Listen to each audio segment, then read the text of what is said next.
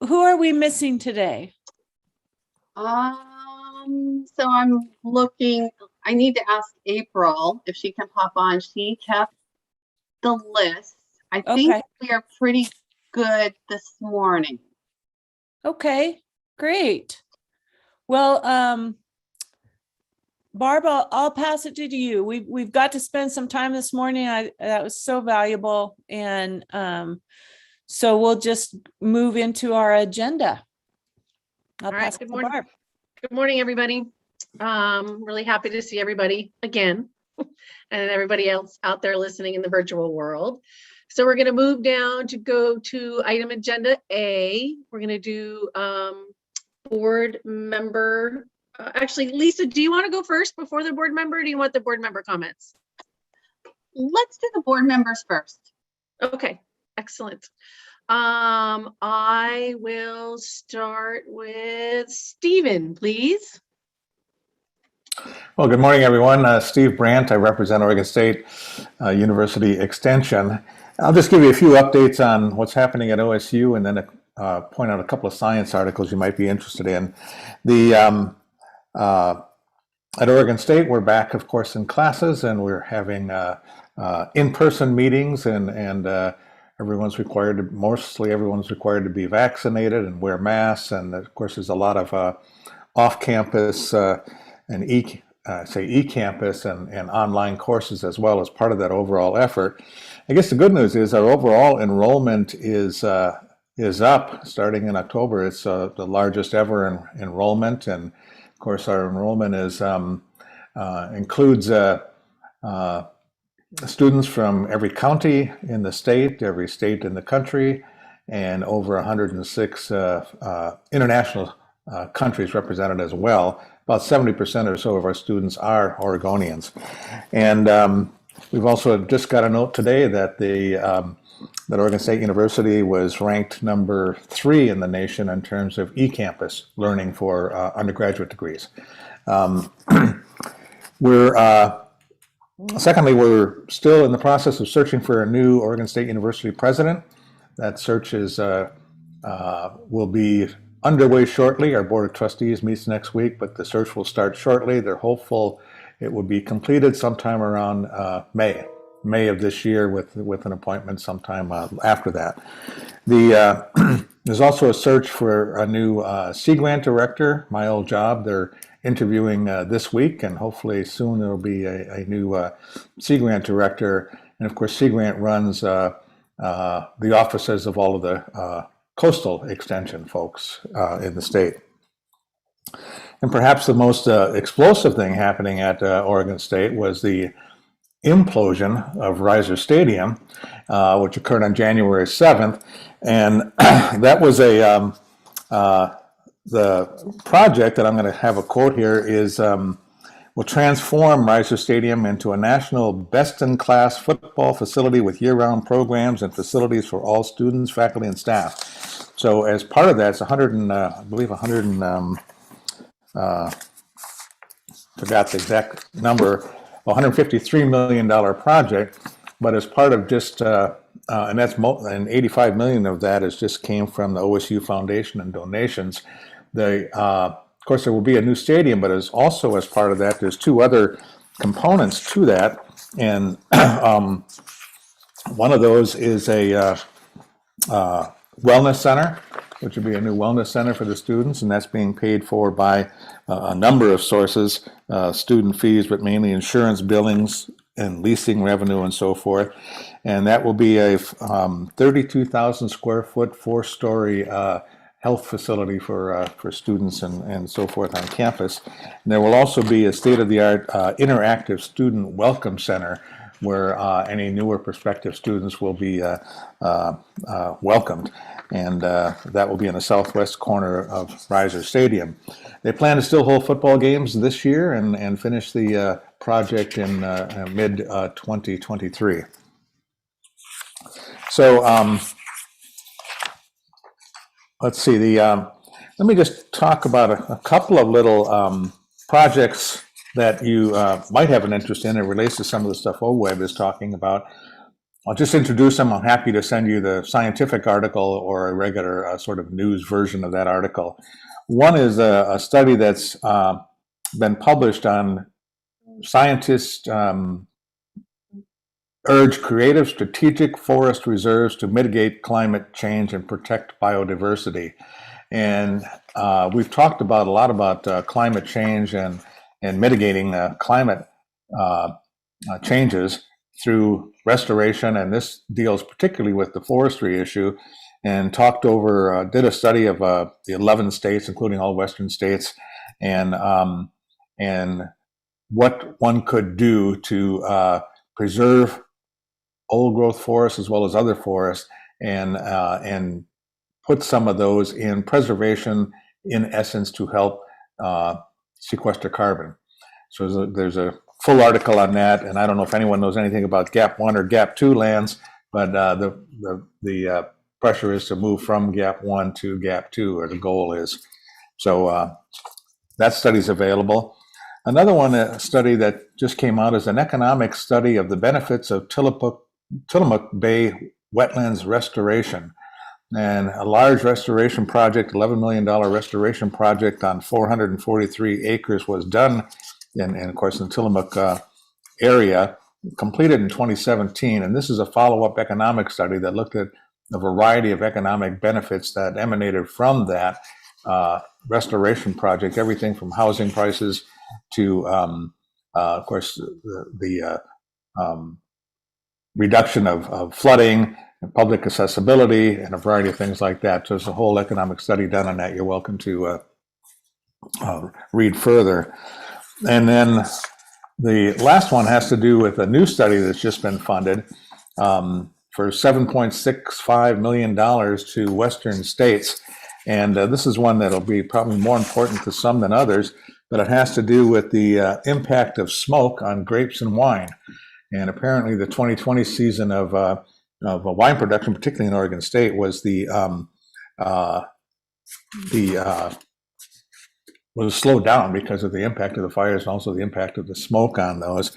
So this, for those of you who aren't aware, the grape and wine industry contributes about $220 billion to the U.S. economy, and wine grapes are considered the highest value fruit crop in the country.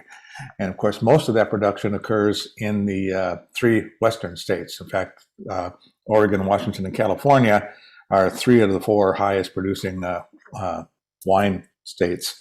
So that study is West Coast wide, and it's going to look at a lot of things in terms of mitigation, predicting impacts of smoke damage and so forth, possibly putting covering on the grape, some sort of a spray that might reduce that impact, and a variety of those kind of studies. That's a 4-year project, and it just got funded. So I think that's all I have to report today. Thank you, Stephen. We'll move on to Mark. What do you want us to know today?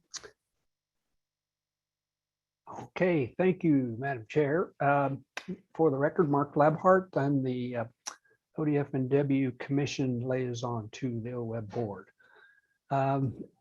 We are, I'm going to say this quote cautiously, unquote, optimistically regarding the 2022 salmon runs. This year's trend shows the most promise for the ocean since 2008. Ocean conditions appear to be on an improving scale, with copepods showing an outstanding resurrection with a return of upwelling. So we'll see. After 3 years of development, the Oregon Fish and Wildlife Commission approved the Rogue South Coast Multi-Species Conservation Management Plan, among other things.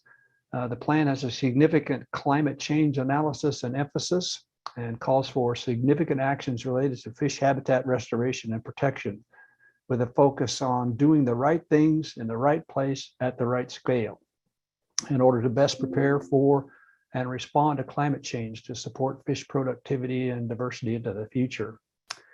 And some of you may have heard about the new Habitat Division in the department. Sarah Reif is the new Habitat Division Administrator. Chandra Ferrari is the division's Deputy Administrator and Water Program Manager.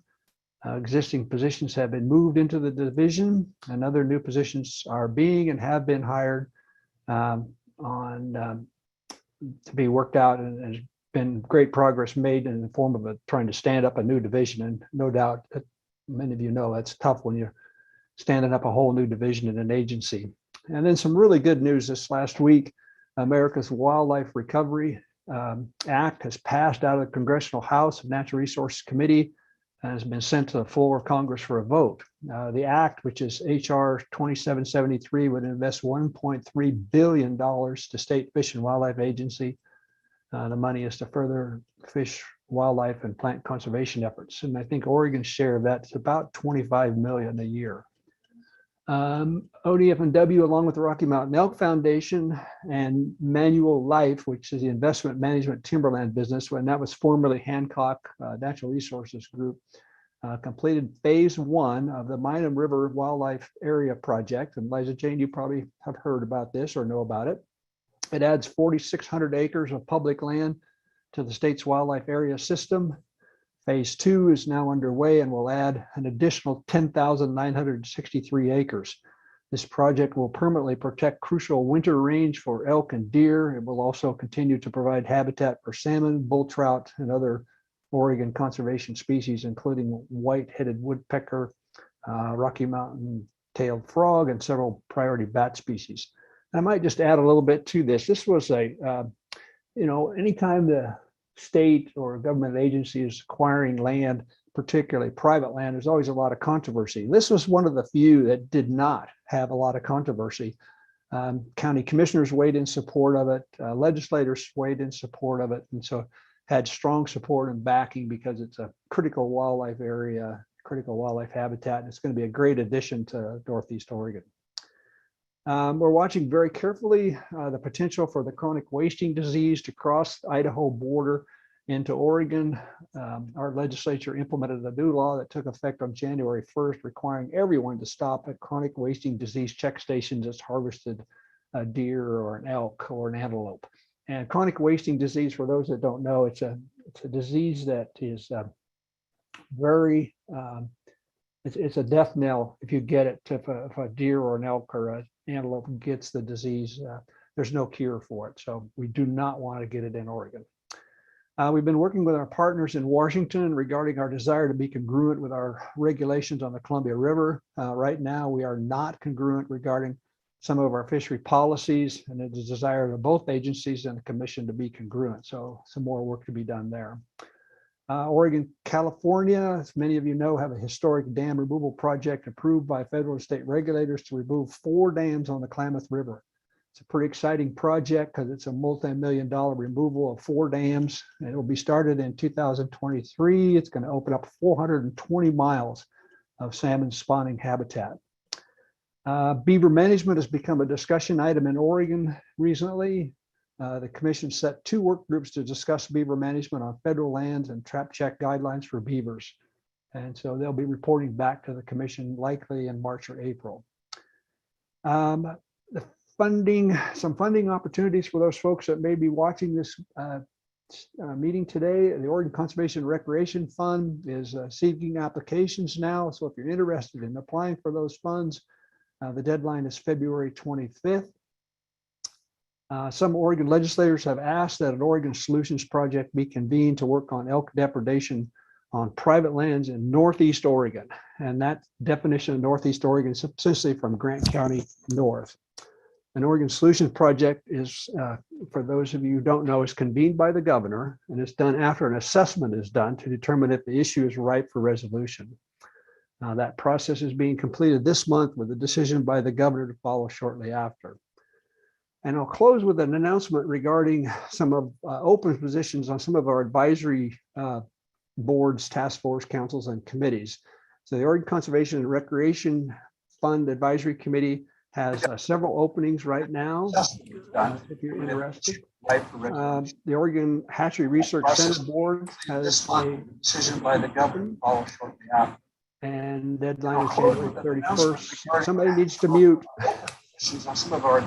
Yeah, thank you, Mark. Hey, Vanessa, can you mute yourself, please? The Access and Habitat Board has an opening, deadline is January 31st. The Access and Habitat Program Regional Councils have some unfilled positions, and that deadline will be we'll keep it open until we fill that. And the Oregon Coordinating Council on Ocean Acidification and Hypoxia has a position that's available. So if you're interested in any of those, get a hold of either me or the Department of Fish and Wildlife, and we can get you an application if you're interested in getting involved in fish and wildlife matters. End of report. Thank you. Thank you, Mark. That was a lot of great information. So moving on, Gary, what do you want us to know?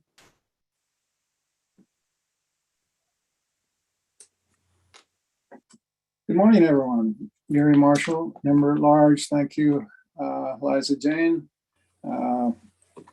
Nice to be here with everybody. A good session this morning. Actually, that was one of my first exposures to that, and so it was just a lot of listening and learning. I appreciated the information. Thank you. So some of the things that are going on over here is that we have the Burns Paiute tribe here locally that just continues to get make advances, and they have some employees out there that are really doing some excellent work as far as language goes and teaching youth and staff some of the Paiute language. One young gentleman who's a personal friend of mine is from France, and he was in McDermott for an extended period of time, received his doctorate here in the United States, and has made that his focus and his task of restoring the stories and the languages of both the McDermott and the Burns Paiutes here. So he's able to acquire some grants. That's really helping in that, and so they're very excited about the future of that. So our area precipitation, which is so important to us over here, we had a good winter started. We have some snow in the mountains, and we got some of this over here as the Cascades were getting theirs, and Portland was getting that. But recently through January, that's sort of slowed down. So the precipitation chart looks more like I guess Bitcoin than it does the S&P 500 right now. So it's dropping off, but we do have the potential of restoring some of the Malheur Lake, which went dry actually this last year, and so the Steens Mountains snow load looks pretty good, as well as the Snow Mountains up here. So that has a possibility of restoring some of that wetlands and lake area down there.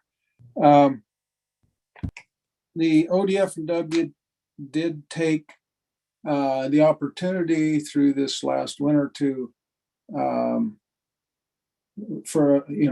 because of the small pool sizes of some of these water bodies around the county, to remove some of the carp.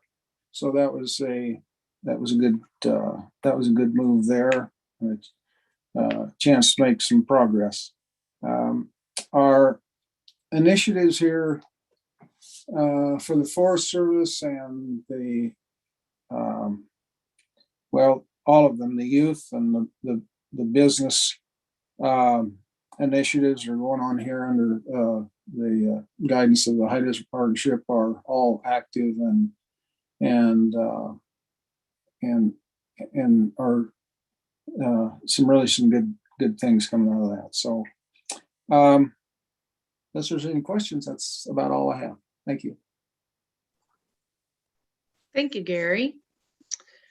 All right, Eric Murray, you're up, please. Thank you, Barbara. Eric Murray representing NOAA Fisheries. And I'd like to start out just by recognizing the passing of Frank Moore on Sunday and offer condolences to his family. You know, for those people who knew Frank and knew about his work on the Oregon Forest Practices Act and the protection of a wild steelhead management area in the Umpqua River, would know that Frank was a real pioneer in conservation of salmon and steelhead in Oregon. Moving on to some good news. I'd like to report on some funding for restoration in Oregon.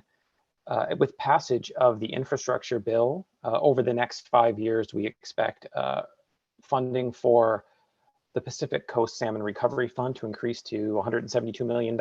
So about almost $35 million each year. Fish passage and community-based restoration, $400 million for the next 5 years, and habitat restoration and coastal resiliency, $491 million per year. Not all of this money, of course, is going to be coming to Oregon, but we do expect a significant increase in the amount of funding that will become available. I also wanted to point out that the NOAA administrator, Dr. Spinrad, will be hosting 2 tribal listening sessions on how to best distribute this money, and that will be virtual. The invitations went out in late January, or I believe on the 22nd, and those sessions will be from February 22nd and February 23rd, and written comments will be due in March.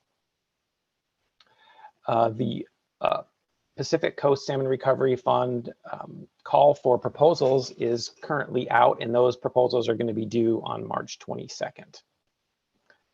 And end of report for me. Thank you, Barbara. Thank you, Eric. So Meg, you're up next, please. Thank you, Barbara. Hello, everybody.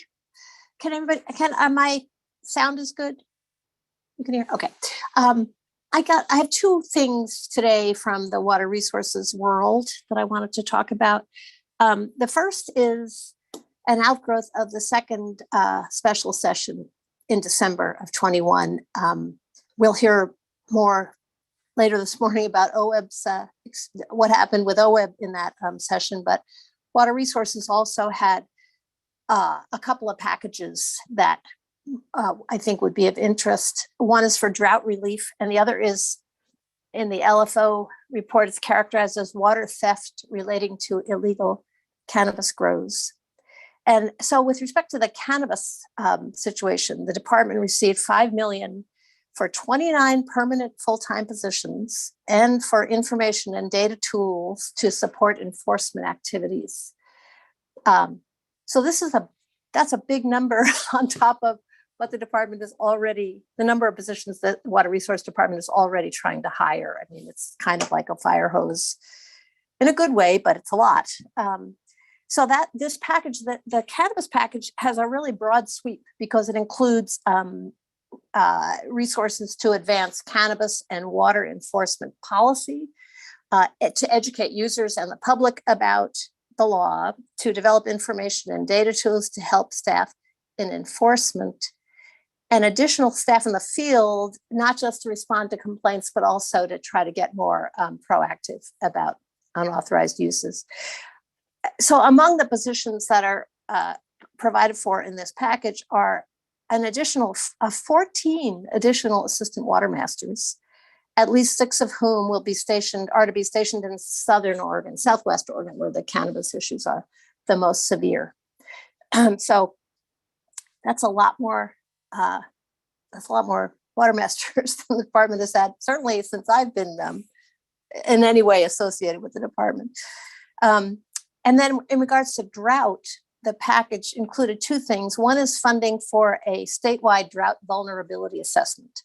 And that the idea there is to give us a better understanding of how drought impacts agriculture, ecosystems, and drinking water supplies. And the package also includes $3.75 million into the department's water well repair, replacement, and abandonment fund. And those funds, the department is directed to prioritize assistance to people of lower or moderate income whose domestic wells have been affected by drought or wildfire. So that's a big boost in that area too. The other item of interest I wanted to bring up today is about a legislative work group that's just about to get started here in Oregon. In the 21 regular session, the department was directed, I'm going to paraphrase a little bit, but basically the direction was to convene a work group to develop a framework and path for state-supported water planning and management at the region and/or basin level. So we're talking about a system for regional planning and management of water in Oregon.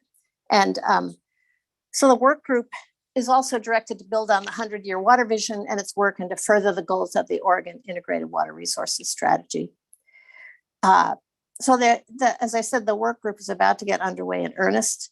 It's going to meet at least monthly from now until November of 22. Oregon Consensus is facilitating that group, and the Water Resources Department is providing content and technical expertise, as will other agencies, particularly ODFW and DEQ.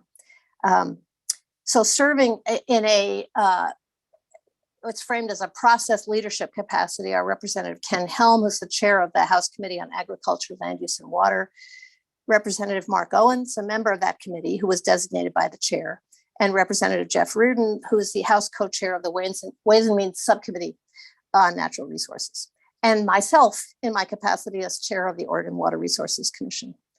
So our job in this leadership group is to ensure that the process goals and sideboards are well defined in this group and that the group successfully meets its objectives in a timely manner, which likely means in time to make recommendations, if any, come out of this for legislative action. So this work group is going to tackle a big topic, essentially a system for regional water planning and management that can be integrated into the state's system for water planning and management and resources at the state level. So, and it's also going to be doing it in a compressed time frame. So nose to the grindstone, and there will be more to come about this as the months go by. And that's all I've got from Water Resources. Thank you. Thank you, Meg. Moving on, Corey, what do you want us to know today? Good morning, everyone. Super excited to be here. I'm able to share that we've been able to run, USDA NRCS has been able to run the numbers for fiscal year 21, and we obligated $3.5 million for our environmental quality incentives program, $2.4 million for our regional conservationist partnership program, and we have 5 new RCPPs in Oregon, which we've always historically done really well, bringing in those extra federal dollars through that program. And we obligated $15.1 million for our conservation stewardship program. So on track with several years past, and we're expecting similar funding levels for 2022, which may or may not actually go up depending on Build Back Better. So that's the bill that's in Congress, gone back and forth for a while now. So when that lands, we'll see if we should expect to get some more Farm Bill program dollars. At this point, it would be mid-2022. Regardless if those funds come or not, we are still well situated to provide the same level of conservation delivery across the state. I'll make a note that our 2022 conservation implementation strategies, RCPP projects, and our Joint Chiefs projects are all up and up to date on our interactive map that I'll put a link to that in the chat. It's a great way if you're interested in knowing what NRCS is up to. It's your one-stop shop to see the work that's going around the state and focusing. It's nice to pick the areas you're interested in, but also you can look by resource concern. Wanted to mention that with our Public Law 566 watershed planning effort, we have 24 active watershed planning efforts across the state. And for those of you who are following the infrastructure bill, that new national infrastructure funding, we have submitted our first wave of watershed projects for consideration for that national infrastructure funding. So excited to see Where those land, those are focused on more shovel-ready projects or folks who are new to applying for watershed funding that may or may not have had the opportunity in the past. As an agency in Oregon, we're continuing to work on USDA Secretary Vilsack's priorities, among which are climate, urban, and diversity, equity, and inclusion. The USDA agency-wide climate adaptation plan, of which NRCS will have a section, is likely going to be published in the next few months. Our agency's first draft of the plan will go to the department at the beginning of February, and that's looking holistically at all of the opportunities and vulnerabilities that the agency has in its work and its mission delivery to address climate from an adaptation perspective. We're continuing to work on our urban ag, and especially here in Oregon, we're setting up an urban subcommittee to the Oregon Technical Advisory Committee. So I will be leading that effort, trying to get focus on urban agricultural issues and getting a subgroup of people who are also interested and have the same kind of ideas on wanting to promote urban agriculture. So most of you are all partners to the Oregon Technical Advisory Committee, so you'll be hearing about that. And we're continuing to work with our USDA sister agencies, including Farm Service Agency, Rural Development, and Risk Management Agency, on our joint effort to increase awareness and access to federal programs for beginning and aspiring farmers in Oregon. So we've done 2 now, Beginning Farmer Rancher in the Know series, and those are standing virtual meetings where we bring experts on the programs from all those agencies together in one virtual space. We get an overview of what's going on in the world of beginning farmer ranching, and then we're utilizing the Zoom environment, and we have breakout rooms so you can meet one-on-one with folks from each of those agencies for producer-specific questions. So pretty excited to be able to share that with you, and I'll drop some links in the chat. Thank you, Corey. All right, Brenda, you're up next, please. Okay, thank you. Before I begin, I posted in the chat the link to the webinar series entitled Women of Forestry Inspiring Leadership. Robin Kimmer is the first speaker, and if in retirement I could actually remember what day of the week it is, I would have been correct to say that it is tomorrow, not today. So please check that out. Let's see, Department of Forestry and the Board of Forestry, we had a meeting on January 5th. Had a few new faces there. First, this was the first meeting that our new state forester, Cal Mukamoto, presided over. So it was great to have Cal there as the new leader of that organization. We also have a new board member, Liz Agpoa from Southwest Oregon. She is a retired Forest Service administrator and brings just a great a body of expertise to the board. So we now have a full 7-member board for the first time in well over a year. The January 5th meeting focused on a couple of different things. I'll just go over it very, very briefly. We talked about principles for the budget development over the next year or two, largely focusing on large fire costs. Large fire costs are debilitating to the organization in that it just is a huge upfront cost that then has to be recouped over a long period of time, getting reimbursements from other agencies. And so there needs to be some long-term fix to that. And then there also was discussion around how to advance the work of the outlined in the climate change and carbon plan developed recently and approved by the board, and how to incorporate that more fully into all actions of the agency. We had a couple of awards. Forest Practices Operator of the Year award was given out. And then there was some discussion around the state forest management plan. As I think you might know, the state forests division is seeking a habitat conservation plan. I know Paul has been active in that work. That now has reached a point where our next step will be to go through the NEPA process. While that is going on, there is the development of a companion forest management plan that would operate on those areas outside of the habitat conservation areas and riparian reserves. Also, a topic of discussion is the private forest accord work that has been going on outside of the board.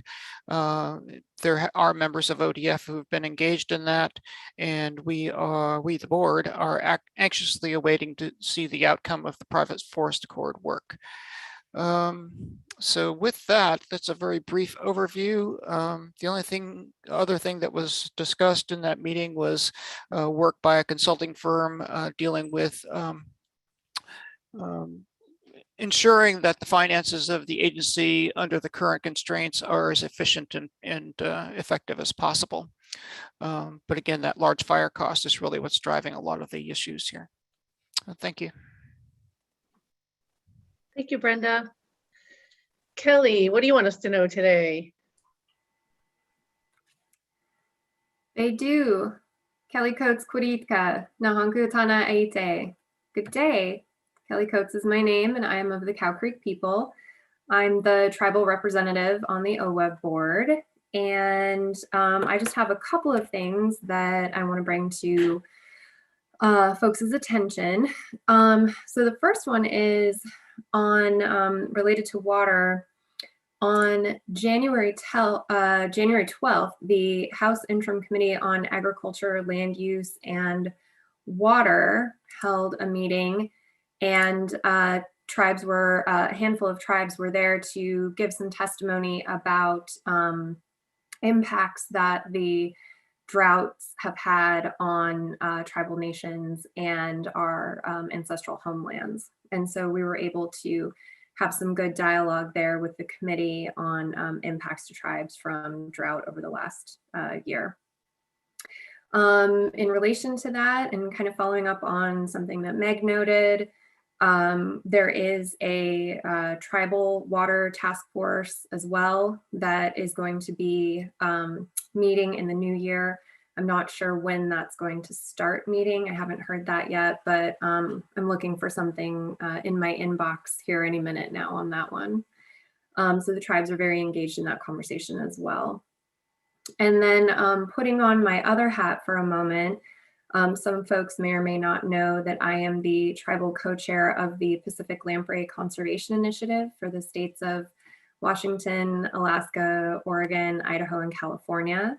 And as part of PLCI, we have a monthly lamprey info exchange webinar series. And our next webinar will be February 8th, and it may be of interest to this group and the folks that are watching as well. This one is going to be about lamprey and climate change. So the second Tuesday of every month, we have a webinar with speakers from actually all around the world related to lamprey research and conservation. And so I can drop the link for the webinar series in the chat box for folks. And those are my updates. Thank you. I just want to say I love the links in the chat box. I think that's a cool feature. Thank you. All right, Bruce, you're up next, please. Thank you, Barbara. First, I'd like to thank Eric Murray for mentioning the passing of Frank Moore. Frank was a legendary steward of Oregon's natural resources. When I joined as a newly amended Fish and Wildlife Commissioner, there was a particular thorny issue, and I called Frank just to talk about it. And he just told me to do what I thought was right. And like all good advice, it was pretty brief. He'll be missed. Thanks, Eric. Since our last meeting on November 9th, at the invite of our former colleague, Jan Lee, I attended the 75th anniversary of the Oregon OACD annual conference. They spent a great deal of time talking about their newly rolled out carbon sequestration handbook. And it was It was very informative. On January 4th, along with Lisa and Stephanie, Jesse and Renee, I was able to meet with members of the Oregon Climate Action Plan Coalition. And that was to learn more about their 70 plus member organization that represents a broad spectrum of interest, including public health, ag, water resources, and forestry. And they advocate for the most climate protective and equitable outcomes from implementation of the governor's executive order 2004. They wanted to learn more about the goals, their goals of their coalition and OWEB might intersect. They said they were supportive of OWEB's adoption of the Climate Committee resolution and look for implementation of a climate lens and addition of climate staffing. My takeaway from the meeting was there's a desire for real commitment and measurable goals. On January 6th, we monitored the Oregon Global Warming Commission meeting. They introduced some fascinating climate change impact modeling methods, which are going to be instrumental in statewide climate work. They talked a great deal about the legislative concept 240, which among other things defines the natural and working lands and waters and establishes state policy to increase carbon sequestration on them. Since that meeting, the LC 240 has passed out of the Senate committee unanimously to move forward in the process to be introduced as a Senate bill. So it's a long way from implementation, but at least it looks like it will be introduced as a bill. And lastly, on the 20th of January, I participated in the Oregon Humanities Conversation, which was sponsored by the Cape Falcon Marine Reserve. And it was a fascinating conversation. It was entitled Different Meanings of Climate Change and How the Understanding of Meaning Relates to the Action. It was primarily North Coast residents in various roles. And it really, I think, gave me an insight that common language may not be quite as common as I thought. And there are lots of things we have to do to improve communication as we move forward on combating the problems of climate change. So that's what I have. Thanks, Barbara. Thank you, Bruce. Paul, you're up next, please. Good morning, Paul Henson, U.S. Fish and Wildlife Service non-voting board member. Yeah, a couple of things I'll just report on that would be interest to the board and folks attending this meeting. Some of you might know that in the infrastructure bill that was recently passed by Congress, there was $50 million allocated directly to the Fish and Wildlife Service for sage-grouse conservation. It comes in the form of allocated $10 million a year for 5 years. And it's being managed out of our Denver regional office and then being distributed to the various state fish and wildlife offices in an allocation yet that is not quite determined. And in fact, I was a few minutes late getting on this back on this call at 10 o'clock on this meeting because I was on the phone with our Denver folks talking about what a great job SageCon and OWEB and ODF&W and the counties and the SWCDs and everyone else does out here in Oregon, that we should get all of it, or at least most of it, is what I was arguing. They took it in the spirit that it wasn't intended. But regardless, we're hoping to use that money to augment and support, some of the efforts that this board and OWEB has supported, as well as all the other partners in SageCon in Oregon. And so looking forward to that over the next 5 years. Other issues associated with the infrastructure bill, Eric Noah touched on it a little bit, as did Brenda. Forest health, wildfire management, wildfire risk reduction is a big issue, not just an infrastructure bill, but in whatever potentially are the remnants of the President Biden's Build Back Better initiative. I know he's talked about breaking it into chunks, including climate change, forest health, some other economic and environmental issues. So we'll be working closely with our partners at the Forest Service, and I know Dan Shively's on here, and he might have a little more knowledge and say about this, but on forest health issues and watershed health issues that are obviously associated with that, which is at the heart of what OWEB does. So we'll be working with all our partners, federal, state, and private landowners on that. We do expect soon on state forest lands to be the NEPA process will be formally opening up on the Elliott State Forest Habitat Conservation Plan that we're working on with NOAA and with Department of State Lands, and also the other big state forest land HCP currently underway is the Western Oregon HCP for the Clatsop, Tillamook, and Santiam State Forests. That NEPA process will also formally be starting very soon. NOAA is the lead for that NEPA process. We Fish and Wildlife Service are the lead for the Elliott State Forest HCP Habitat Conservation Plan process. So the public will have another chance in addition to just participating in ODF and Department of State Lands public meetings. They'll have a process for commenting and providing input as that process moves forward. The private forest accord, which has been mentioned, is sort of behind that in terms of at least Fish and Wildlife Service and NOAA's formal federal participation.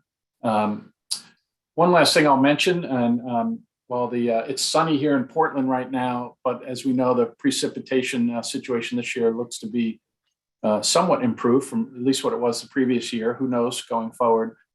We've been implementing the Deschutes River Habitat Conservation Plan with 8 irrigation districts, City of Prineville, and our partners at Warm Springs Tribe, and several other partners out on the other side of the mountains from here. Things are looking pretty good for now, but we look forward to, hopefully a robust precipitation season that avoids some of the challenges we faced in our first year of implementing that HCP this past year, when unfortunately many folks in the agricultural community had to suffer the consequences of just greatly reduced water deliveries. So anyway, we're working on that and hoping for a better outcome this year, which we're pretty guardedly optimistic. I'll leave it at that for now, and just appreciate all the other overlap in reporting that I've heard from folks with issues that we're working on. Thanks, Barbara. Thanks, Paul. All right, Jamie, what do you want us to know today? Hi, good morning, everyone. Jamie McLeodSkinner. I'm a board member at large. I live in Central Oregon on traditional lands of the Warm Springs, Wasco, and Paiute tribes. Also, my current projects I'm working on are more around emergency preparedness and recovery, also affordable housing. Also serve as an ESD board member, but I really appreciate and want to give a special thanks to my colleagues on the board and OWEB staff for moving us forward on our commitment to diversity, equity, inclusion, some of the DEI work we're doing, our discussion this morning, as well as the work we're looking at for addressing climate action and the resolution we'll be talking about later today. Do want to emphasize, and I know some have spoken about it already, just the fact that Oregonians are so struggling from climate impacts. We're talking, we've seen wildfires and drought and smoke and heat waves and ice storms that are both impacting our watersheds and salmon, but also our families and local economies. And there's been a special devastating impact in Central Oregon, the Klamath region, with regard to drought. And I really look forward to our conversation later today and really welcome public input from members of the community who want to help give us a sense and give the board a perspective on their experience with the impacts of drought. So just really welcome that. Paul, also really appreciate your comments on the HCP and your team's work on both ensuring protection, long-term protection of natural resources, while we also grapple with the challenges that drought adds to the complexity of those conversations. So I know that you and your team have done a lot of work to really be great partners to our communities struggling from drought, especially here in Central Oregon. So thank you for that and the ongoing work. And then, and then just lastly, and thank you for who's ever joining me in this conversation. But lastly, just on the emergency preparedness piece, want to have a friendly reminder to my colleagues and everyone listening that preparing your families, your communities for emergency preparedness, we know things are coming, we know more challenges are coming. So making sure we're prepared to limit the long-term impacts is critically important. So thank you. Thank you, Jamie. All right, Randy, nice to see you today. You're up next, please. Good morning, Barbara. Good morning, everyone. Randy Labbe, Public at Large member for the record. I just have one short item that relates to item 11, item L tomorrow on our agenda, FIP monitoring. I wanted to quote from a magazine called The Drake, which maybe some of you take. Every quarter they have a column called Scuttlebutt. It's entitled Rumor, Humor, News, and Reviews. And this particular fall edition was just one of the better ones. It's called The Blame Game, Steelheading Summer of Discontent by Tom Bie, B-I-E.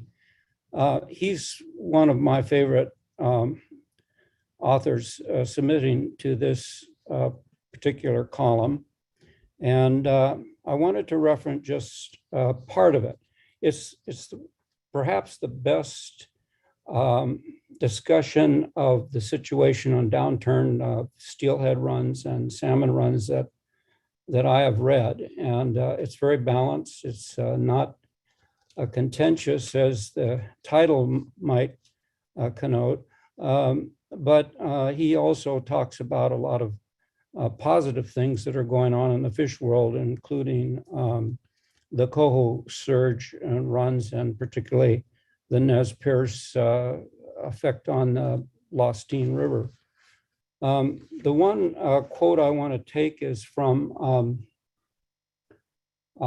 Scott Ramsey, who is a deputy administrator for NOAA Fisheries West Coast Regional Office. And maybe Eric can support this, second in command of the West Coast region. And Dr. Ramsey is quoted in a paragraph that says, Dr. Ramsey places a high priority on systematic reviews and feels there is one state that does it best. And then I quote Dr. Ramsey, Oregon is in my mind the gold standard for salmon and steelhead monitoring, certainly in the nation, he said. Their monitoring for Oregon Coast coho is the standard. We are so lucky to have the richness of the information that we have. Compared to working in California, it is night and day. California is decades behind Oregon in terms of status and trend monitoring and juvenile monitoring. Anyway, I think that's a great recognition for the state and for OWEB. And Eric, please convey to Dr. Ramsey our thanks for that submission. That's all I have, Barbara. Thanks, Randy.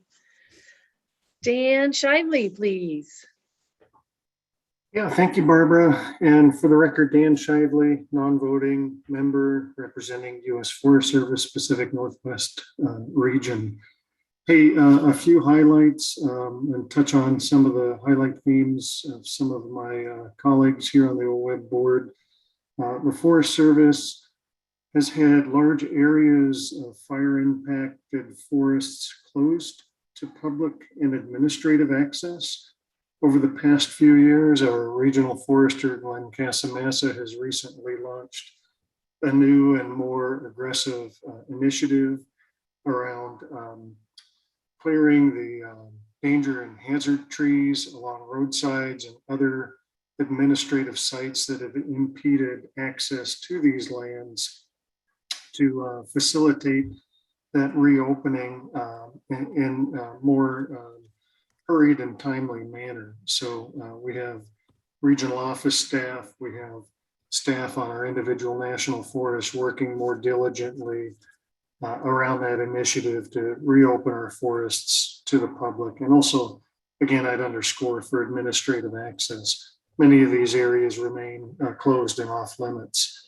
In addition to that, we are, and it's coupled to this, working quite diligently around a large appropriation that came in our appropriated budget for the continuing resolution that we're working under for post-fire and disaster recovery relief, a large allocation nationally covering events, both wildfire, flood, and other disaster type events occurring in calendar years 2019, 2020, and 2021. For Oregon, what that means is emphasis on the following 7 national forests: the Willamette, Mount Hood, Rogue River, Siskiyou, Umpqua, Fremont, Wainema, Malheur, and Umatilla. A significant amount of workload involving post-fire recovery work on those 7 units that we estimate will total to the tune of several $100 million worth of work over the next 5 years. Like other federal agency representatives on the OWEB board, we don't have that money in hand in the region yet. We're putting in proposals. We're working with our staff and headquarters to secure what our region's allocation of that national allocation would be. And Kelly made reference to some of those sources of funding earlier. Within the region, we're also working on a regional wildfire risk reduction strategy. It's a regional strategy. It tiers to our national wildlife crisis strategy, recently released and talked about by both Secretary Vilsack and Chief Randy Moore. What that means to Oregon is some more focused effort around improving forest health, resilience, and wildfire risk reduction in focal geographic areas that we've identified through work with our partners in both states of Oregon and Washington, and have relied on much of the science underpinning to identify important areas that have high natural resource values and communities at risk. And that leads us to areas in Central Oregon and Southwest Oregon as 2 of the major geographic focal areas that we'll be concentrating on over the next 10 years for increased investments. To put that in perspective, the National Wildfire Crisis Strategy calls for quadrupling our current treatment efforts to accelerate our pace and scale to treat nationally up to or over 20 million acres of land in the next decade. And so stay tuned for more details and specifics to come, but I wanted to highlight a couple of the focal areas pertinent to Oregon.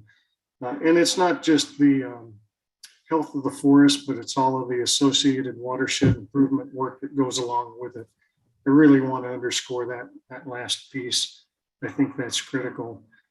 The Forest Service, like other federal agencies, continues to remain vigilant around the allocation processes with the Infrastructure Investment and Jobs Act, the infrastructure bill. Again, many of the pots of funding are currently at this time either being held nationally or we're negotiating with the Office of Management and Budget to release authority for expenditure of those funds. We hope, fingers crossed, that we'll have some more detailed answers and specifics to share with what that means in our region in the state of Oregon by mid to late March. That's kind of the timeline that we're operating under there. 2 program areas, I guess I'll call them, that stand out under that infrastructure bill.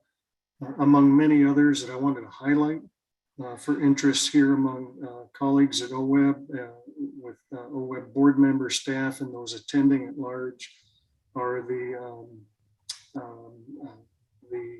reinstatement of the Federal Legacy Roads and Trails Program that has a large focus on watershed improvement, fish passage, aquatic organism passage, the decommissioning of old legacy roads, as well as improving roads where road improvements are needed to halt sedimentation into our waterways. And then the second around source water protection. So a large emphasis through the 2018 Farm Bill to fund projects that align with the needs and the mission around source water protection, allowing us to really align nicely with other federal agencies where we have representatives here, whether it's EPA, NRCS, NOAA Fisheries, Fish and Wildlife Service, and others. And then finally, last but not least, the Forest Service, as Corey mentioned, reference to the department's climate adaptation strategy. The agencies within the Department of Agriculture are working on their step-down agency standalone climate adaptation policies. I think I've mentioned before in our last board meeting, the Forest Service is undertaking that as well. We have a national climate adaptation strategy team at work. In fact, as I'm giving this report, there's another meeting concurrent to this one that I actually serve as one of the agency representatives to that national team. We're expecting the plan to be drafted next month, out for review the month of March, should be released to the public sometime by the end of March, early April, thereabouts. I did want to highlight, and it's pertinent to our work on the OWEB board around diversity, equity, and inclusion, that part of that climate adaptation strategy will also address strategies and needs around securing and promoting environmental justice. Barbara, that's it. End of report. Thank you. Thank you, Dan. I guess I saved the two Dans close to the end. So Dan Brown, what do you want us to know today? Good morning, Barbara and fellow board members. Dan Brown, representing the Environmental Protection Agency as a non-voting OWEB board member. Well, similar to what you heard from the other federal agency representatives, EPA is also getting a pretty significant influx of funds under the bipartisan infrastructure law. Like Meg was saying early on about drinking from a fire hose, I think there's a lot of that going on right now. It's great. It's really, really excellent to see this kind of funding for green infrastructure as part of the bipartisan infrastructure law. I think it's going to be extremely beneficial. And it's also, hard to sort of deal with these big slugs of money as an agency. So we're trying to staff up and manage and get the money out the door. Most of EPA's money is pass-through money. So a couple of big bumps in funding to the state of Oregon will come in the form of state revolving funds under both drinking water and clean water. And so those funds can be used for both gray infrastructure and green infrastructure. Hopefully we'll see some more source water protection work with those funds. Our geographic programs are also seeing increases.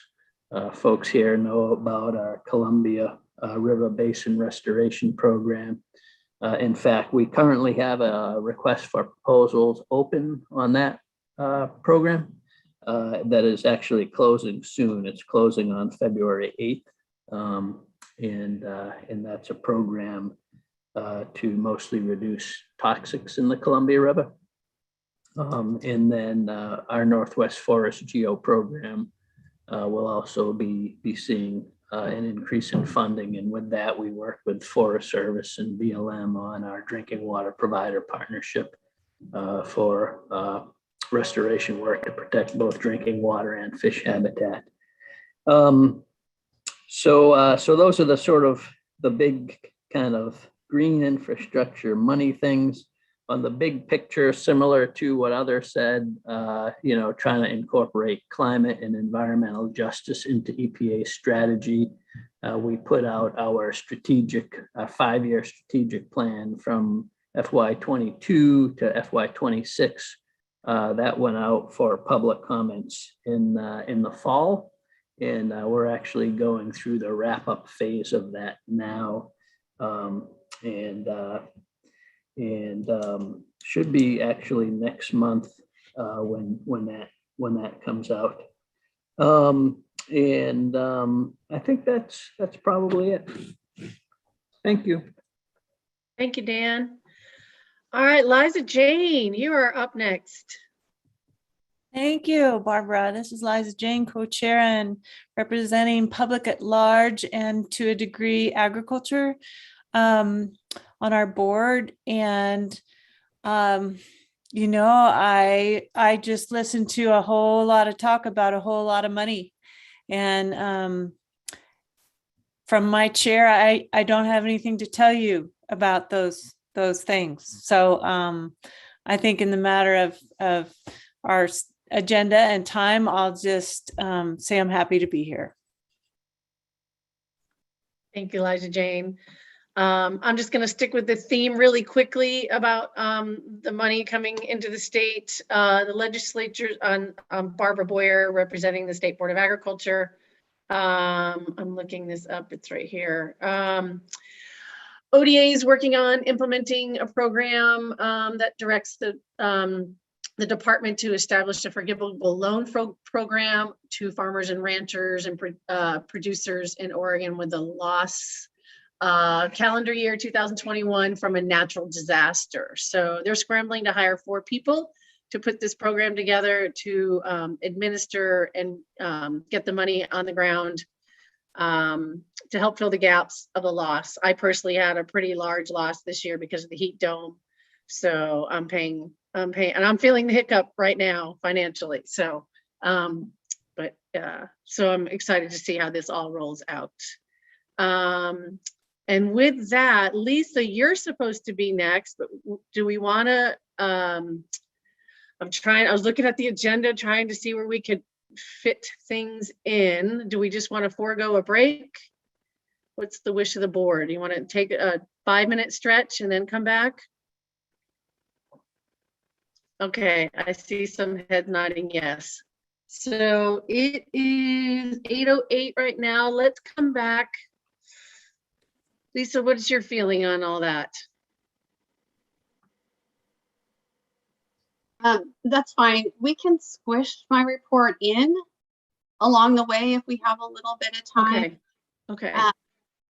There are some things I would like to talk to the board about that will help us for setup for a couple of the other discussion items, or I can try and squeeze it in before a couple of the agenda items as it comes along. Yeah, so. I think we'll be able to squeeze it in. Thank you. Okay. All right, so we'll see everybody back here at 11:15, please.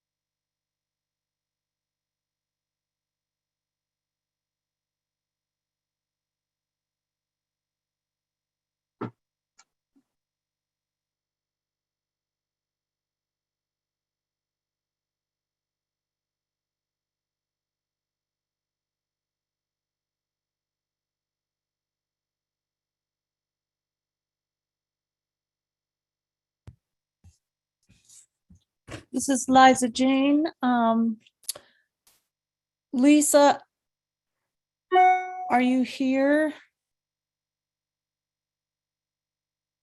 Or Barbara, I wasn't clear what the decision that was made there. Are we going to have Lisa add her comments and then do a vote on the minutes and roll, or what did you? No, we're gonna keep rolling forward with the agenda as it is right now. Okay. And we'll squeeze her in when we can. That's great. Thank you. Yeah.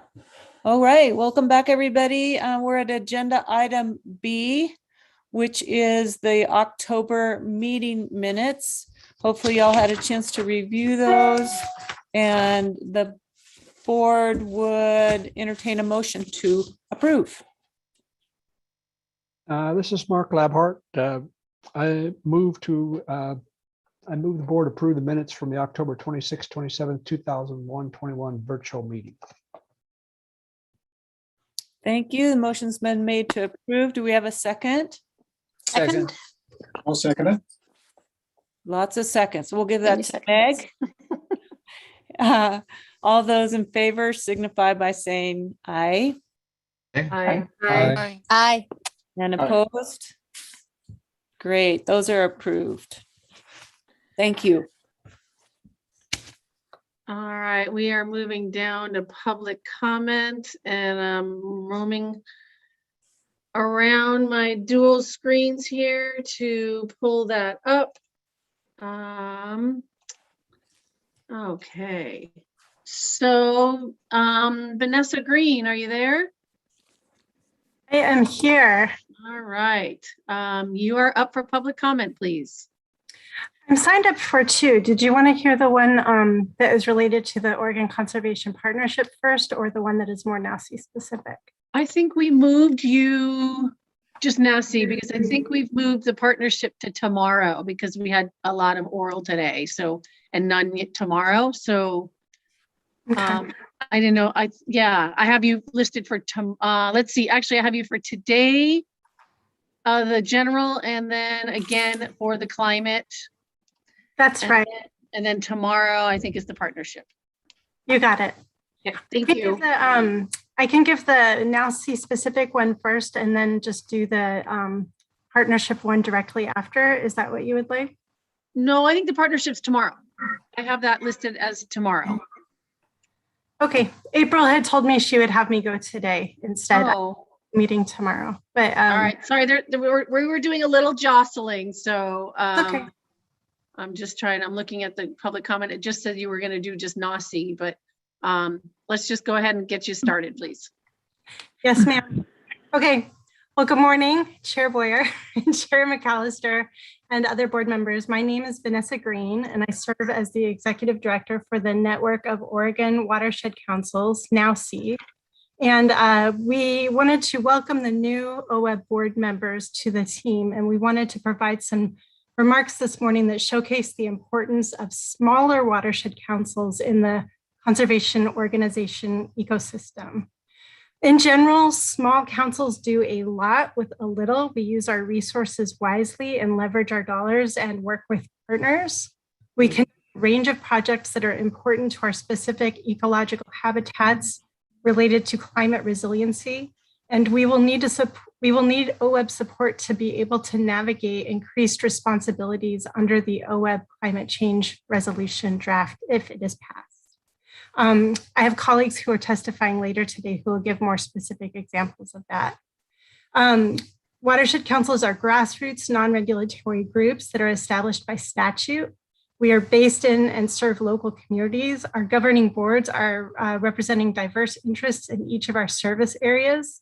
We work with a wide range of partners, and we have a whole system approach to restore and enhance waters and lands for animal, fish, and native plants.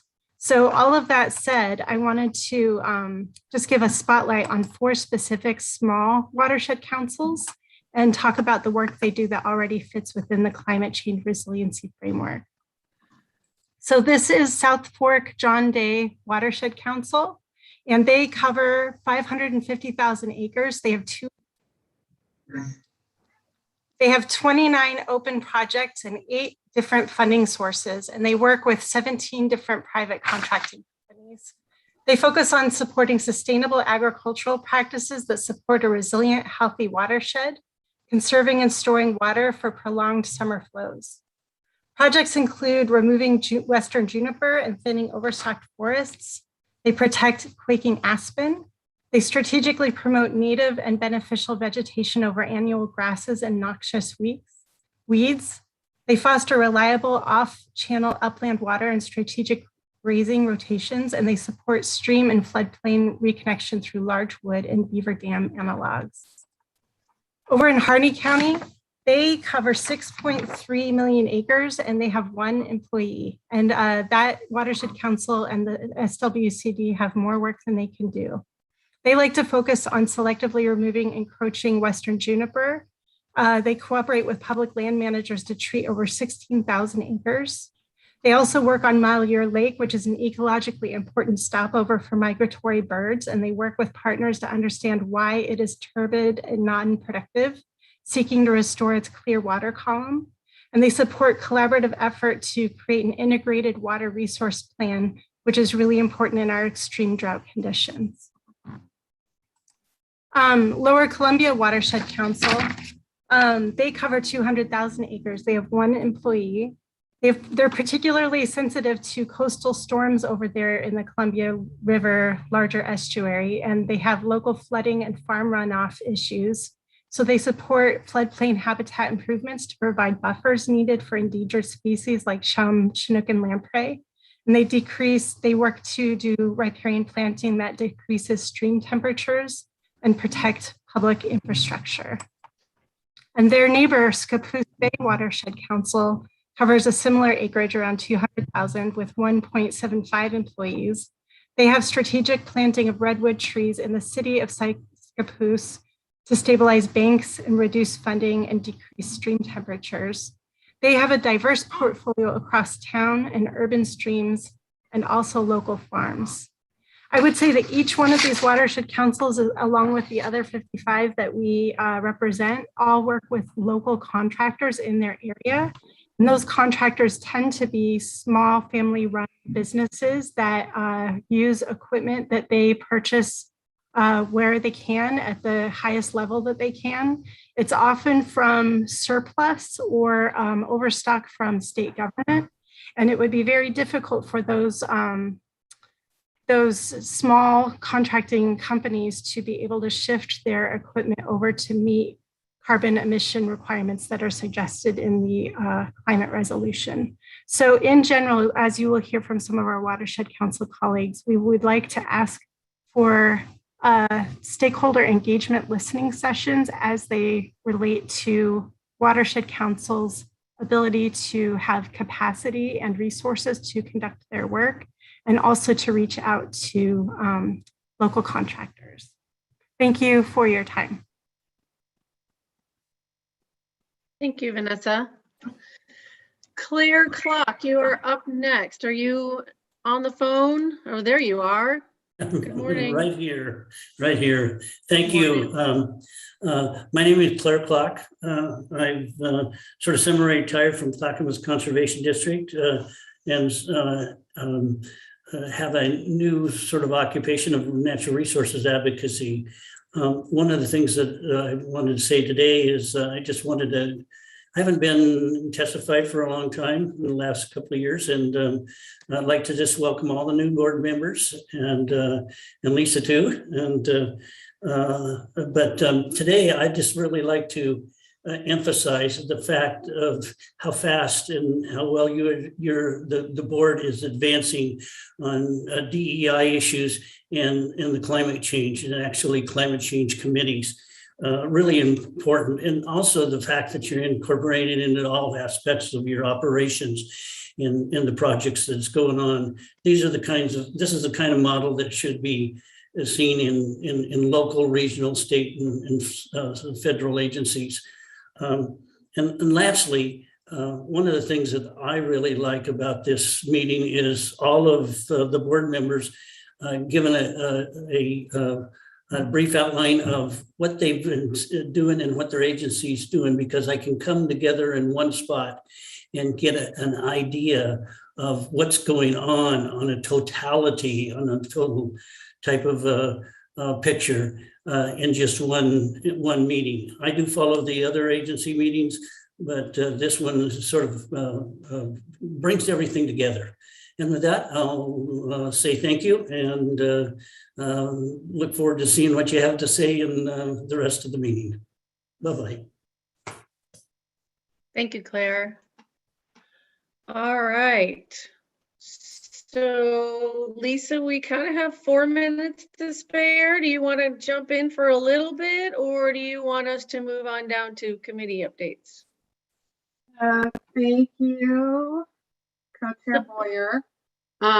We have one more family from Central Oregon that wanted to provide comments, and we're having trouble getting them in. So why don't I chat for a minute and we'll see if April and Jamie can work together to make that happen. How's that? And we'll buy just a couple minutes of time so they can participate. So almost 4 months on the job and still loving it and learning a lot. Every day is something new for me. So I really have enjoyed meeting everyone and meeting the staff. I was really fortunate that the weather was good in November and early December. I was able to get out and do some field trips and see some of the work that's been funded by OWEB. And I've got to tell you, it is absolutely inspiring.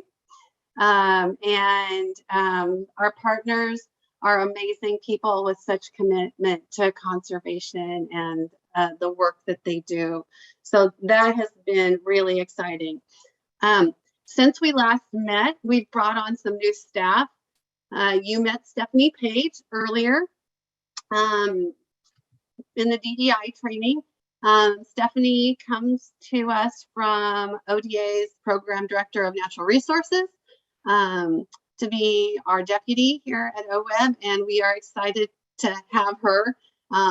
Several of the committees, Climate Committee and Water Committee, have had a chance to work with her, and I'm sure you will enjoy getting to know her as the time is appropriate. We're bringing on some new staff. We have a new staff coming on February 1st to help with our electronic publishing. Christy Primley, who's been part of our organization from some time, was just recently promoted. And then we are recruiting for some new positions that came to us as part of the December 2nd special session funding that came to OWEB. And so we'll talk about that more later in an effort to save time. Since we last met, we made a few changes in terms of how we operate the committee structure for OWEB. And one of the things when I came in and started looking at the committees and having conversations, realized that the committees were not public meetings. And really in an effort to provide inclusivity and the opportunity for stakeholders to know of the important work that OWEB's doing and the important work that the committees are discussing, we made a decision for the December committee meetings to be held as public meetings. And so what we did was we broadcast those on the YouTube channel, the same one that your normal meeting is broadcast on. We did not take public comment during those meetings because we hadn't had a chance to talk with the board about structure. So we've taken it in baby steps. So later today, we'll talk a little bit more about committee structure. But what I can tell you in terms of the feedback of providing the public and our partners to participate and listen into those meetings and the discussions, it has been very positive. And we've had a lot of positive feedback around it. So I think we would like to continue based on the work that's done there and the fact that much of that work comes here for deliberation. Those committee meetings need to continue to be public going forward. Yesterday, I signed a major land acquisition and for the money transfer for the Bennett property. This is something the board had taken action on previously. And Eric Williams, if he's here, if you want later, can ask questions about it. But that was the first transaction of that kind that I'd ever participated in. So that was, an exciting, monumental thing for me. We're going to talk about several other things throughout the meeting. I think I'm going to hold off on the conversation about budget. I'll hold off on the conversation around resolution because we have a lot of time devoted to that. And we do have the general public comment person on the phone. Perfect. So I will stop there, Barbara, and let's let the pollers have their opportunity. And I don't think I have their name. I'm sorry. So if whoever it is, if you could identify yourself and participate in our general public comment. Hi, my name is Jos Poland. My wife Deanna and I, we have a organic dairy farm here in Madras. We ship to Dairygold, but also to Eberhard's. Just want to make some comments about how the drought has affected us. We cannot continue with the herd size we had before, since the drought is kind of in the whole West. The feed prices have gone up so much that we basically cannot afford to have our full-size herd fed and still make money. So what we've had to do is we've actually had to sell about 40% of our herd. So comparatively, we can hopefully grow a bit more feed per cow ourselves. So we don't have to buy as much feed per cow. This has really affected our cash flow, of course. Is it the right thing to do? I don't know. It all depends on the next few years, how much water we are getting to irrigate. This last year, we basically had to leave half our land dry, which means half our pastures are dead now. To get those up and running again is going to take some extra water, because the first year it's very hard to establish an organic pasture. You need to do some weed control. You need to do some tillage to get it planted, and then it just takes extra water to get it started. Like last year, at least in the spring, there was still some moisture left from the winter that at least got it started. The established pasture. We also had 120 acres of a grain hay triticale planted in the winter, and normally you water it once or twice in the spring and you have a crop. This year, last year, sorry, it didn't even make it. It got up in the spring, and then it just died before we could even put water on it. And plus, we didn't even have the water to put on it. We had to keep it for some of our pastures to keep them going. So we also have a problem. To be organic, we have to meet a certain requirement for grazing. We have to get at least 30% of our dry matter intake from pasture for at least 4 months out of the year. We couldn't do that. Last year, we got a exemption. Not sure if they're going to keep giving exemptions. Then on top of that, we apply our fertilizer, or some people call it manure, back to the fields. And you can only apply so much manure back to the fields that the plant can take up those nutrients. Otherwise, you're over applying. Now, when you don't have water and the plant is not growing, it's not taking up any nutrients either. So with a larger herd, we would have an oversupply of fertilizer. This is basically the whole story in a nutshell. So if anybody has any questions. Thank you very much for that insight. What's the location of the state you're in? We are in Madras, Oregon. Okay, thank you. That's helpful. Thank you.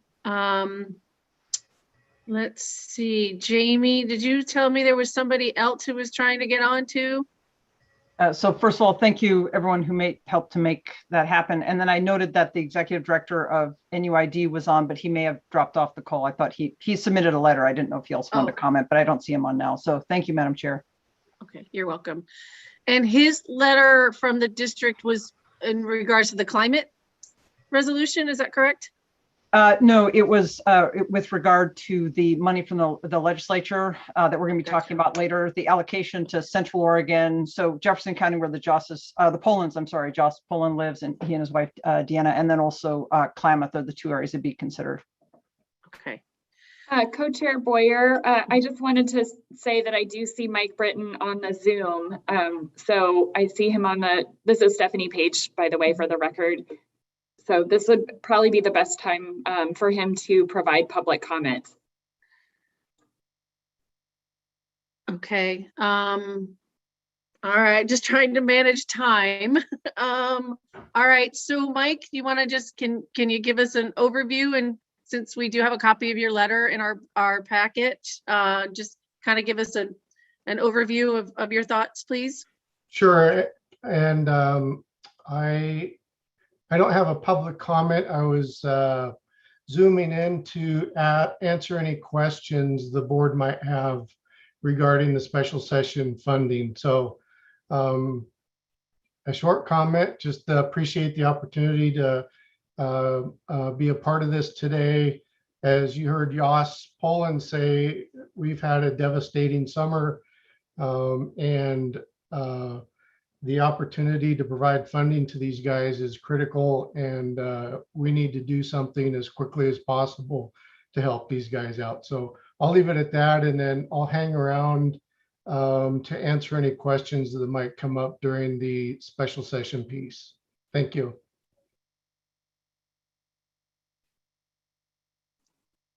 Thank you. Liza Jane, you're up next. Yes, well, actually, we're at this is Liza Jane for the record. We're at the committee updates, agenda item D, and we have Bruce for the climate committee and Jamie with the water committee. Both of you have opportunities a bit later in the agenda on these topics, and so if you could just give us a quick brief update, then we can flesh that out a little more later. So we'll start with Bruce.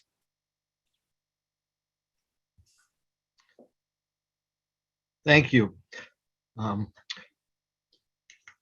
committee update, the climate committee is in the ebook, and it is preparatory information prior to the action we're going to take this afternoon. I just take this opportunity to thank the Climate Committee for its work over the last 2 years.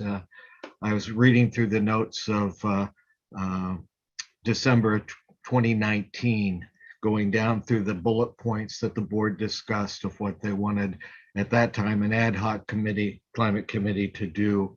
And by and large, without going through them in the essence of time, I think the Climate Committee has met them. I'd like to thank, I think the Climate Committee would also like to thank our director for opening the meetings to the public. I see that the Climate Committee actually has had 93 YouTube views for a committee meeting. And that is an opportunity to let the public see what's going on. In 2021, I'll just mention some chilling things for me, that the world's oceans were the hottest ever recorded by humans. Last 7 years have been the hottest on record by a clear margin. The US planet's warming emissions have surged faster in 2021 than expected. And maybe worst of all, is some scientists are questioning whether we should stop calling our recent catastrophic fires and floods natural disasters. when they can be more accurately stated as human-caused disasters. And that conversation is taking place as we move forward. Thanks. Thank you, Bruce. Jamie. Yes, thank you. Our report is in the packet as well. Just very briefly, the two items we discussed was the allocation by the state legislature for drought relief funds, targeting especially Jefferson and Clackamas County, I'm sorry, Klamath counties. And so that'll be part of the conversation later, and really appreciated the Polands weighing in and the executive director for North Unit being available to be part of that conversation and weigh in that public comment. Also briefly discuss the potential consolidation of OWEB committees, and the Water Committee is one that's being considered. Just as a reminder, the Water Committee was established a few years ago to focus on discussion topics related to the governor's 100-year water vision, which is of course intended to provide long-term water security for Oregonians. And then lastly, committee members have made a point of not just talking water, but also talking about how we incorporate both climate impacts and diversity, equity, inclusion topics into water-related discussions, because it is all interrelated, and really pushing the understanding of the connectivity of these issues. And that's, I think, critically important for us to keep in mind. And then want to thank Meg, Barbara, Molly, Gary, and Eric. If I missed anything, please do jump in, but thank you. Okay, Jamie and Bruce, thank you very much. I look forward to our further conversations about the good hard work that you've both led for us in those areas. So, Barb. Barbara.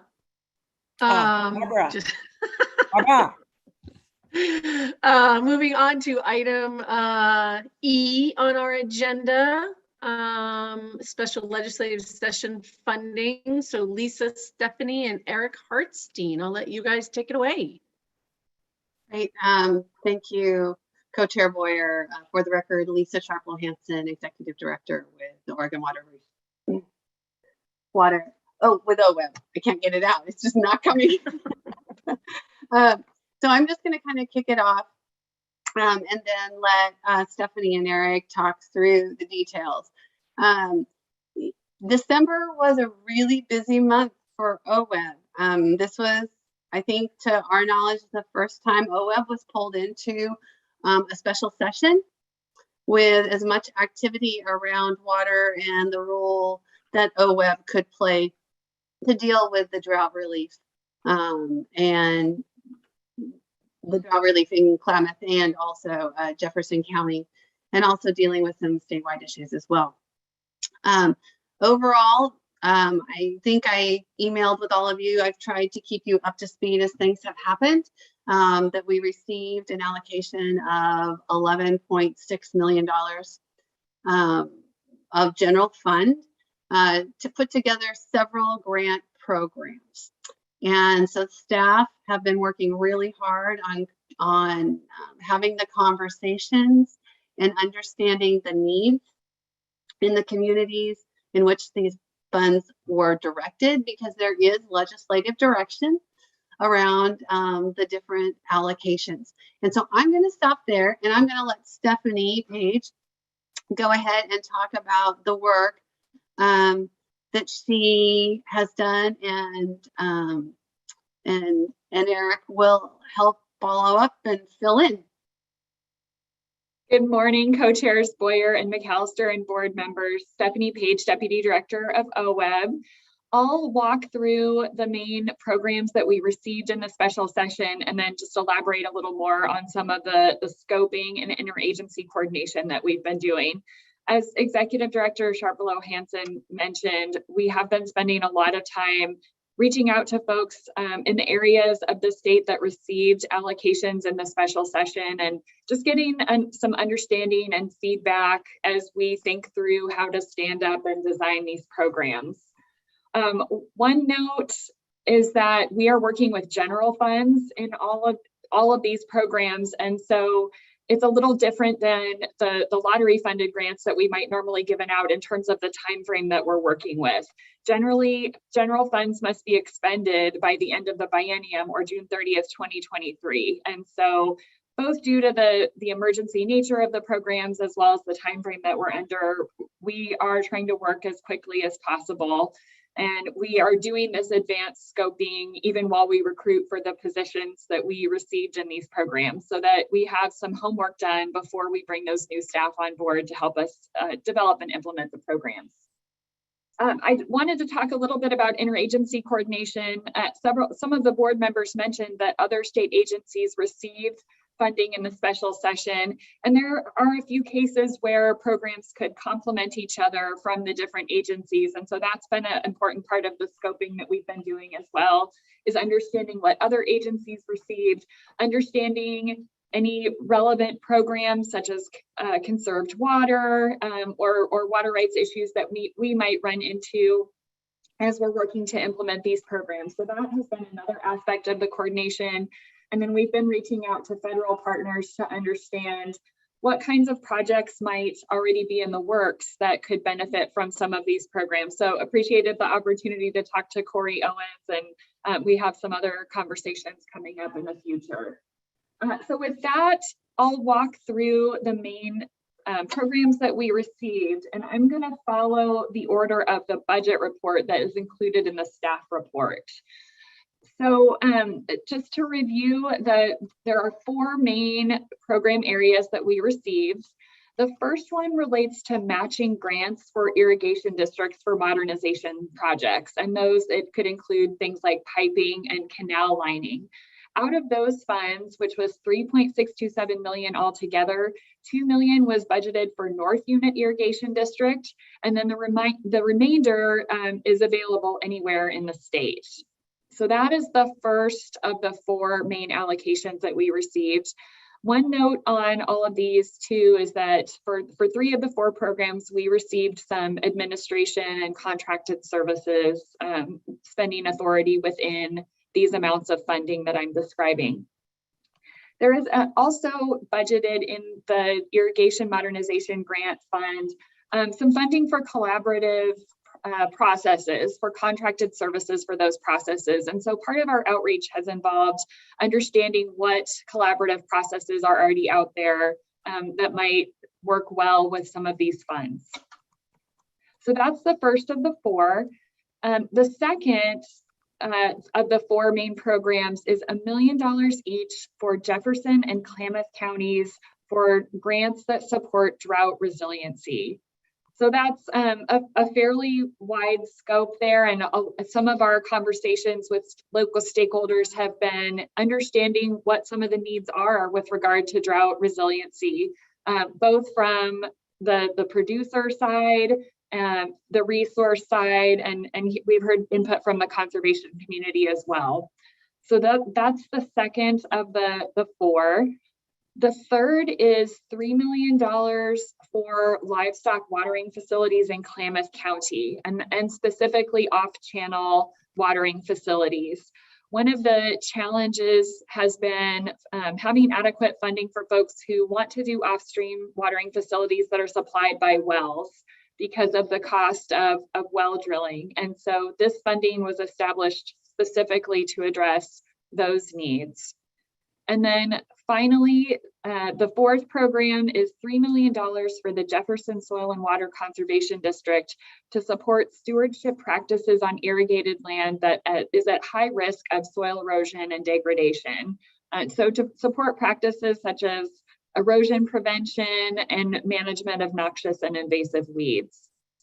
So again, for all of these, we've been reaching out to folks, both statewide organizations, and community members.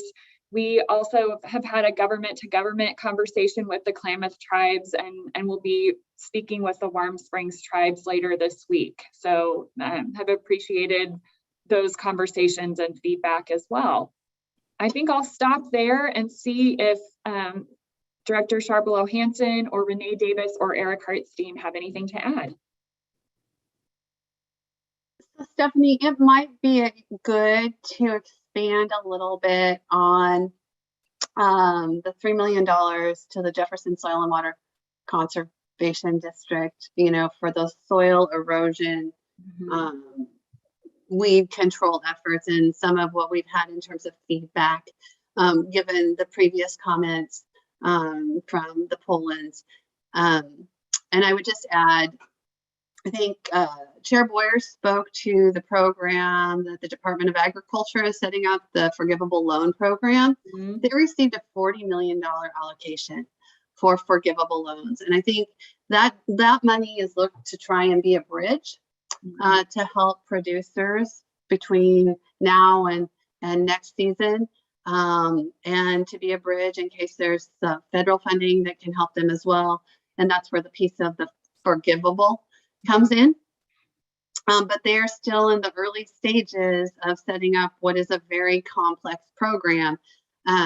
So I think we're trying to figure out, and what we've been asked to do is to try and put things in the right places and string them together with the funding that has come to the state around drought relief.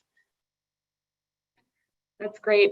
Yes, I'll elaborate a little more on the Jefferson Soil and Water Conservation District funding. So I've had some great conversations with a couple of local growers, as well as the Conservation District themselves, around what was some of the hope for these funds and the suite of needs that these funds could help fulfill, and have heard a little bit about a need for folks to be eligible for the program due to past costs. So going back to the possibly the beginning of the biennium, because folks implemented practices like cover cropping for erosion control, both wind and water induced erosion, and control of noxious weeds. And so some of the interest involves assisting folks who already have made some outlay in those areas. And then we've also heard some interest going forward in some of those same practices.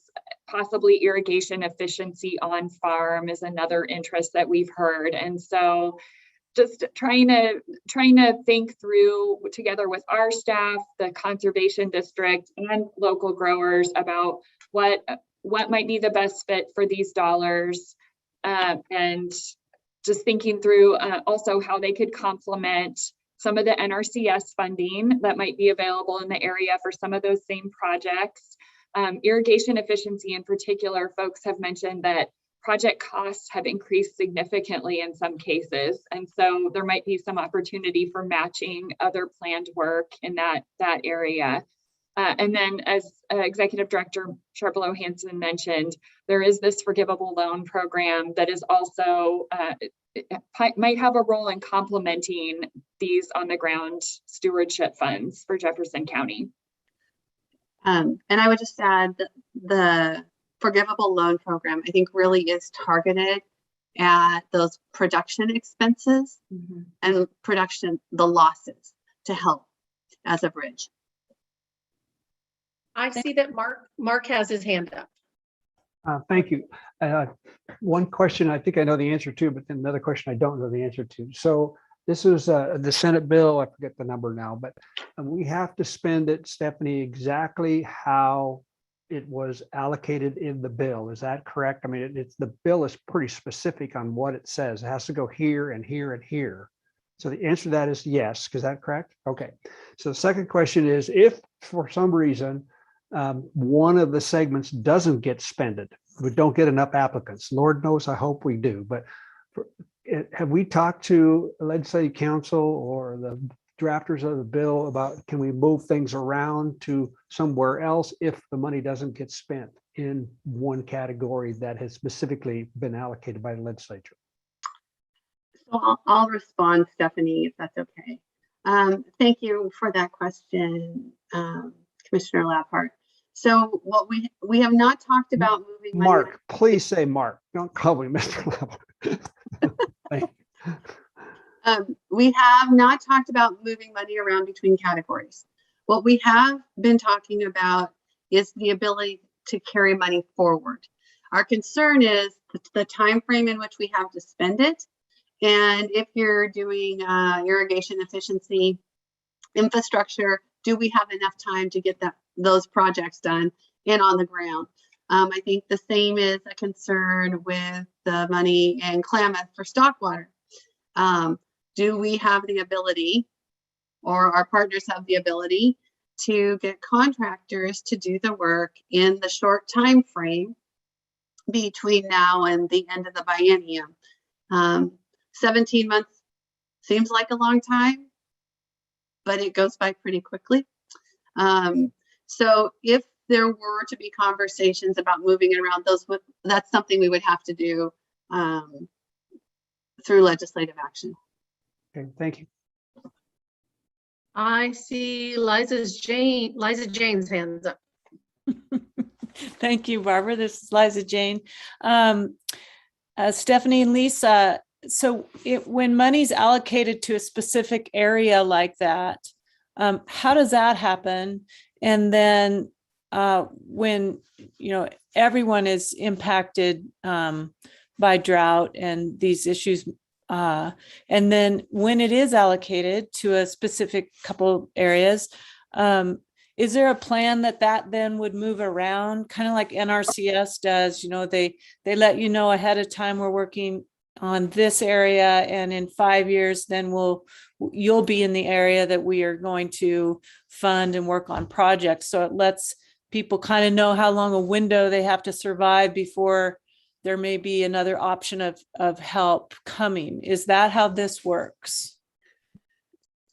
So the special session in December was to deal with the drought issues from 2021. The money came to us in specific allocations in a bill with direction for each allocation of money. And so it's my understanding, and things could change, and there's a legislative session coming up, that more actions could be taken. But for right now, what we have is what we have for those categories in which it was provided to us in the bill, which is law. Right. I understand that. I'm just so those places had the greatest, it was determined they had the greatest need in the state. That was my understanding, yes. Okay, thank you. All right, Jamie, you got a question, comment? Yes, thank you. And thanks, Lisa and Stephanie, for describing the programs and giving some additional information. The question becomes if there is a gap to the need, and Lisa, you spoke to this a little bit, especially with folks who provided public comment today. If this program does not cover, or does there are gaps, if the Polands, for example, followed up with you or with OWEB staff, would you be able to just direct them to those other programs so they would be able to get access to those? Absolutely. And yes, if you have people that have questions and it doesn't fit the OWEB programs, we can surely help connect them with the appropriate people at the Department of Agriculture. Thanks so much. All right, Randy, you got a question, comment? Yeah, thanks, Barbara. Randy Labbe, public record. Randy Labbe for the public at large. This is just a comment, and it's, I guess, all too obvious, but this program is to help growers in crisis, and that's the primary initiative. But it also is a huge front-end funding for reducing nutrients in the Crooked, in Lake Billy Chinook, and the pollution that is afflicted the lower 100 miles of the Deschutes. It's really a double whammy as far as that goes, and it really adds to the momentum for cleaning up that basin. Thanks. Thank you, Randy. Gary, got a question or comment? I do. Thank you, Liza Jane. Gary Marshall for the record. Thank you, Lisa and Stephanie, for this. I would just a comment first, and then a short question. But I would just really encourage you to keep working on stretching this time limit out for the use of these funds, because with the conditions that we've been experiencing, delays in deliveries and the possibility of getting the people there to do the projects, particularly when we have, there's going to be so much to do here. And you know, it's going to be hard to find those supplies and people to do this. So that's just a comment that I have on that. Keep working on that. And also something I wanted to know about the $40 million forgivable loan. Is that specific to the Jefferson County and Klamath, or is this for a broader geological area? So the forgivable loan program is statewide. Okay. So it's a large chunk of money, you know, that covers losses for producers across Oregon. Okay. Thank you, Lisa. All right. So Meg, you have a question, comment? I do, thanks. I'll be quick. It's just a kind of a technical question. I realize these first two bullets, when we say matching grants, do we mean to provide a match or grants that are going to need a match? That we're providing matching grants under these two? And I realize I'm not sure what that means.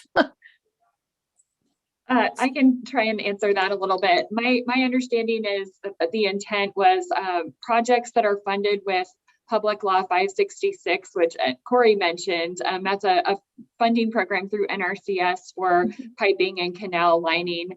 Those dollars do need some match, and so these grants would be available to provide that. Okay, all right. That's what I was asking. Thank you. So Randy, your hand is still up. Did you want to add anything? Sorry, I'll put my hand down. Right. Thank you. All right, that's all we have at the moment. So if you guys want to continue. Oh, Lisa, did you have your hand? I did. So I think it might be good for Stephanie and Eric just to get it on the record so that everybody's clear on the different pots and the time frames as the board looks to take action on this in a motion. I just want to make sure we have a lot of clarity around what it's for and how it was allocated and time frames for coverage.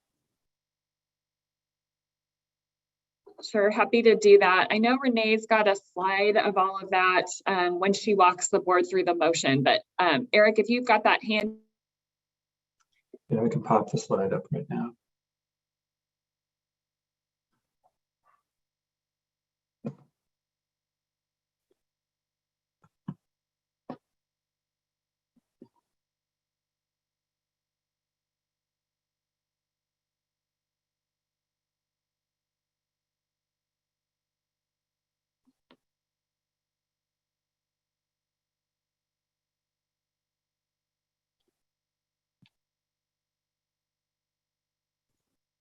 Great, thank you. So these are the sections of House Bill 5561 that established the four main categories that I talked through. So you can see section 19 and 19A are the matching grants to irrigation districts. So those were those two allocations. Section 20 and 22 are the $1 million each for Jefferson and Klamath County for drought resiliency work. Section 21 is the $3 million for livestock watering wells and construction of off-stream watering facilities. And then section 23 is the funding for the stewardship practices for the Jefferson County Soil and Water Conservation District. And you'll note on the right side of the table, and I'll just go ahead and talk about this now since we've got the slide up, is the award date of December 14th, 2021 is the date that the governor signed the legislation. And then July 1st, 2021, that goes back to the beginning of the biennium. And for two of the allocations, and that is section 21 and section 23, we heard an interest in having the ability to to reimburse folks retroactively, assuming that they qualify for the program and meet all of the eligibility criteria and the program's procedures once we've established those. But it would allow, again, given the short time in being able to distribute these funds, this allows for us to help folks out who have done some of these projects since the beginning of the biennium when the drought was already occurring. And in both Klamath and Jefferson counties, there had already been a drought declaration prior to the beginning of the biennium. So Stephanie, I have a question on this. Barbara Boyer for the record. So all these have the same deadline, even though they were awarded at different times because they're general fund, right? They were all included in Senate Bill 5561, which was passed on December 13th and signed by the governor on December 14th. So that's the award date for some of the funding. But we did, since we heard an interest in going back to the beginning of the biennium for sections 21 and 23, the award date for those two pots of money is taken back to the beginning of the biennium. Does that answer your question, Barbara? Yes. But and the deadline, to answer the other part of your question, the deadline is the same to have these expended. Okay. And I appreciated Gary's comment about, looking to extend it. Is that even an option? I don't even know what that looks like. Lisa, do you want to take that one? I can take the question, sure. Or Renee has her hand up. We have brought this issue forward to our Budget and Management Office, as well as the Legislative Fiscal Office, to say it's possible we may not be able to get all of it expended within the biennium. And please keep that in mind, because we may need carryover funding to complete the projects.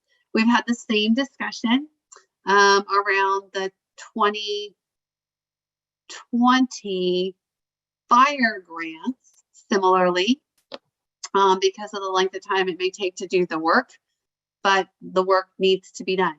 And then as we talk about another ask for the February 22 session, those continue to be the discussions there as well, Co-Chair Boyer, that we will stay in communication with Budget and Management and the Legislative Fiscal Office as we see how this goes forward and where we're at as we work our way through the remainder of this biennium in which the funds were allocated.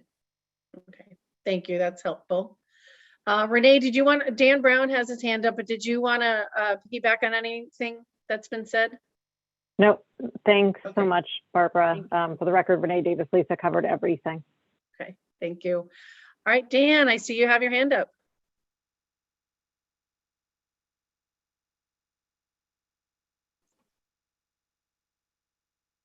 My bad, sorry. Did you, oh, you didn't want it up, or do you? No, I don't know how that happened. Okay. Okay. All right, so our next, are we taking action now on this? Is that my understanding?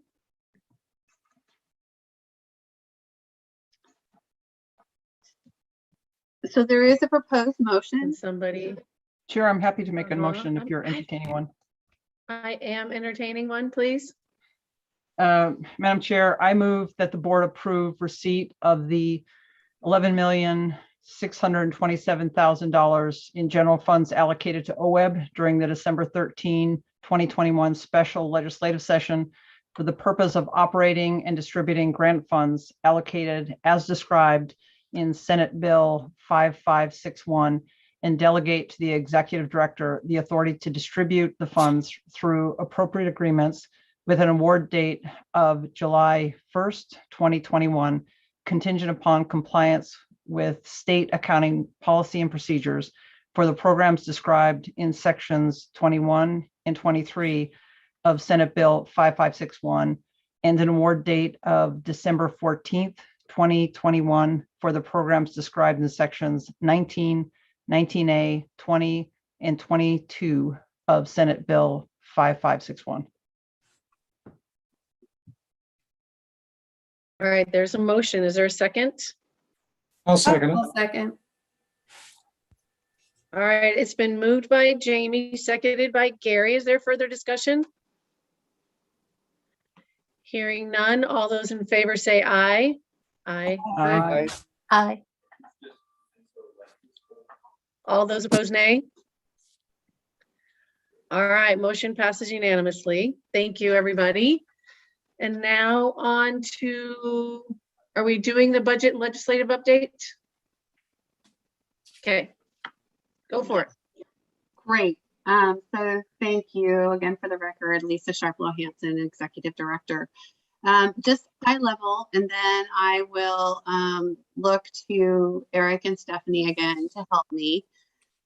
We are right on the edge of a new legislative session, short session 22 starting, I think, next week. OWEB has several requests in for funding during the short session. A position that was not funded during the 2021 legislative session, in which we were directed to come back in 22 should the lottery fund revenues be positive, and the ability to pay for that be here. We are making a request for that position. It's a conservation outcome specialist. We have a additional request that's follow up from the 21 December emergency special session. We had done a fiscal analysis for the final round of what came to us in terms of the $11.627 million. And a couple of positions were not included in the fiscal and our ability to spend that. So we are requesting that correction in the February 22 session. It's for an additional staff person and a part of another, as well as some internal audit funds that we could contract for an internal auditor. And then finally, because of the work that Renee Davis has been doing in the collaborative fire recovery world, OWEB was asked to make a request for $5 million for recovery money for the 2021 fire season to help address on the ground needs, much like what we've been doing for the 2020 fire season. And so those are our three financial requests that we have put in for the session. And then I think, Eric, do you want to follow up with anything else or some other legislative issues? We might even want to touch on what we're hearing around ag heritage, and then a little bit in terms of the global warming and follow up from Senate Environment last week. Sure, thank you.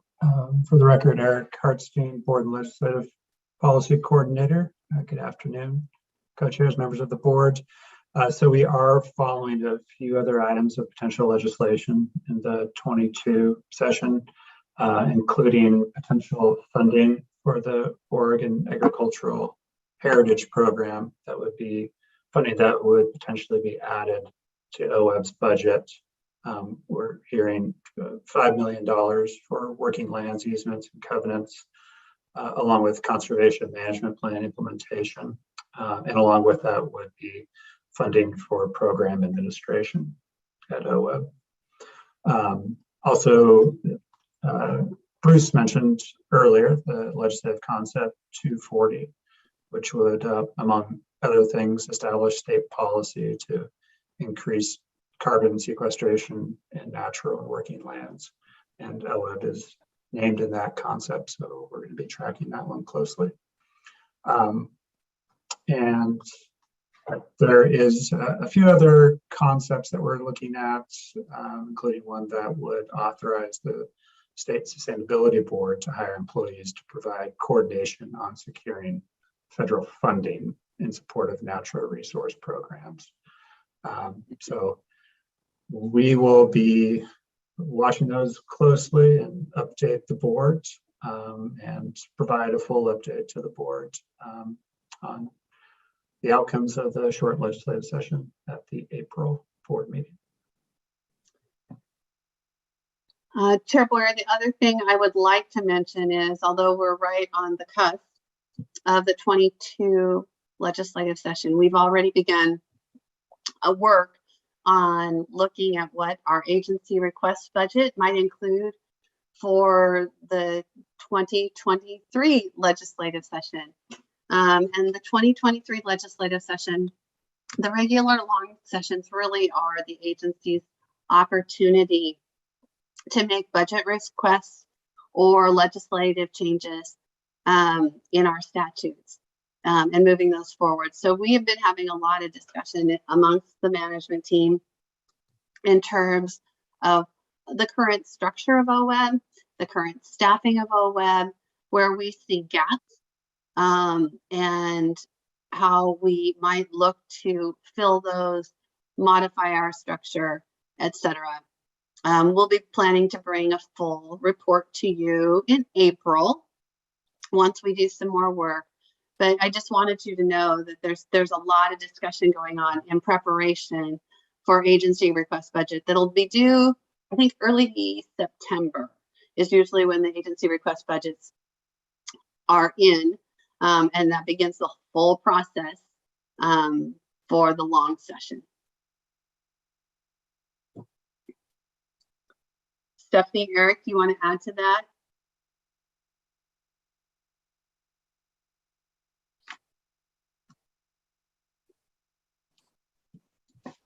No. All right. So Lisa, we're a little bit ahead. Did you want to, can you believe it? Did you have anything else you wanted to report on with the executive director report? So we'll be talking about the resolution. And I think that's next on our agenda to begin that discussion.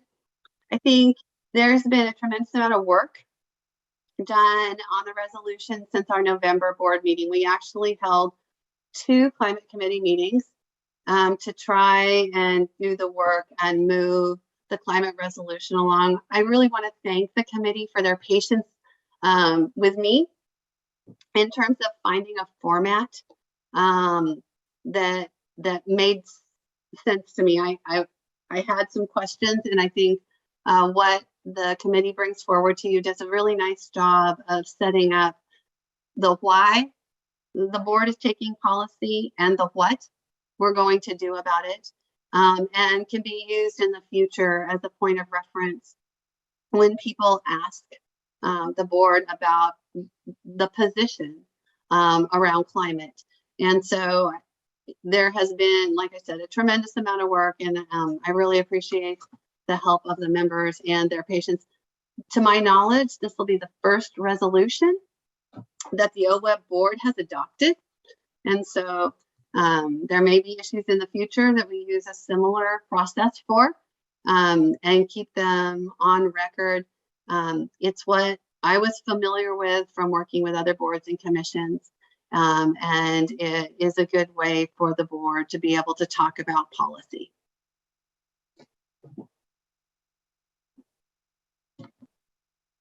And I will just stop there. And I think that kind of leads into the beginning of the climate discussion. Thank you, Lisa. This is Liza Jane. We're ready to actually start agenda item I, and we're beginning with our public comment there. So if Jan is ready with us, we'd love to hear from you. Skip over Jan. She's not here yet. Got it.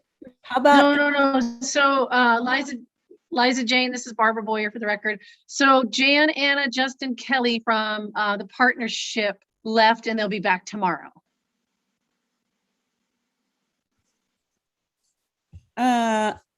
It's kind of what I got that from April. Everybody's gone until tomorrow? I think from the partnership. This is April. Oh, okay. I sent an email clarifying to Jan because she was on for the climate public comment, but I'm waiting to hear back. So please skip over her and I'll let you know if she joins us. Thank you. Thank you, April. And how about Anna Rankin? Is she with us for testimony? She is. Great. Good afternoon. Chair Boyer, can you hear me? Yes. Great. Chair Boyer, Chair McLeodSkinner, and board members, my name is Anna Rankin. I serve as the coordinator for the Pudding River Watershed Council, a one-employee nonprofit organization in the Willamette Valley, OWEB's Region 3.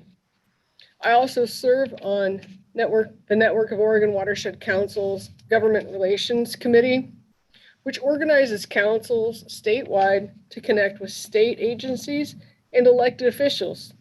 Today, on behalf of the watershed councils in Oregon, I offer comments on the draft climate resolution.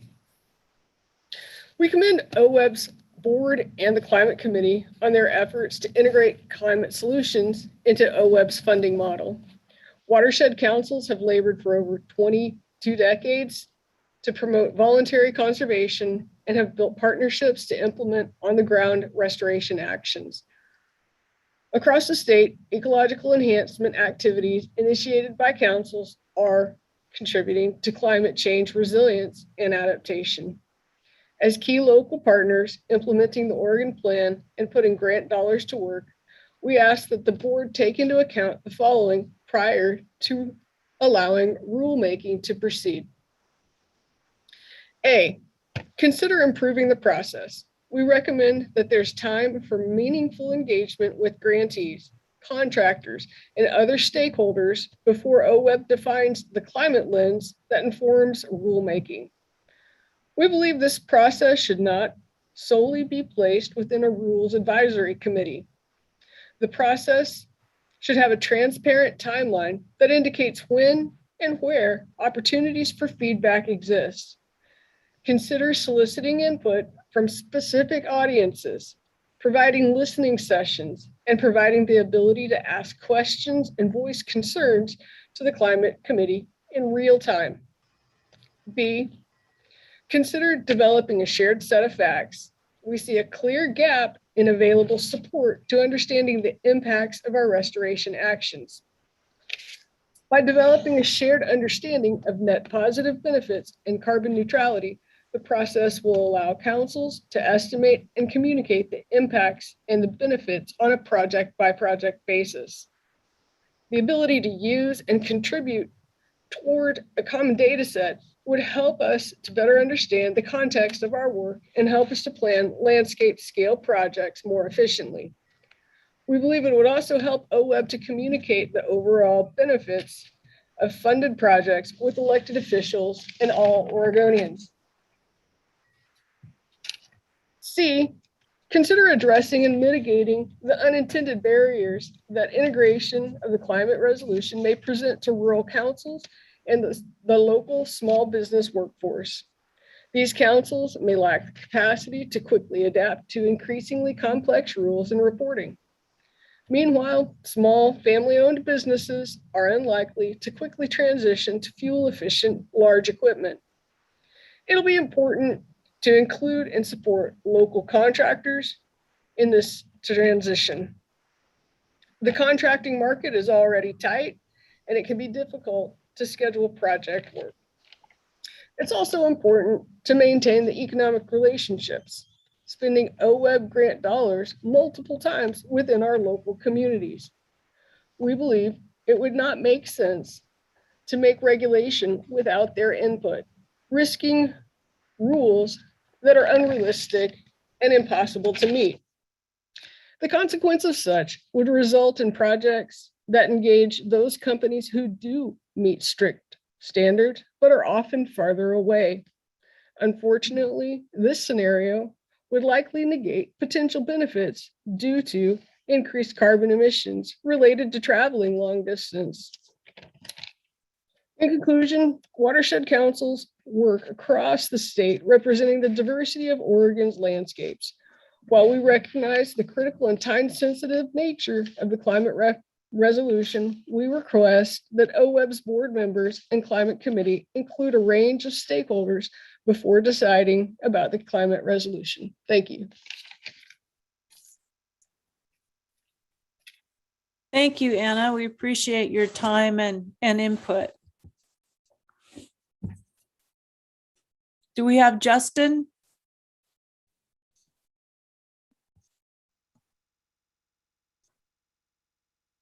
How about Kelly? They may have moved to tomorrow. There's Jan. Jan, are you ready? Justin is on, and so is Kelly. There might be a challenge with unmuting them, but they are both on, Liza Jane. I am here. Can anybody hear me? That's Kelly. This is Justin, if you can hear me. Yes, we've got you. Thank you. Go ahead, Justin. Are you guys ready for me? Sure, Justin, go ahead. Thank you. You bet. Hello, OWEB board. My name is Justin Farrell, manager of 2 soil and water districts located in Lake County, Oregon. About as rural as we get. We handle an extremely large workload of OWEB restoration dollars, and our comments, or I guess the main thing we wanted to kind of get across, which Anna hit on a lot of it, is with climate considerations. We have a lot of worries in the rural parts of the state on how this is going to potentially affect our projects, our landowners, and our contractors.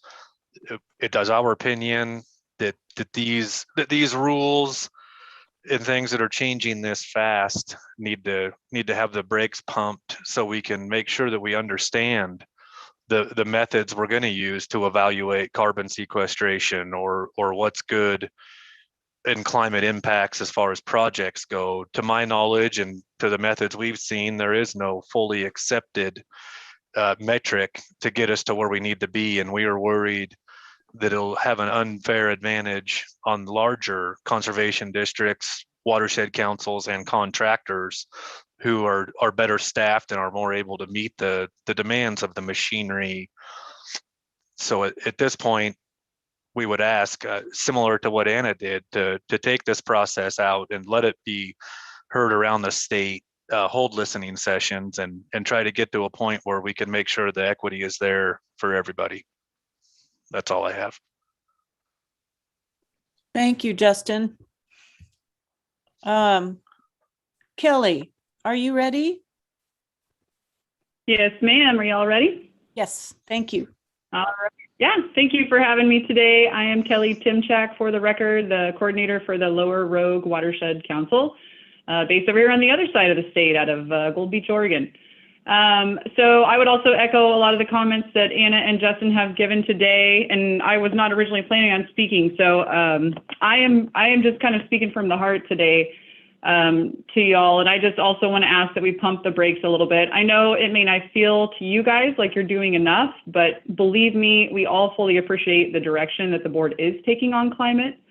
We feel it's a very serious subject, but it does need a stronger process and a more realistic timeline, I think, for all of us to be successful together. So I would urge you guys to pay special attention to the voices on your board too, who have the implementation experience on the groundwork, like Kelly and Corey, and give them your ear.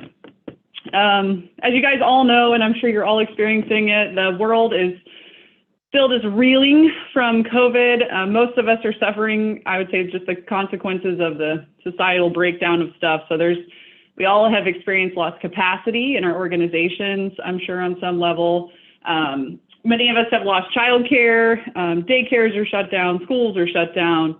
We've lost our crews, we've lost contractors. There's a lot of people that haven't really managed to stay afloat during this time, and there's been many interruptions with restoration schedules. So speaking to that behalf, I just want us to hang tight for just a minute, because we're all a little bit in triage mode, and it's a hard time to be making resolutions, I feel like.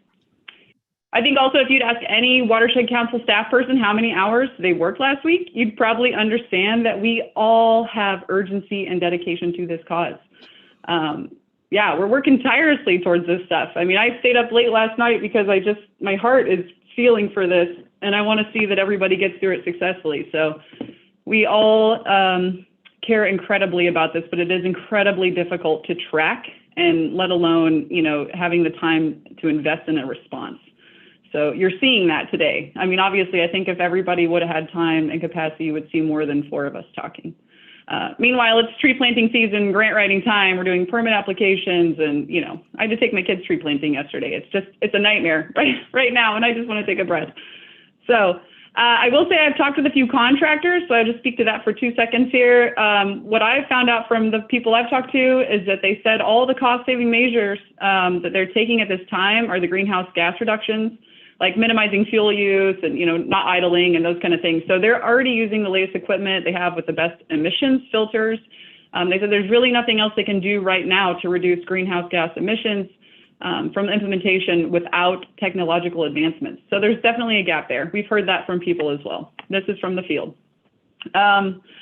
Process, man, after looking at that rack schedule, that is just insane. Kudos, but man, it's really just fire hosing right now. It's like all the RAC meetings that are during the OWEB grant cycles in the beginning, and then all the draft decisions and comments are taking place during NWater work window. And I'm not trying to sound like a crybaby on this phone call, but it is incredibly tough to engage during NWater work season for watershed councils, especially, and SWCDs, especially for us with, 1 staff or limited staff.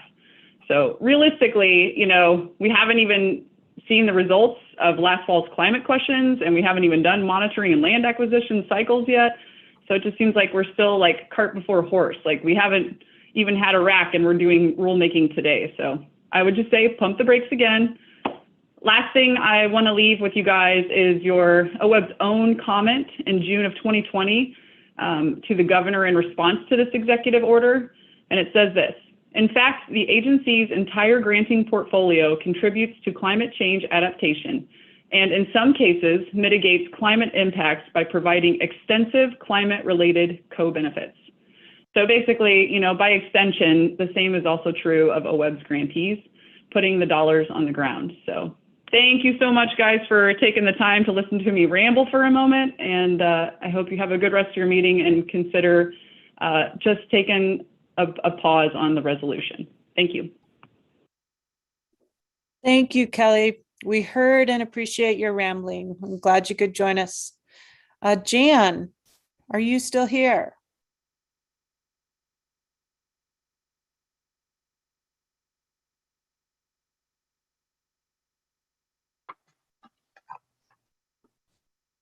Courtney or April, do you know if Jan is still with us? Did I miss her? I see Jan, but there's no sound associated with her picture. Okay. Jan, are you here?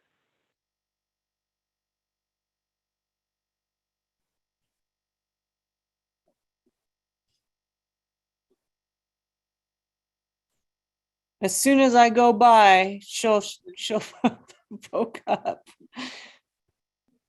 Well, I think she's going to speak this afternoon, so I believe. So that's all we have for this section, I believe. Is that correct? Yes, that is correct. Okay. Well, we're ahead. We're ahead of ourselves. We could break for lunch and come back a little bit earlier. How does that sound? Still do the 30-minute lunch, but come back. So let's 1:05. Will that work for everyone? All right. Have a really nice break, and we'll see Thank you. Mm-hmm.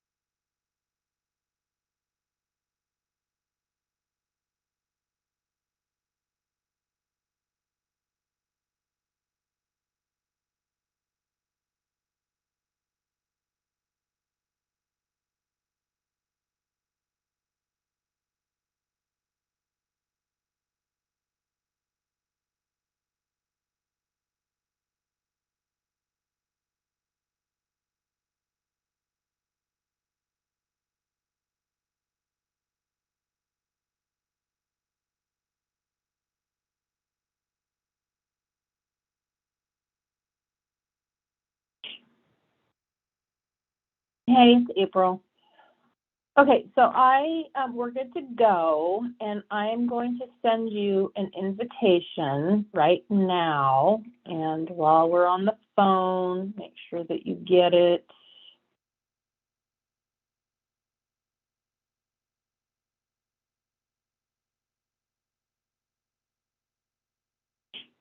Okay, so you should be getting it.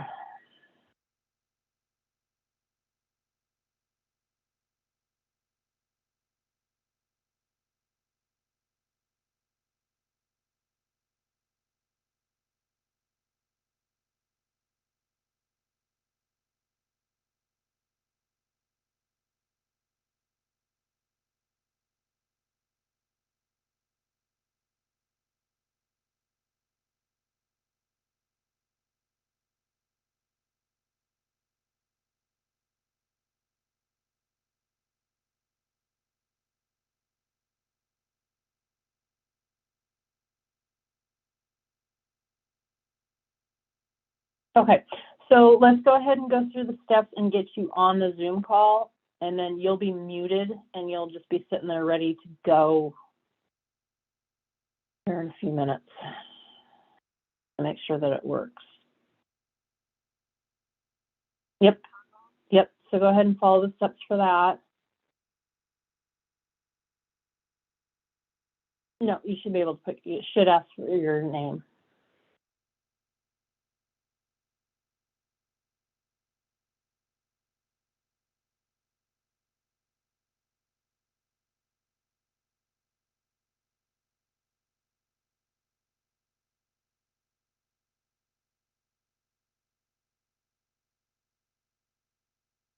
Okay, so after you do that, you should get a confirmation email.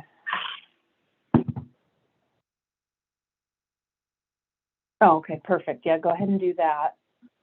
I know it's a little bit early, but we're going to get you on there now so that we know that you're working. Okay. Okay, perfect. So that's me, and you are in the attendee list. And once we get going, I will unmute you, because right now you can't talk. You don't have any rights to do that right now, or permissions, I should say. So when we're ready to go, I'm going to go ahead and unmute you, and then you can talk at that time. So just hang out there for just a few minutes until we get started, and then we'll get you going. Okay, sorry about that, Jan. Okay, bye.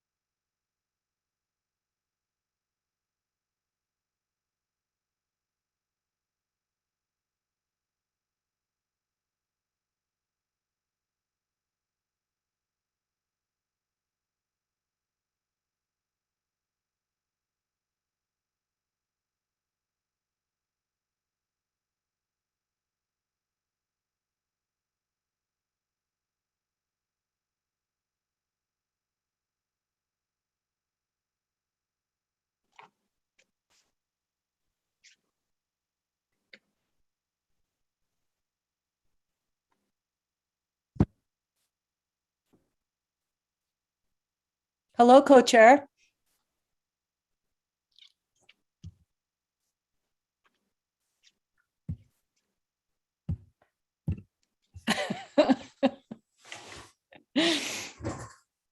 Okay, everybody, it's welcome back. Good afternoon. This is April, Liza are you ready Jane. for us to start?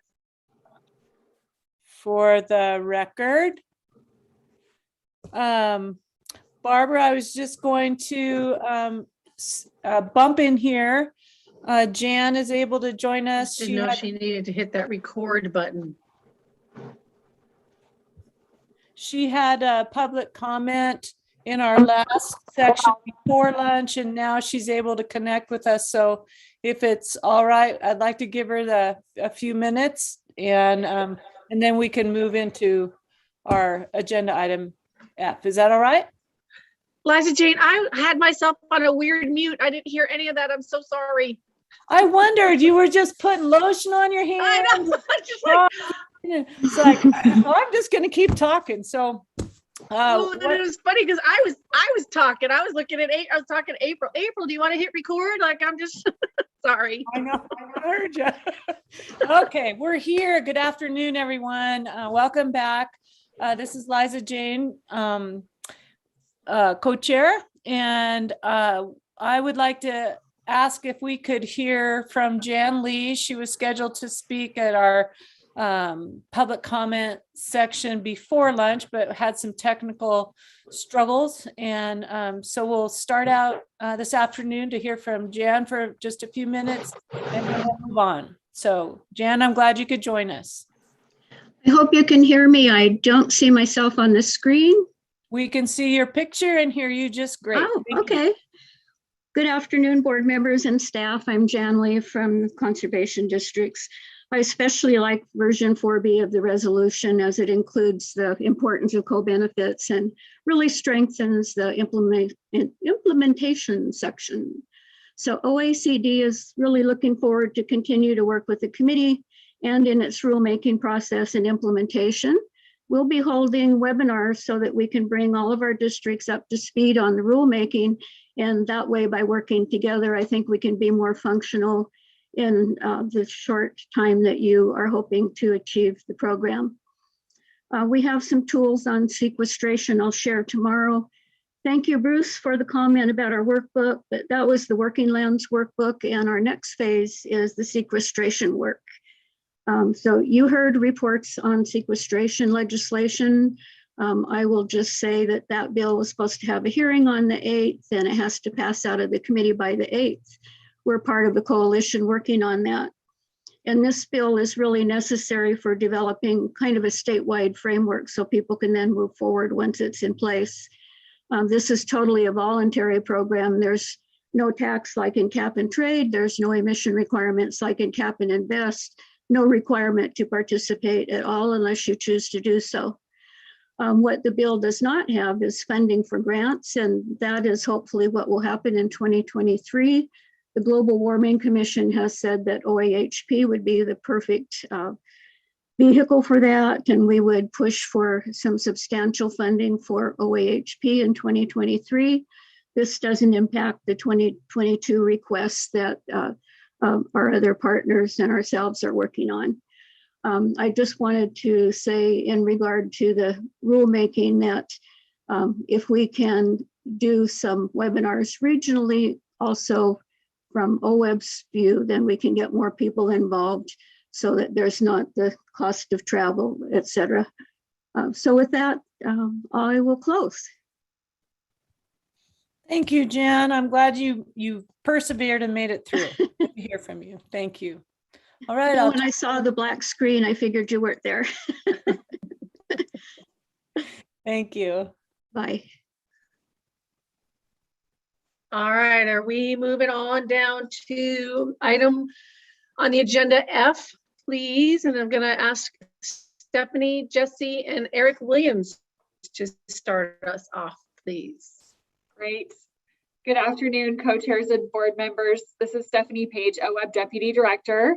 And with me this afternoon are Eric Williams, OWEB's Grant Program Manager, and Jesse Kirschner, our Water and Climate Programs Coordinator. I'll start with some background on the work that led to the draft that you have today and summarize the commitments for OWEB in the current draft. And then Jesse will walk through the current draft resolution in more detail. And that's the version that was posted online prior to the board meeting. And then Eric will talk about the plan and the steps on rulemaking if the board concurs on the resolution and rulemaking schedule. So the Climate Committee was formed following the publication of OWEB's climate report in 2020, and that report was developed in response to Executive Order 2004. The executive order instructed OWEB, along with several other state agencies, to report to the governor by May 15th, 2020, about proposed actions within OWEB's statutory authority to reduce greenhouse gas emissions and mitigate climate change impacts. The committee was established to explore how OWEB's investments contribute to climate resilience and identify opportunities to further contribute toward the state's climate goals.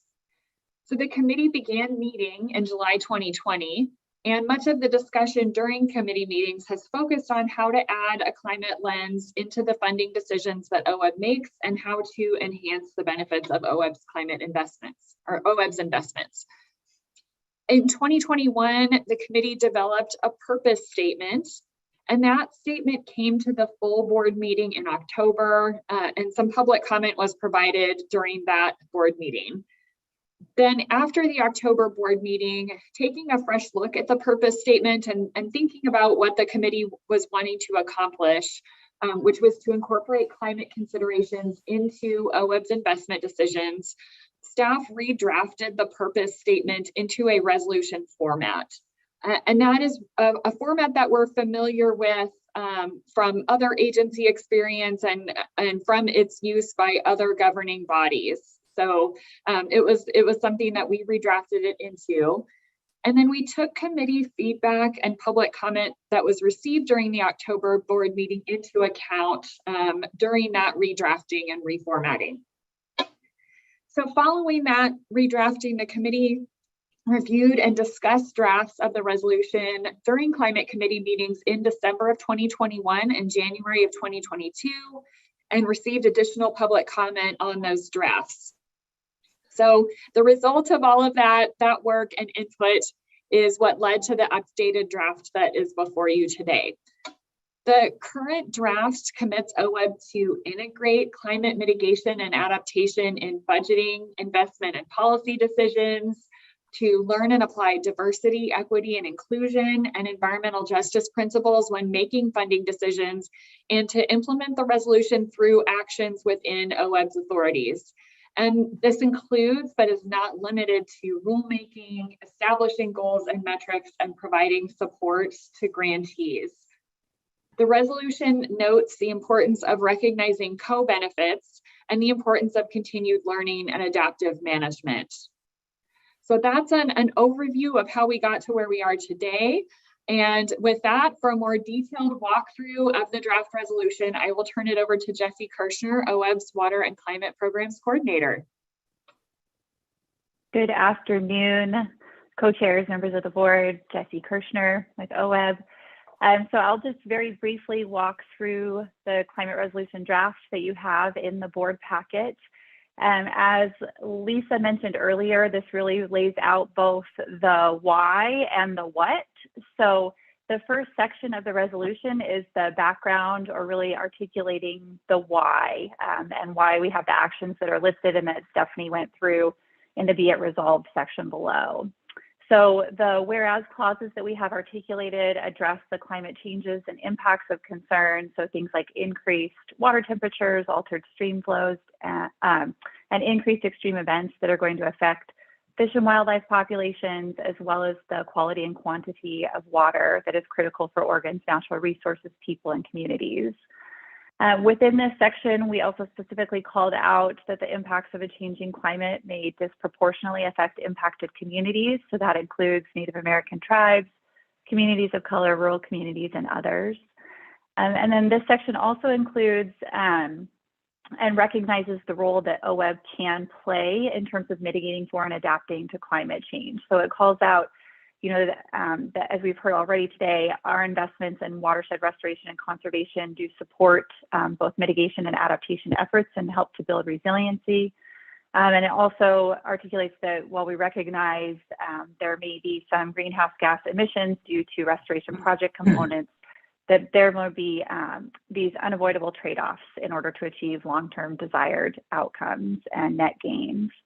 And then lastly, we specifically call out Governor Brown's Executive Order 20-04, which directed state agencies to integrate climate change into what they do and to integrate the state's greenhouse gas emissions reductions goals.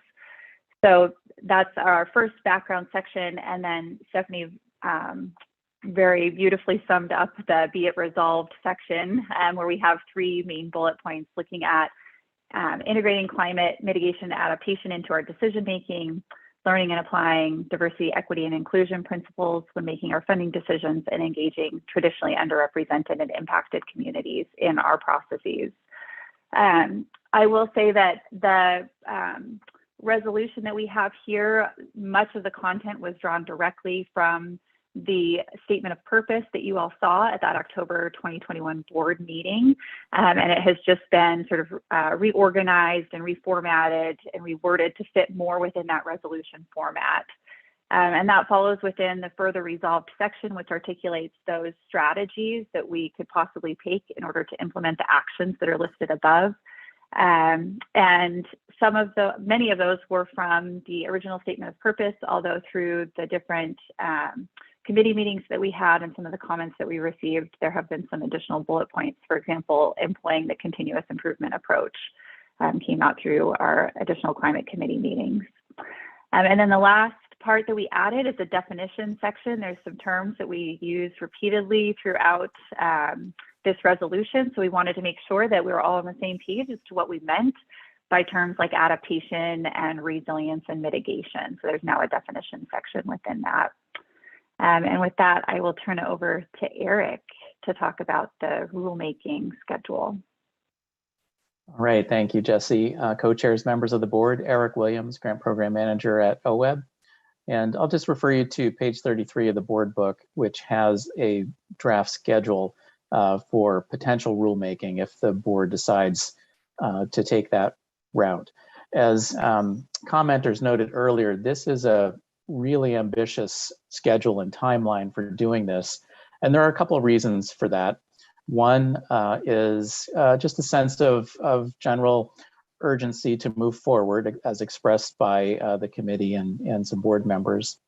And secondly, and this is important as well, to proceed on evaluation criteria in the rules, we're really looking at a very small subsection of the restoration grant rules. And so there really isn't a heck of a lot of content there to wade through. It really would be adding to what exists there, which are rules around cost effectiveness, proposal clarity, technical soundness, watershed context, and the capacity of the applicant that are currently in the restoration rule and evaluation criteria rule, and adding something to that that captures the kind of criteria that we would like to see with respect to climate. And so it's pretty well prescribed to that one section of the administrative rules, and it would not require, for example, revisions throughout the Division 10 rules. It really is focused on that evaluation criteria section. And you can see that the schedule also includes the required 30-day public comment period. That part is essential and involves convening a rule advisory committee in the March through June timeframe, which means that staff would put a draft together pretty quickly after this meeting if the board decides to proceed on this course. The result of that process would be completion of public hearing or hearings in August, and then revisions in response to comments received at public hearing, with a proposal going to the board at the October board meeting. The rulemaking advisory committee process in March, that we would begin in March tentatively, would include, as we have in the past, a cross-section of interests in OWEB programs, our stakeholders, if you will, to participate in vetting the draft that staff put together and coming up with a proposal for public comment. And then, of course, there is a provision in there to respond to that public comment, lining up for that board action on it in October. So again, a very compressed timeline there for the reasons mentioned before. And if we proceed on that along these lines, then we would be coming back to you this fall with proposed rules for adoption. And I think, Stephanie, any closing comments before we open it up for comments? Thanks, Eric and Jesse. I just wanted to mention one more thing, which is in addition to the verbal comment that you heard earlier today, there are also 3 written comments that were received by the comment deadline, and those are posted on our website. They're from Ronald Bunch from Trout Unlimited and from the Network of Oregon Watershed Councils. All right, thank you. All right, we're going to open it up for questions, comments, conversation. Mark, you got your hand up. Go for it. Yes, thank you, Madam Co-Chair, Mark Labhart. So I have a process question, and so I guess it's mainly a concern. So, and I'm coming from the background on the Fish and Wildlife Commission. Usually when we're about ready to vote on a resolution or an OAR or something, we start with the staff proposal. And then the staff proposal goes into the detail of what is being proposed from the agenda item in attachment A in this case. And then we maybe ask questions of staff, clarification questions, but then we go to public comment. That way the public has an opportunity to hear the staff's proposal or the staff's presentation, and they may modify their comments based upon what they heard from the staff presentation. And then we go back to, in our case, the OWEB board, and we say, okay, we've heard the staff presentation, we've heard public input, and now we start deliberating. We've done it just a little backwards here because we had the public comment before we had the staff presentation. So it just seems like I don't know, maybe unfair is a wrong term to use here, but the public weighed in before they even heard the staff presentation, so they may have modified their comments. So I'm just questioning why we did that, and I don't think we've done that processes in the past, have we? Why did we have public comment before we had the staff presentation? Is my question. Just on a procedural question, didn't we just do that with the last item? We did the exact same thing, right? Well, but I'm just wondering if, I don't know, does the Department of Ag do that? Do you have public comment before you have a staff presentation? I know the Fish and Wildlife Commission doesn't do that. I can, sorry, go ahead. I think the thought was that because it was a possible action item today, we wanted to make sure that the board heard public comments before taking possible action on the item. Right. Mm-hmm. Well, I wouldn't think that the board would take action without hearing public comment. So I'm just thinking that usually the staff does a presentation and gives the background of how it all came about, and then the board may ask clarification questions, and then we say, okay, now we're going to hear from the public based upon that presentation. So maybe it's just me, because I'm thinking when I heard Kelly and a couple others talk, I'm thinking, well, wait a minute, maybe they would have modified their comments, but they said, well, no, this is our time to give our public comments, so we're going to give them, not knowing what the staff presentation was, other than what was in the agenda. So, and maybe it's just me. So I just want to try to be as fair as possible to the public here about, listening to everything and then weighing in. So that, and maybe I'm all messed up here. So I see Courtney showed her face. Maybe she can shed some light for you, Mark. I defer to Lisa first. Okay, go ahead, Lisa. Thanks. So a couple of things. I think there's the written report that's in the packet that the public has had the chance to review should they want to. They also had the ability to participate or to listen in on the committee meetings in December and January. And so I think some of the reaction is coming from the work that was done in those committee meetings, because we did not provide a public comment period during the January and December committee meetings. A lot of it was because the process was new to OWEB in terms of making those meetings public, and we had not had a full conversation with the board yet. Okay, I'll say one more thing and then I'll be quiet. So we do the same thing with the commission meeting. We have a packet that's 100 pages long too, where this public can get to see it ahead of time. And then we have a staff presentation, then we have public comment, and then we have questions, and then the commission deliberates. So yeah, I'm done. Thank you. For the future. Got it. Liza Jane, you have your hand up? Yes, thank you. I want to make sure in the committee meetings in December that were public, or the public could listen. They couldn't comment, correct? So the staff and the committee didn't have the benefit of hearing comments in that setting until the opportunity today. So it hasn't been a wide open effort to get public comment yet. At least I agree with what Mark's saying, and it's been a pretty limited window to hear from folks prior to making this decision. Thank you, Liza Jane. Jamie?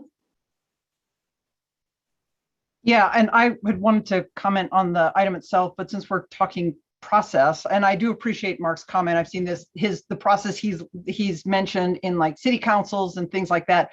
But one of the things that really struck me in my entire time on the OWEB board for the last couple of years is there's usually public comment the very beginning of the meeting on the first day, and no more public comment, or sometimes the beginning of each day, but no more public comment. So the process being laid out, and with great respect, I think, we have some newer members. We also have some folks who've been on for at least a year, that's been our process to date. So, and even having the committee meetings be open to the public, there has been feedback that's been received. I know I've gotten some, and Lisa's gotten some as well. That's come in. She was CC'd on, or I was CC'd on it, so it came in directly to her from the public.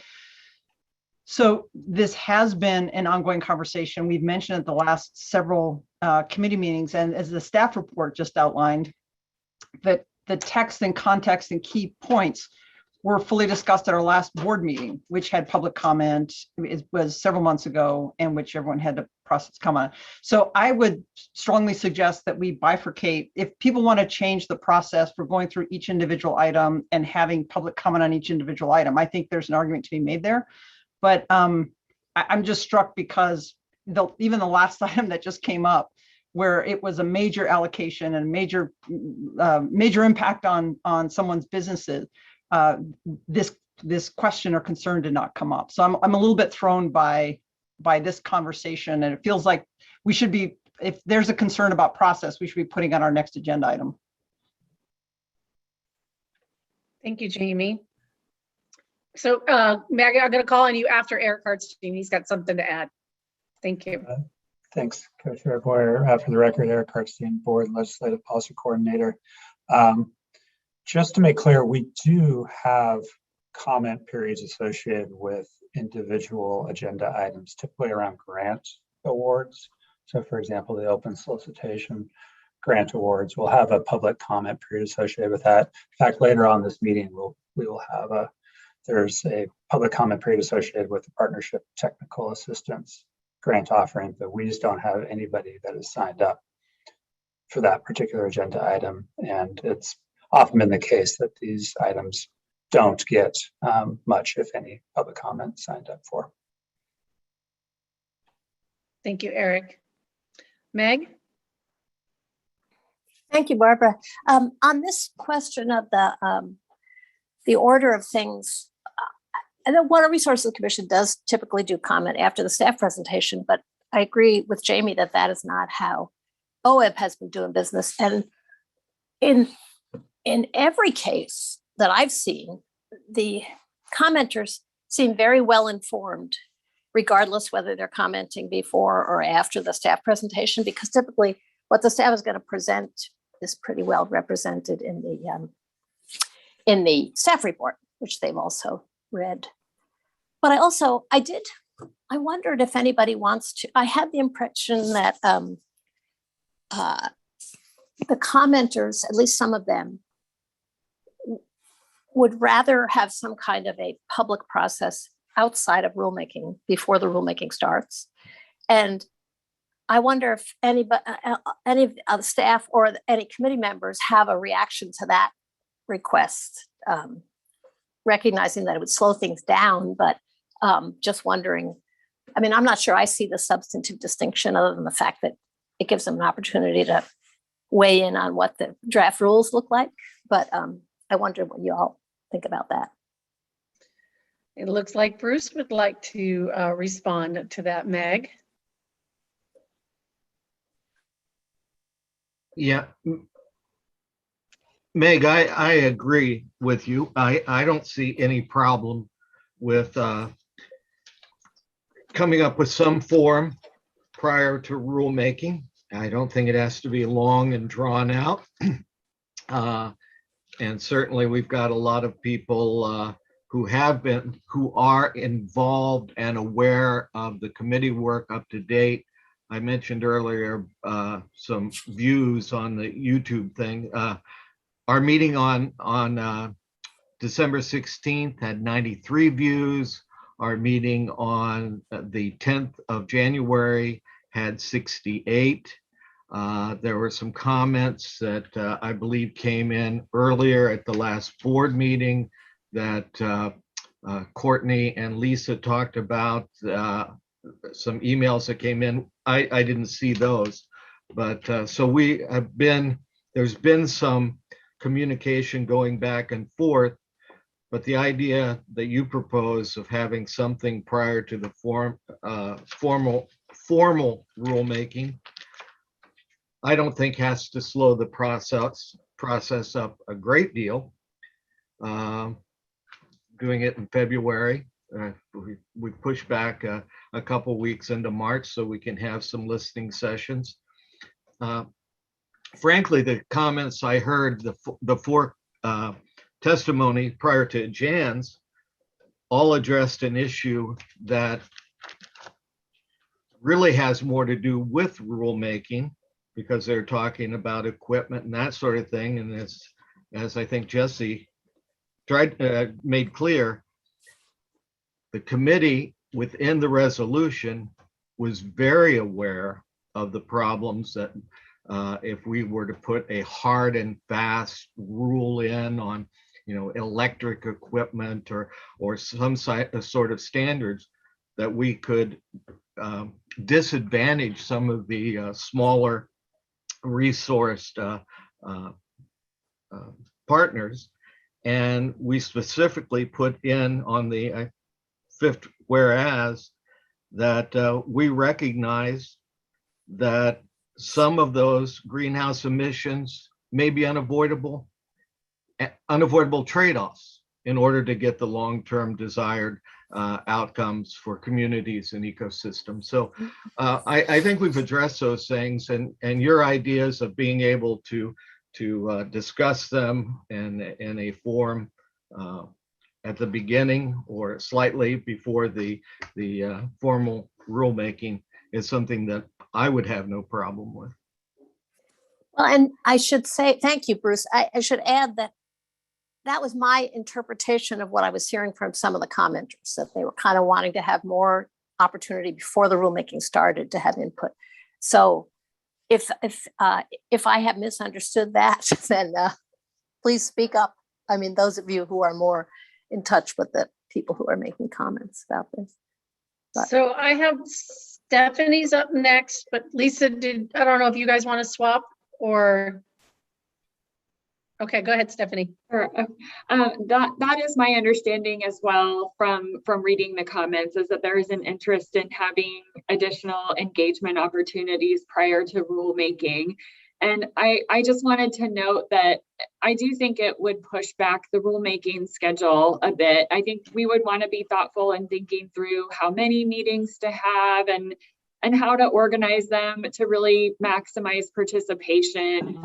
I think we are very used to standing up programs and implementing activities in a quick and timely manner, but we also have quite a bit of other new programs and initiatives on our plate. And so I just want to make sure and clarify that we may need some space to make those meetings happen. If I can Thank you. on that. Okay. If that's okay. Yes, go ahead, Lisa. That's exactly what I was going to talk about. We just got a plate full of work. If we're going to hold meaningful engagement meetings, it will push the rulemaking process back.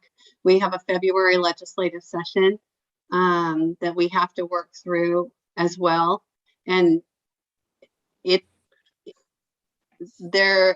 terms of staffing, it's tight. And I think if we do that, we just need to be aware and talk about a realistic rulemaking timeline and a realistic timeline to have community engagement.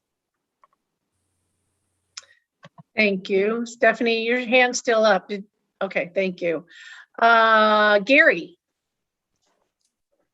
Gary Marshall for the record. I just want to add my voice to commending the Climate Committee on developing this resolution. Well done. And I also, I want to support what Bruce was saying there, and that I didn't see any or hear any comments towards the resolution itself and the need for it. But the comments were concerned over the projects and how they were and the contractors and that end of it. And so I can see how I could really support this resolution. So I want to interject here because I'm actually seeing two action items here. Am I right in that lens? I see a resolution action and a possible rulemaking one, correct? Okay, because I feel like we're kind of muddling them both together and I don't know if we want to separate them. So just the wish of the board there. I feel like I feel like I'd like to deal with one and then move on to the other. Does that sound like a plan? I don't want to, misstep with Dan and Kelly and Bruce and Liza Jane, who are still in line with their hand up. So I feel like, so the resolution to me, because we do it as the Board of Agriculture, and it's the statement of the board, not the staff. It's the statement. It's what we want to see moving forward as a board, the resolution. And how they're used at the Board of Ag is other agencies or other entities will carry that resolution with them when they're going to talk to other partners or stakeholders. So that's how I view the resolution. I don't know if anybody else views it in that manner or not. It's more of our statement as a board. And I can totally support this resolution. I just think it gets, there's some other nuances of the resolution that I would like to talk about when we just go in the resolution lane. But it's just some of my thoughts because I thought we were getting a little confused between, there's two different action items. So, all right, thanks, Dan. Brown. Well, now maybe I'm even more confused. What I was going to say is I was just going to comment on, it seemed in looking at the public comments and hearing what people had to say during the meeting today, it seems like, rightly so, this is sort of new stuff, right? And OWEB's going to be trying to sort of develop some language to put into grant proposals, and people are rightly kind of, worried about the impact of that.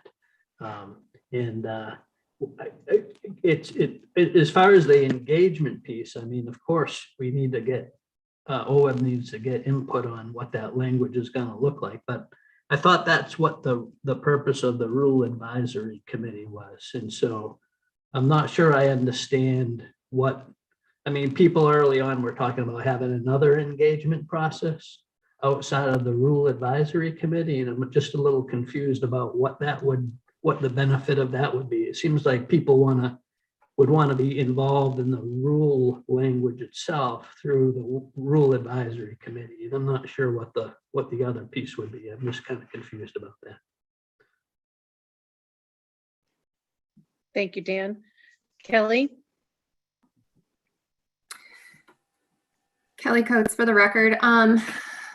Thanks for the clarification, Barbara. I think you're right. I think we need to separate these and talk resolution and then talk RAC.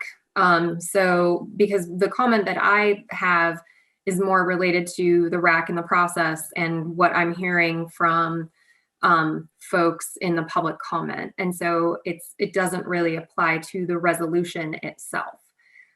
So I think it would probably be good if we could maybe focus on the resolution piece of this and decouple it from the RAC, and then tackle the RAC and the public comment and the public engagement portion of this separate. So I would support that, because I think this is adding to the confusion right now. And I think Dan put it really well.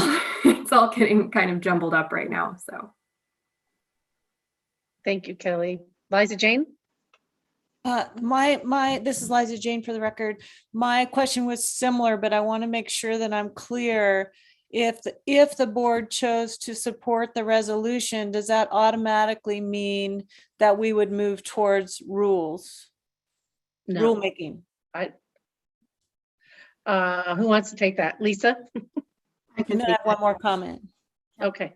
So I think Liza Jane, part of the reason the rulemaking was on as a possible action was we didn't want to be presumptuous about this. And what I hear happening is there needs to be some more public engagement around how we're going to make this happen with it and the execution of it, and the devil's in the details. And I think what I've gathered from our grantees is they really want to have a chance to engage with the board so that the board understands whatever limitations they may have along the way. So it's possible that I like Barbara's idea of separating. You could have the resolution stand on its own. You could, and take action today. You could have the resolution as is, hold public comment around the resolution more and talk more about details and adopt it in April. We could have a set of meetings with the board somehow to engage around the devil is in the details before we engage on rulemaking. I mean, if you wanted to slow the process a little bit to get some more input and allow for that participation, there are several ways to approach it. Okay, thank you. Just one more comment on the public comment that we did hear and read today. And it was even addressed, I noticed in our FIP reports, in each of those reports, it was the Ken's report coming up on the tribal work, I think, but it was included in all those reports was comments about climate impacts and climate and some of it was demonstrating to us that they're still not sure really what that means, but they're going to talk about it. And it's sometimes so easy to talk about something that the funder wants to hear about, and so you shift it up, but the reality of what's happening then with those funds and implementation isn't always exactly what the funder wants. And so what I heard today that concerns me is that that do we have a common data set? Are we sharing the set of facts? So if we are solid in that, if that's available to people, then regardless of where you live or what resources you have available to you, there's something you can get a hold of and say, that's what we're all working for, and that's how we do that. But if we don't know exactly how to measure our impacts, and we agree to that and share that information, this is scary. I think that's part of the fear of our folks on the ground is, well, what will they hold me to? I didn't even know what that is.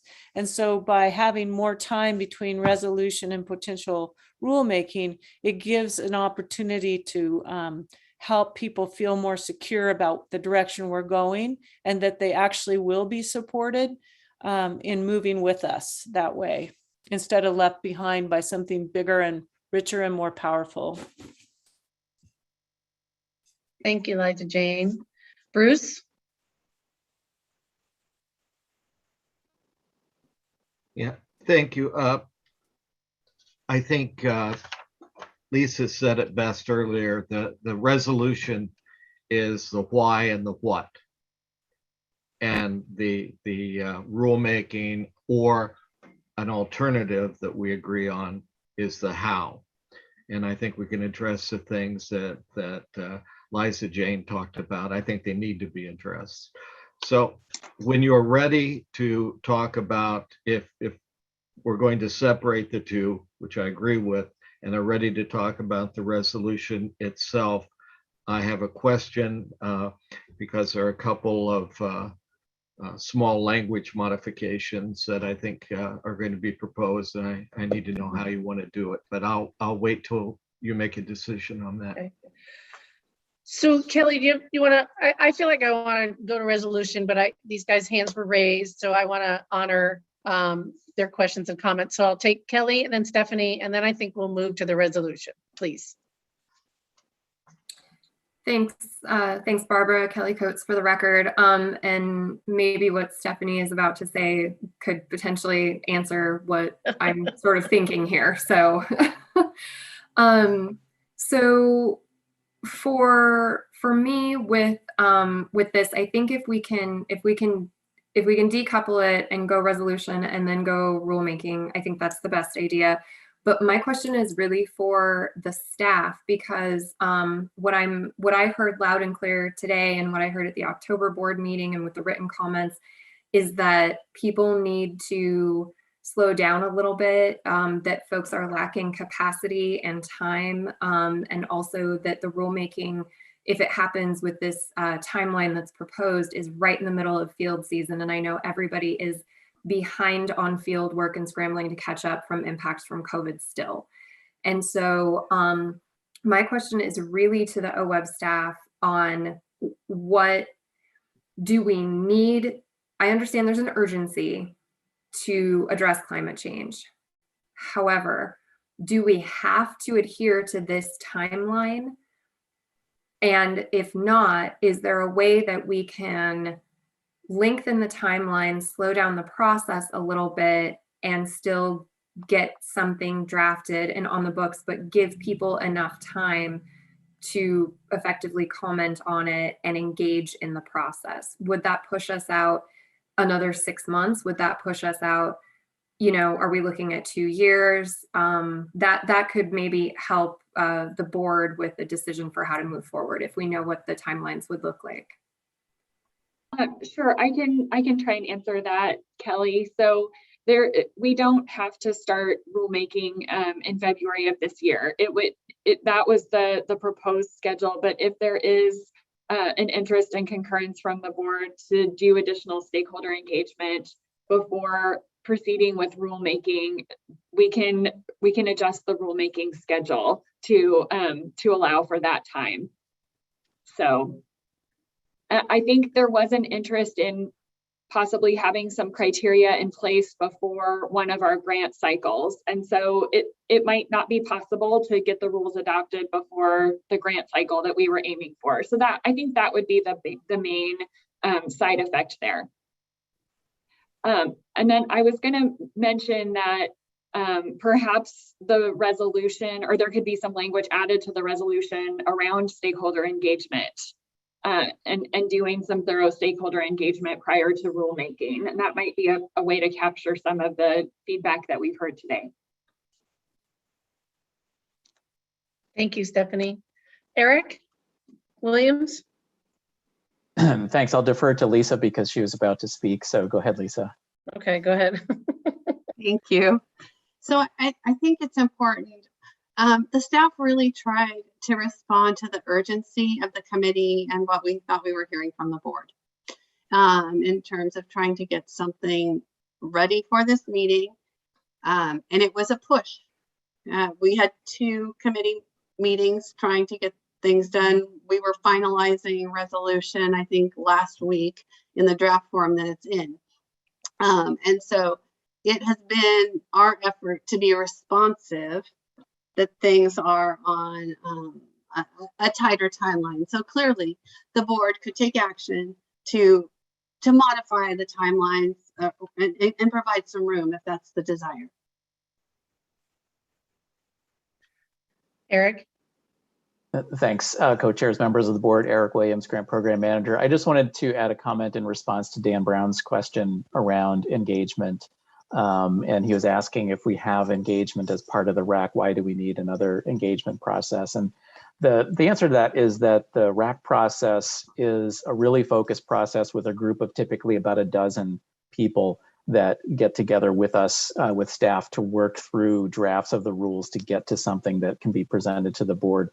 And what we're hearing in the comments earlier today is the need for maybe more voices to be heard before starting that exercise. And so that's the distinction in the types of engagement that would happen in those 2 different processes. Thank you. Thanks for that, Eric. Stephanie, your hand is still up. Did you? Okay, it's all right. All right, so let's move to the resolution talk. And all right, Bruce, lead it off. You're on mute. So my question is to Stephanie or to you, Chair. Do we want to do a resolution, a motion on a resolution, and then look at amendments, or look at, I think they're called modifications in the discussion, to see if we want to include them in the amendment? I think that's provided for in our suggested motion. So what is your preference?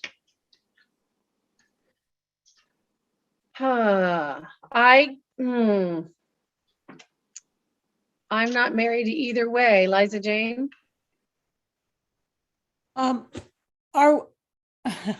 Thank you, Barbara.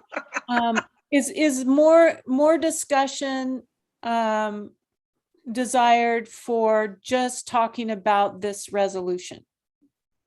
Is that where we are, separate from rulemaking? Just, are we going to look at this and accept it as is? Do we want to discuss modifications? Bruce, I think that's where we are. If we hear none, then we're ready to hear a motion for it, I imagine. Okay, then based on that, Liza Jane, I would propose, I believe there are 2 that I've heard of, but I'll propose one. In the resolution, item number 2, which reads, learn and apply diversity, equity, inclusion, and environmental justice principles when making funding decisions to address economic and ecological damage to traditionally underrepresented and impacted communities. I've reviewed all of the varying documents throughout the state, the executive order, the Environmental Justice Handbook, the Oregon Climate Equity Blueprint, EPA work. And I would just suggest that we modify that item 2, striking economic and ecological damage, and inserting challenges arising from climate change. it's more inclusive and more consistent with the language and doesn't change the intent or the scope of the language. So that is one modification I would like to make, and I thought there was somebody else that might want to make one. Bruce, I'm sorry, I'm not finding that in the document. Okay, it's as you go down to resolution, be it resolved. Mm-hmm. It is the second bullet point. Okay. And if you, second line, economic and ecological damage. Gotcha. Should change to challenges arising from climate change. Thank you. Okay. Jamie? Thank you. A couple things. One, I support, I know we haven't, it's not a formal motion, but I support what Bruce suggested. I want to suggest 2 other small tweaks to the language. But before doing that, just want to make a couple points based on the conversation. So first of all, thank you very much, those who bifurcated these two and recognized we were having 2 separate conversations. That was very helpful. I think to the point of engaging in the process, the rulemaking process for community engagement, it seems to me that bullet number 3 under the resolution itself actually speaks to an expanded process in terms of community input. So we heard from some folks today, some of our traditional partners saying, hey, we'll need a little bit more time to engage on specifics, but this reso itself establishes direction to also engage beyond that scope. So that may logically take some additional time. And then I look forward to that conversation when we get there, but just as a point of note. And then the proposed changes I have, and it's just, it's down to the be it further resolved, or it is further resolved section. And my proposal is to change one word and to strike another. And so in that statement itself, so before we get into the bullet points, and that is, it is further resolved that the above resolutions should be implemented through applicable strategies within OWEB's authorities. I think should is such a soft word that it really takes away the purpose for me of this this purposeful statement on behalf of the board. So I would recommend that we replace should with will, because it actually establishes that very clear purpose. And then the other change I would make is after the period, but still in that top section, when it says possible strategies include but are not limited to, I would strike possible. So it says we're not limited to these. So if there's other great ideas that our team comes up with, they can add those ideas. But there was a lot of time and energy and thought that went into these 6 bullet points. And so identifying these as actual strategies and not softening to just possible strategies, I think is really important. There was a comment made earlier also that this seems like it's kind of happening quickly. The climate committee was established 2 years ago in January, I think it was, to actually talk about what we're doing or not doing. So this resolution, and it makes absolute sense, this is OWEB's first resolution, would be around climate issues and incorporating DEI into that how we do our business. But this is actually, I mean, to those of us who've been part of that process, it feels like we're 2 years into this. And so I greatly appreciate the discussion that we're looking actually moving forward on the reso at this meeting and not postponing the resolution. So some comments, but also specifically, again, changing in that it is further resolved, changing the should to will and striking possible from before strategies. Thank you, Jamie. Gary?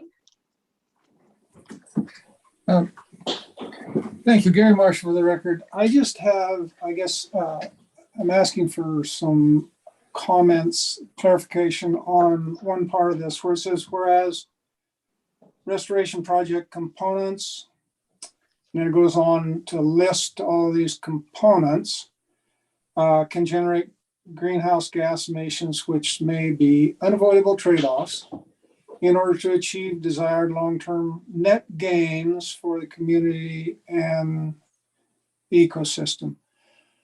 And I guess I would like some comments on how and what that means. What are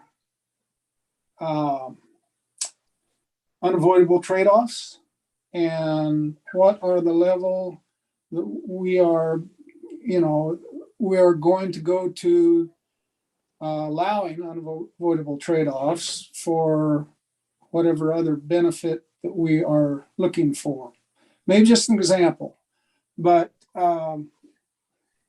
in thinking back somewhat, the thoughts in we talked about, or at least in my mind at the time, we were talking about coming up with this idea of weighing these different projects and their net contribution to either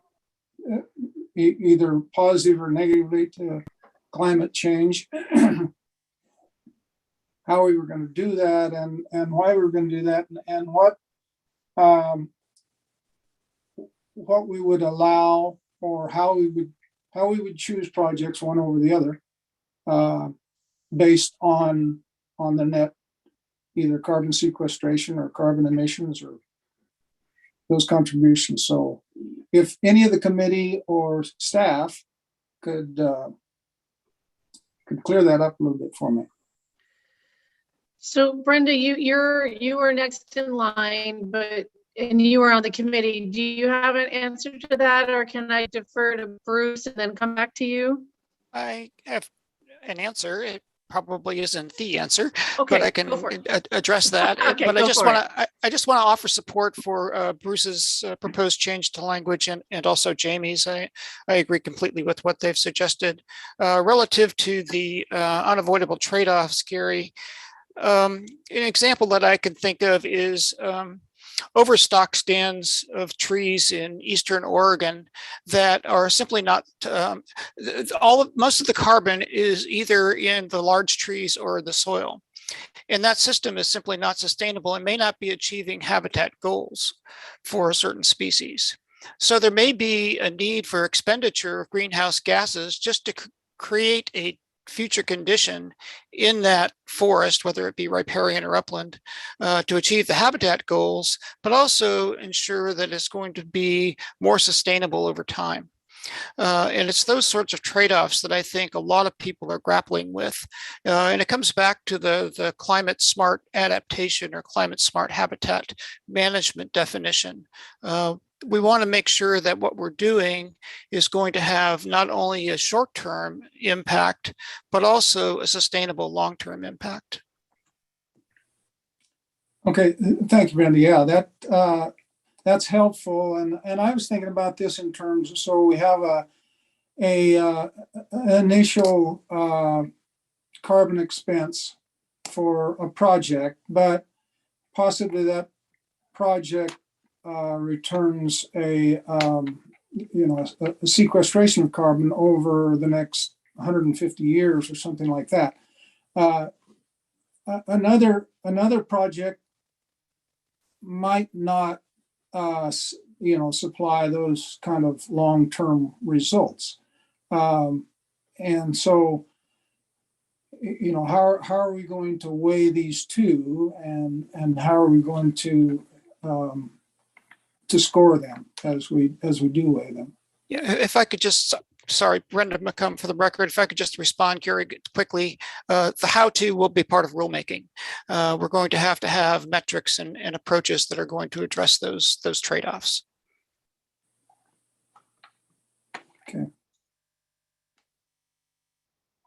Barbara, it might be good to hear from Jesse and Stephanie with some more examples to help. Yep, I just called on Stephanie, but I was on mute.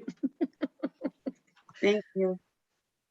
Sure, just one example that I can think of is just some of the stage 0 restoration projects that the board heard about a few meetings ago. Those do involve heavy equipment to reconnect stream channels with floodplains in some cases, and there are times when heavy equipment use is unavoidable.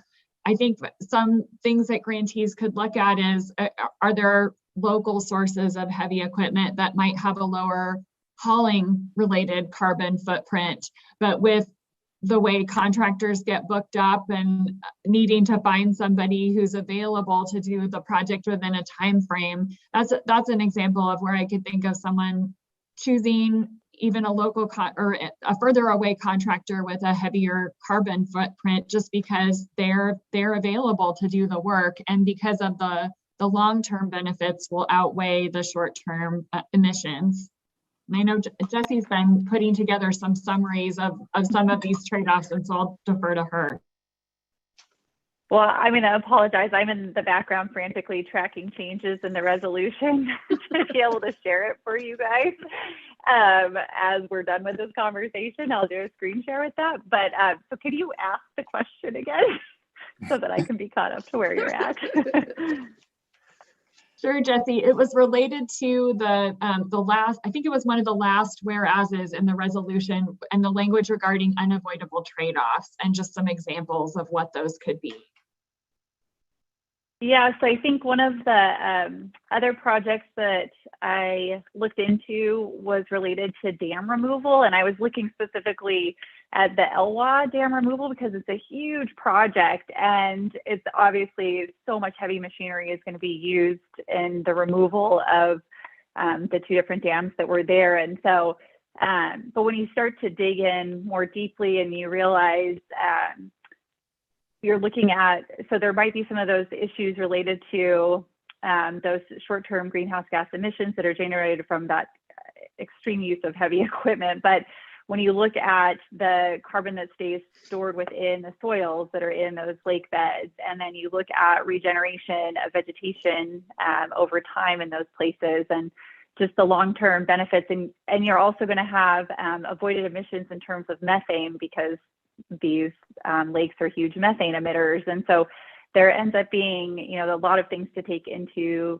consideration, a lot of factors that you have to look at when you're looking at, yeah, these different, just the different trade-offs. And so that while there might be some short-term emissions that are generated, there's a lot of factors you have to be thinking about when you're trying to get that full carbon picture. Okay. Not quite sure if that addressed the question, but. No. Thank you for that discussion. I just, you know, as I look at this, though, I think maybe the unavoidable shouldn't really be in there. If that could be actually giving license to things that could be managed a little closer and taken more care of, because I mean, what we're talking about here is sort of an urgent issue. We're trying to do things that are going to change this, you know, this direction of climate impact by practices that we're doing. So, and I, you know, I live in a world where it, you know, of long term results. So what we do today makes a difference for a long time. And so, you know, doing things that are going to produce long-term positive results are the main thing. But we still need to do them with the thought of keeping our carbon budget low when we do the project. So Gary, Barbara Boyer for the record, would you have a vocabulary change for the word unavoidable? Just possibly take it out. Okay. Thank you. All right, Meg. Thank you, Barbara. I didn't have a comment going to Gary's point about unavoidable trade-offs, and I don't know whether I should go on to what I was going to talk about, or whether we want to, if others have more to say about that question first. Okay. Gary, did you want more clarification? Do you feel like you got some good examples? Okay, so the idea is we take out the word, it would still include trade-offs, but no unavoidable. Is that the current proposal? Well, it's still, yeah, just take out unavoidable was his recommendation. Okay. Well, I'll just go Hold on on, to wait, what I wait. was gonna. Well, Stephanie wants to jump forward. Sorry, Sorry. Meg. Okay. I've That's got all you. It's okay. I've got you in there. Go ahead, Stephanie. I'm sorry, I did have one more note, and that is we receive funds from the Pacific Coast Salmon Recovery Funds, and there are certain expectations about what those funds will be used for. So just a note that if there could be, if there are specific intentions and purposes for those funds, there may be uses of those funds that are unavoidable just because those are the conditions of the funding.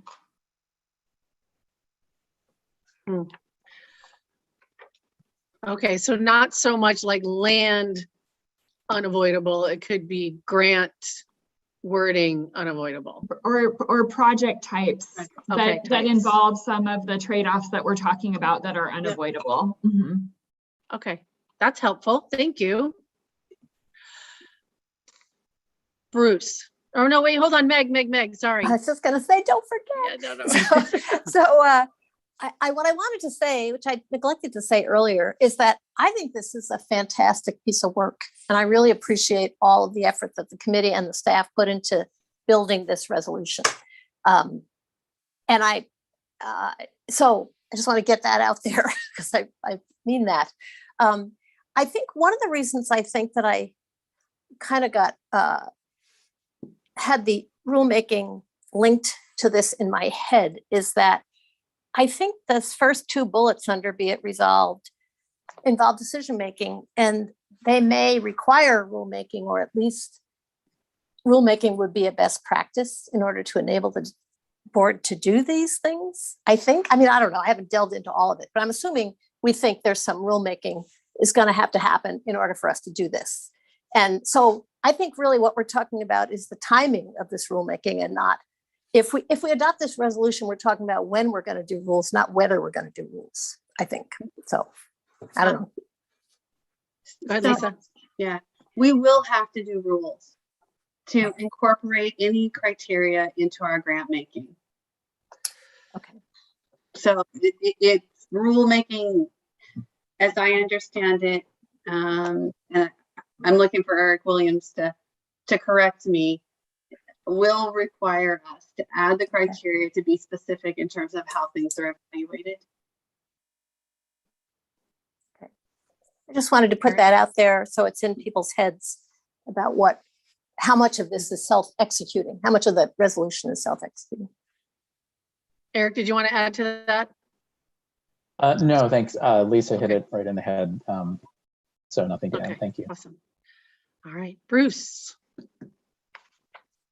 Gary, I liked your rationale and removing the unavoidable, but I was thinking about what Stephanie had said on some of the funding sources. Gary, would you be comfortable not only striking unavoidable, but replacing be unavoidable with require? That these things may require trade-offs in order to achieve. That sounds better, Bruce. Yeah. Yeah, I'd support that. All right, thank you. Jamie. Just a quick follow-up to Meg's question. In looking at the first section, be it resolved, are those 3 bullet points? And that was my comment about making it a will instead of should, and then the strategies, because rulemaking is then listed below. So it's essentially saying we're going to do this, and tying into what Lisa said is it does prompt it. It doesn't talk about the timeline, right, but it also challenges us on 2 things, which I think are really important. One is to, yes, reach out to our traditional partners, but also incorporate our non-traditional partners, which is part of our strategic plan. It's also something that the committee worked very hard to not have it be the loss of our focus on diversity, equity, inclusion, DEI, and our work with tribal communities, because that goes beyond DEI, and not have it be climate or. So that's why this other language is incorporated in here. It was a robust part of our conversation. And then, so it's inclusive, I think, of the comments and concerns about include us and hear our voice, public comments that we heard, as well as hear our voice of folks who weren't part of public comment today, and recognizing that we're not hearing from everyone and we can expand. So it's part of that language.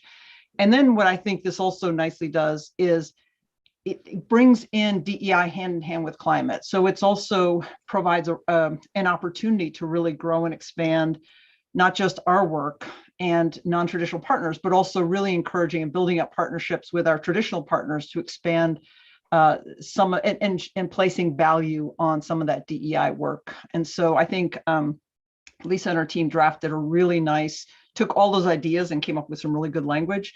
But that was part of all that went in, that was baked into this, what we're seeing ahead of us or seeing in front of us. And personally, I see this as a real opportunity for the OWEB board to make a really strong statement that this is a priority. This is what we want to see. This is the hill we want to climb. And then it provides some of those really specific things that we expect to see as part of it. And then it hands it over to Lisa and her team to figure out some of the details on how, and then also, we can have a timeline expectation conversation later, but it really prompts that. And this is, it is a visceral response. And I know everyone is very aware of the impacts of climate, but just having worked down in Kelly's neck of the woods, and a third of the community was burnt, and that was largely farm workers and seniors on fixed incomes. The room I'm sitting in right now almost burned down last year, except for the wind blowing in a different direction. And so this is it's a very visceral response to wanting to see us move forward on that. But thank you. Thank you, Jamie. Paul. I guess a couple of things. Working through all that language that we did in the committee. So I absolutely support Jamie's edits there, will versus should, being more active, less passive or suggestive, and Bruce's earlier comment. To the unavoidable word issue, I guess I really appreciate Bruce's suggestion of a substitution rather than just dropping that word, because of the the back and forth we had and our experience with any restoration, that there is almost a natural human, default setting where if there's short-term impacts, you sort of take a step back and don't take the action, and thus the action keeps getting deferred. And so by saying, hey, it's a trade-off that's unavoidable, or this trade-off is required, as Bruce's, it will require a trade-off. You're upfront accepting that and stating that, so that then the action can go forward and get past that deferral or that often happens. And this was big in stream restoration for years, where people just didn't want to go into the stream, especially with heavy equipment, because they were going to kill a few fish in the short term, even though it was a long-term restoration project that everyone agreed would be good. So I support Bruce's. I know where Gary's coming from, and I get it. And I'm generally default to brevity and less words and less adjectives. But in this case, I think, Bruce, your suggestion of does require or will require trade-offs, I think is a good one. Thank you. All right, thank you, Paul. Do we have any other comments on the resolution or any modifications?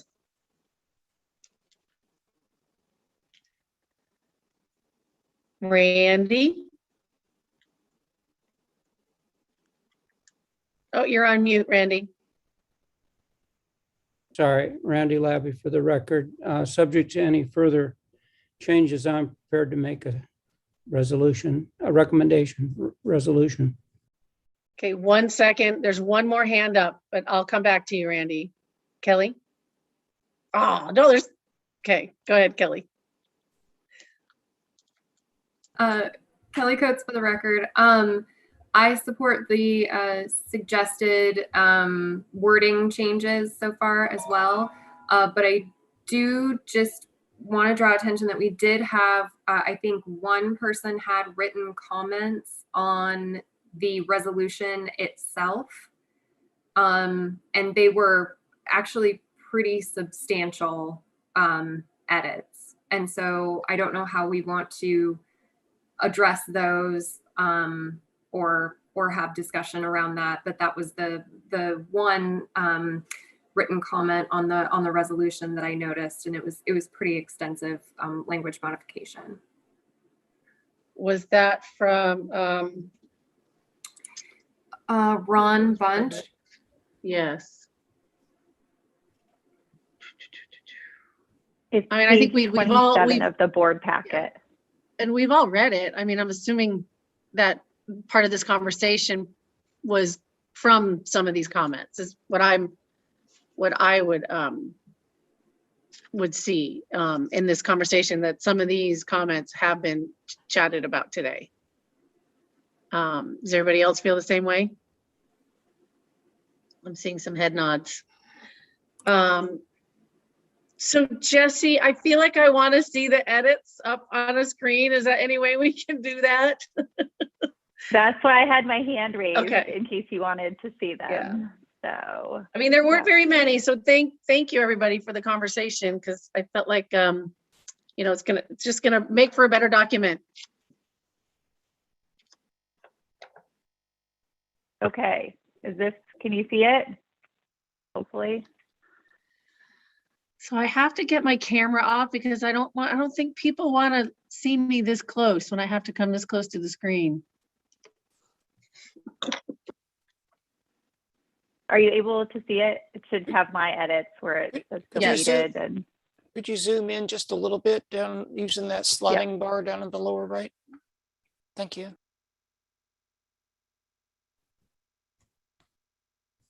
Okay, so I'll walk through them really quickly. The first Jesse, is can you make it a little bigger? Oh, Courtney, Jesse, Courtney's can you asking make it for a little bigger for the board members? Any better? It's No, not getting not yet. bigger. Oh, okay. Let's see. Any better if I move it over here to my second screen? It was delayed. Now it's like 200%. Oh, okay, great. It was on my other screen. Let me try it again. Okay.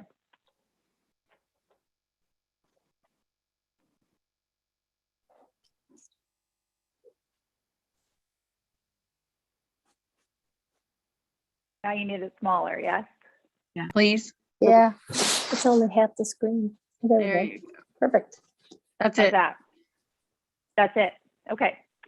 So the first one, this was actually added by Corey, and I forgot to put it in this version. We just needed to add a 4 to this whereas, where it says investments in fish and wildlife habitat and watershed restoration and health can aid in mitigating for and adapting to the impacts of climate change. Because you don't mitigate to something. Here's the second, which we changed may be unavoidable to will require.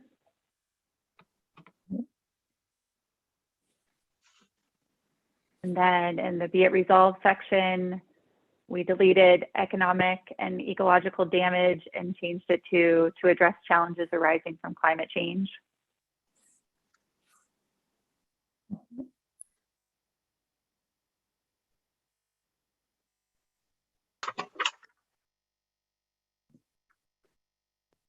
Okay, and then Amy's comments down here, we changed should to will and removed possible. So now just read strategies.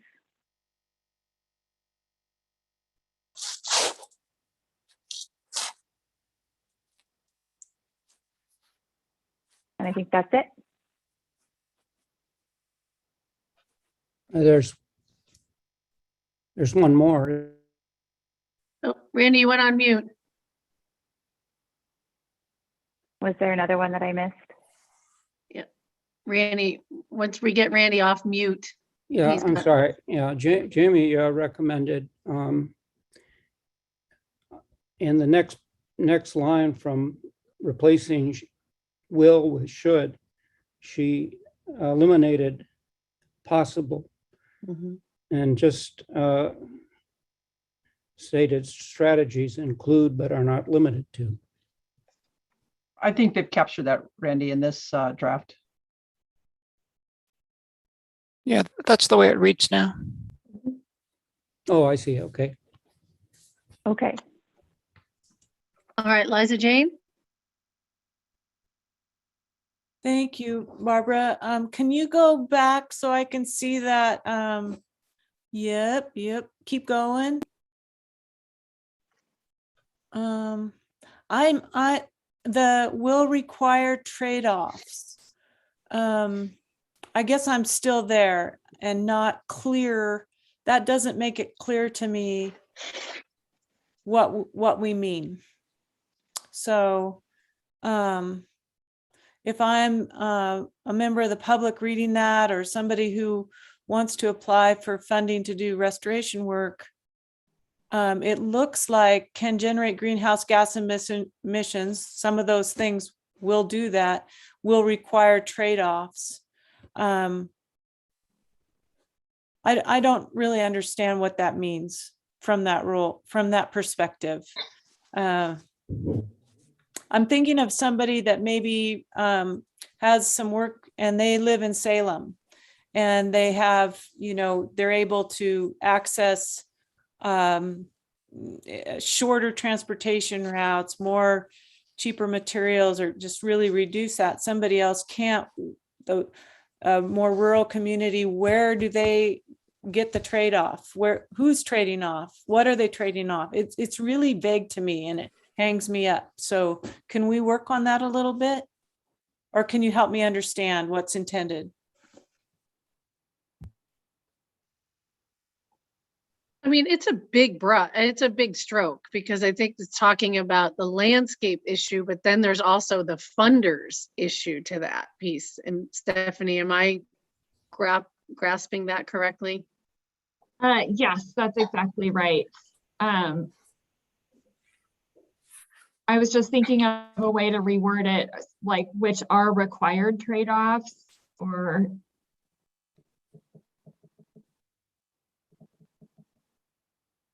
Paul, you have your hand up. Do you have a suggestion on that? Just curiosity. One possible, I agree with Liza Jane, it is a huge area. For me, and when I think of that, and what I was kind of alluding to in my sort of stream restoration was sort of long-term fish benefit. And in this case, and Brenda mentioned, habitat as well as carbon. In one sense, the trade-off is in just the total carbon budget. You got to spend carbon in the beginning, or emit carbon in order to reduce carbon emission risk in the long term, let's say. Or you've got to cut down trees in order to grow trees in a more effective pattern over a longer period of time, in the future, something like that. So what you could do is you could, in the definition section where we've got 5 definitions, you could have one, I don't know, maybe the word trade-offs, or in this resolution, trade-offs means it's a budget issue. It's a net budget, like a carbon budget, or a wildlife recovery budget, or, benefits, the cost benefit trade-offs for the goal. So if the goal of the project is, carbon, sequestration, let's say, but it's long-term, but you got to go, like someone said, I think it was for the dam removal projects, you're running a lot of heavy equipment, right? So there's trade-offs that are in units, carbon, metric tons of carbon. And then there's trade-offs that are not in the same units. They're one's apples and one's oranges, but it's for an overall sort of budget for the project, if you will, not monetary budget, but benefit budget. So maybe we can try and install a definition or something in that to capture, I think, the legitimate vagueness that is inherent that Liza Jane flagged. Paul, would it still, I understand the reality of that.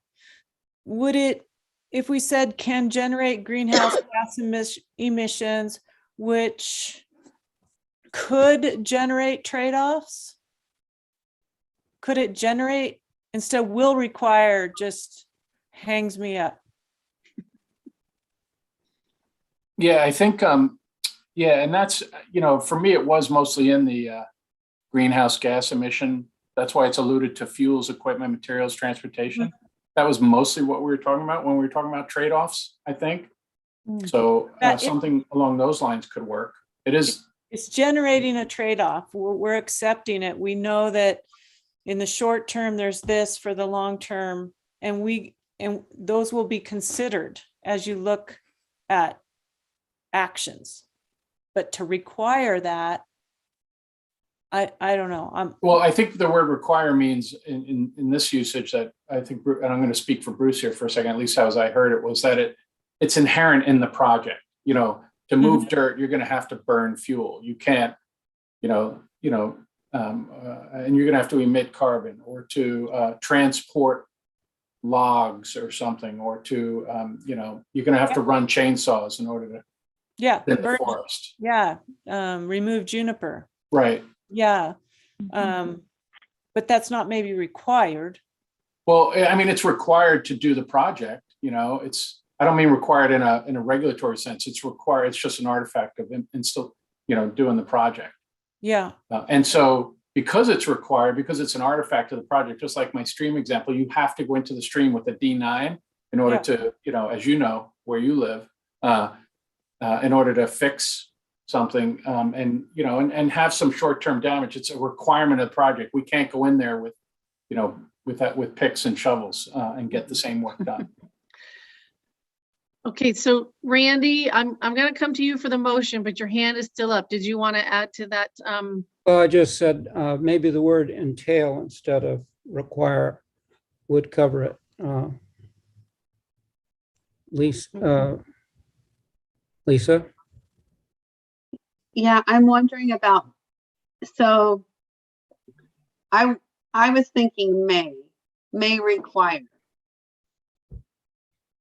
And I don't know why we got rid of may the last time in terms of the unavoidable, because it may or may not. It's how I was thinking about it. Liza Jane, does that satisfy you? It helps me a lot. Other folks have their hands up and they may have great ideas too, but we're moving that way, Randy, and that's a great suggestion. Thank you. All right, Dan Brown. Oh, hello. Yeah, it sort of gets to that question of, well, what is there anything gonna be done about the trade-offs? Or is this just a statement of acknowledgement?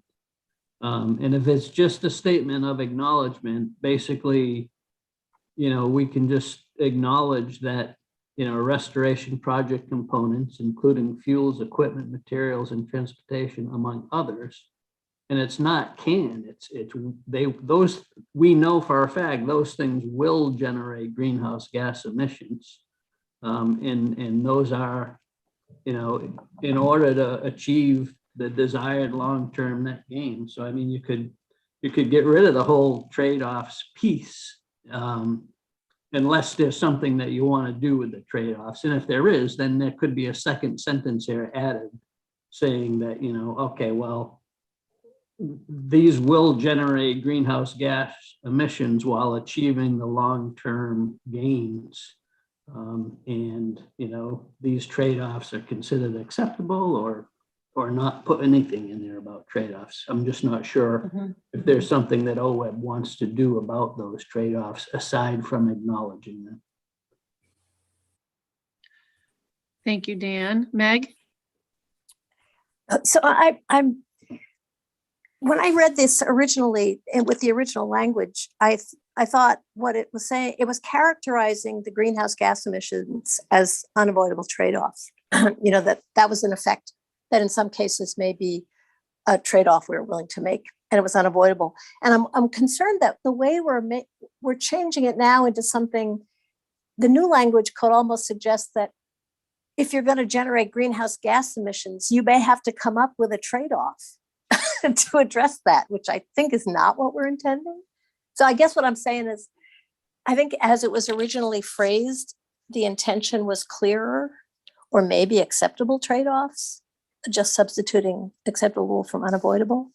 But I guess coming back to the point that what we were trying to do there is to characterize those greenhouse gas emissions rather than saying what has to happen if we have them. And Meg, I think that's exactly right. We were trying to say that they could happen, but the projects could be better if there were those initial. Yeah. Just acknowledging it. Right. Of the things we've talked about so far, I am most comfortable personally with the unavoidable trade-offs language or acceptable trade-offs. So Gary. Gary Marshall for the record. Great conversation. I'm glad I started all this because I think we're getting down to some really good stuff here, and I think Paul brought it up here is that, and because this is part of why I wanted some examples from this in the first place, is because we're talking about packets of different things. Budget, we have this input budget is going to require some expenditure of greenhouse gases, but we have an outcome that might be something that doesn't have produce any or very little return to that expenditure of those gases. And by that, I mean, I can think of, so we get into this, maybe we cut down these trees and put them in this stream or river, and we've spent quite a lot on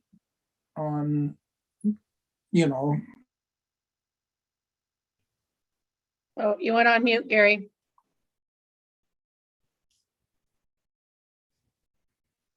Oh, I'm sorry. Automatically did it, I guess.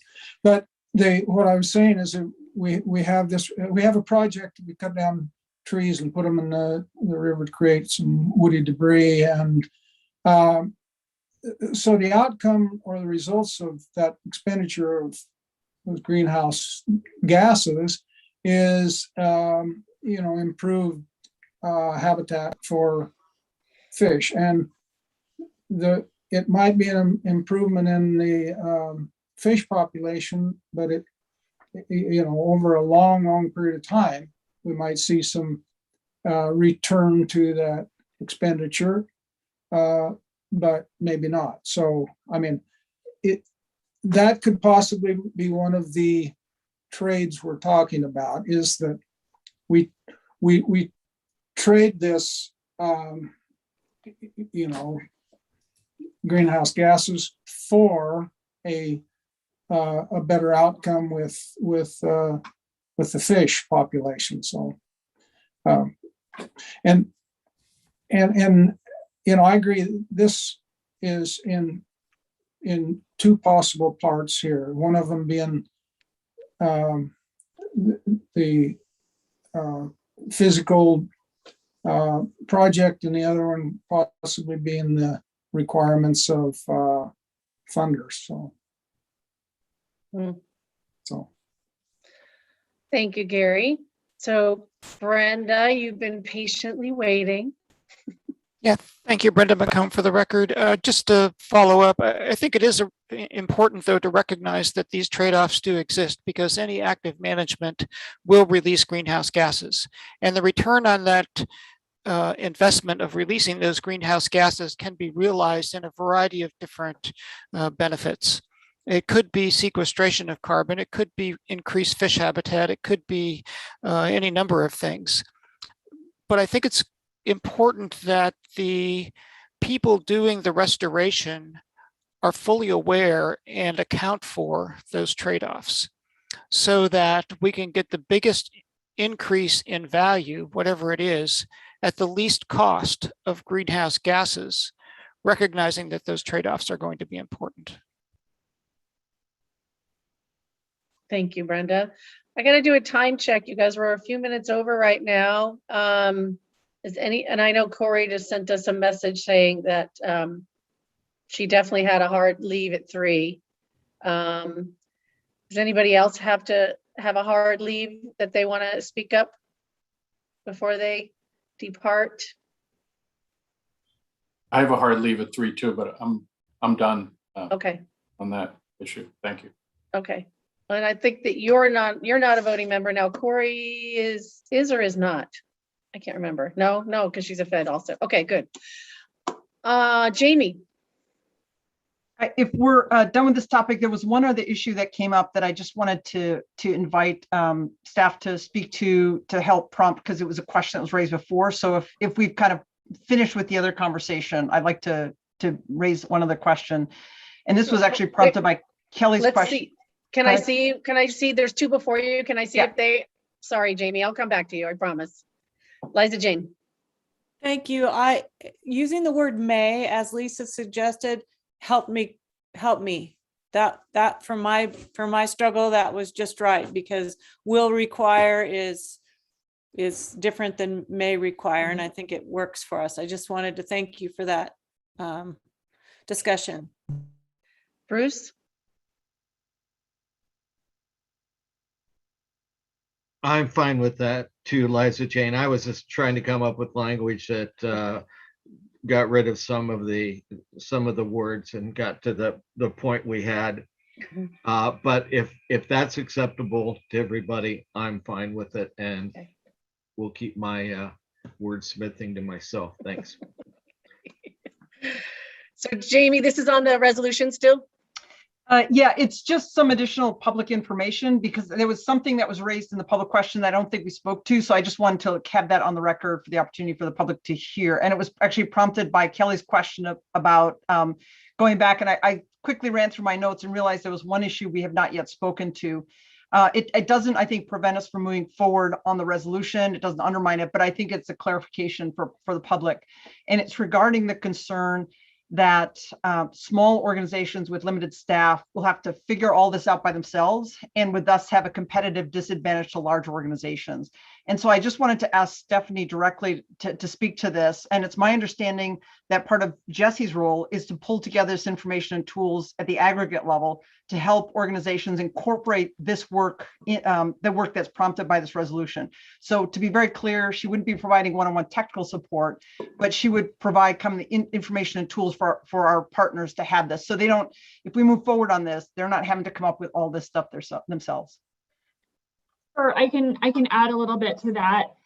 They would have sort of a suite of tools available, but I guess I will note too that it's pretty overwhelming even to me to look at the different tools out there, figure out which one might apply to the project that I'm working on, figure out if there's one common and accepted tool among the list that I'm looking at. So I do feel like having additional training for grantees and that one-on-one assistance, just especially because we do see a lot of folks coming and leaving our local organizations. There is fairly frequent changes in the personnel in our local partners. So I do think having additional layers of support is very important.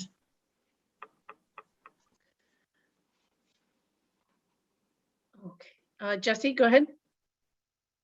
Lisa, did you want to go first?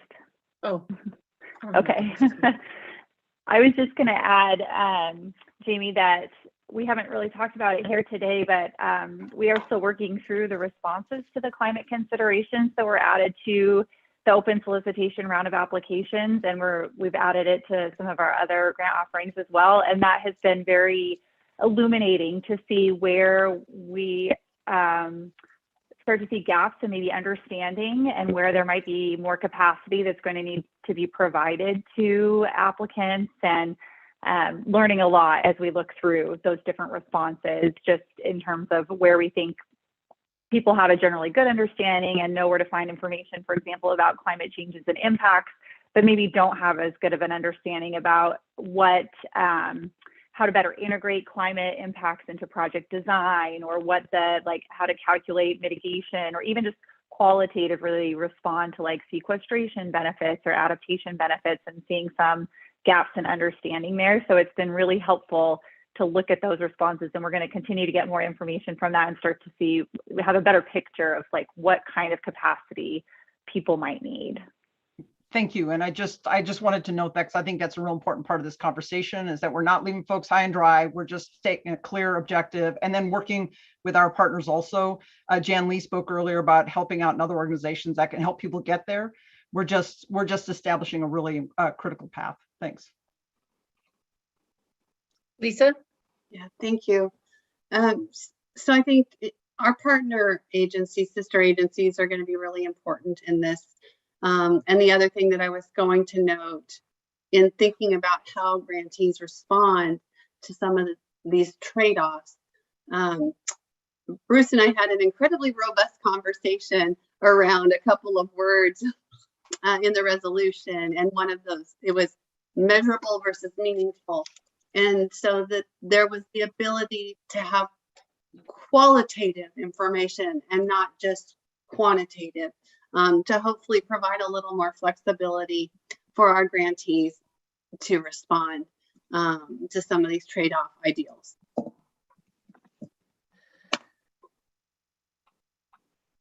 All right. So, Jamie, to your comment, I agree. I like us having a statement. I do get nervous if we're too prescriptive, that with all our DEI work that we are doing, that we may be alienating the very clientele we're looking for, or we want to help engage. So that makes me a little nervous, but it's a working document. And I feel it's important after all this discussion today that we do move forward with it. But just knowing that I have that lens of that I just don't want to see if we start getting like too rigid of a process, that we're going to be seeing the same exact applicants coming through time and time again and not engaging with the underserved communities. So that are the most more impacted. So that's just my lens, but I'm happy we're starting somewhere with this today.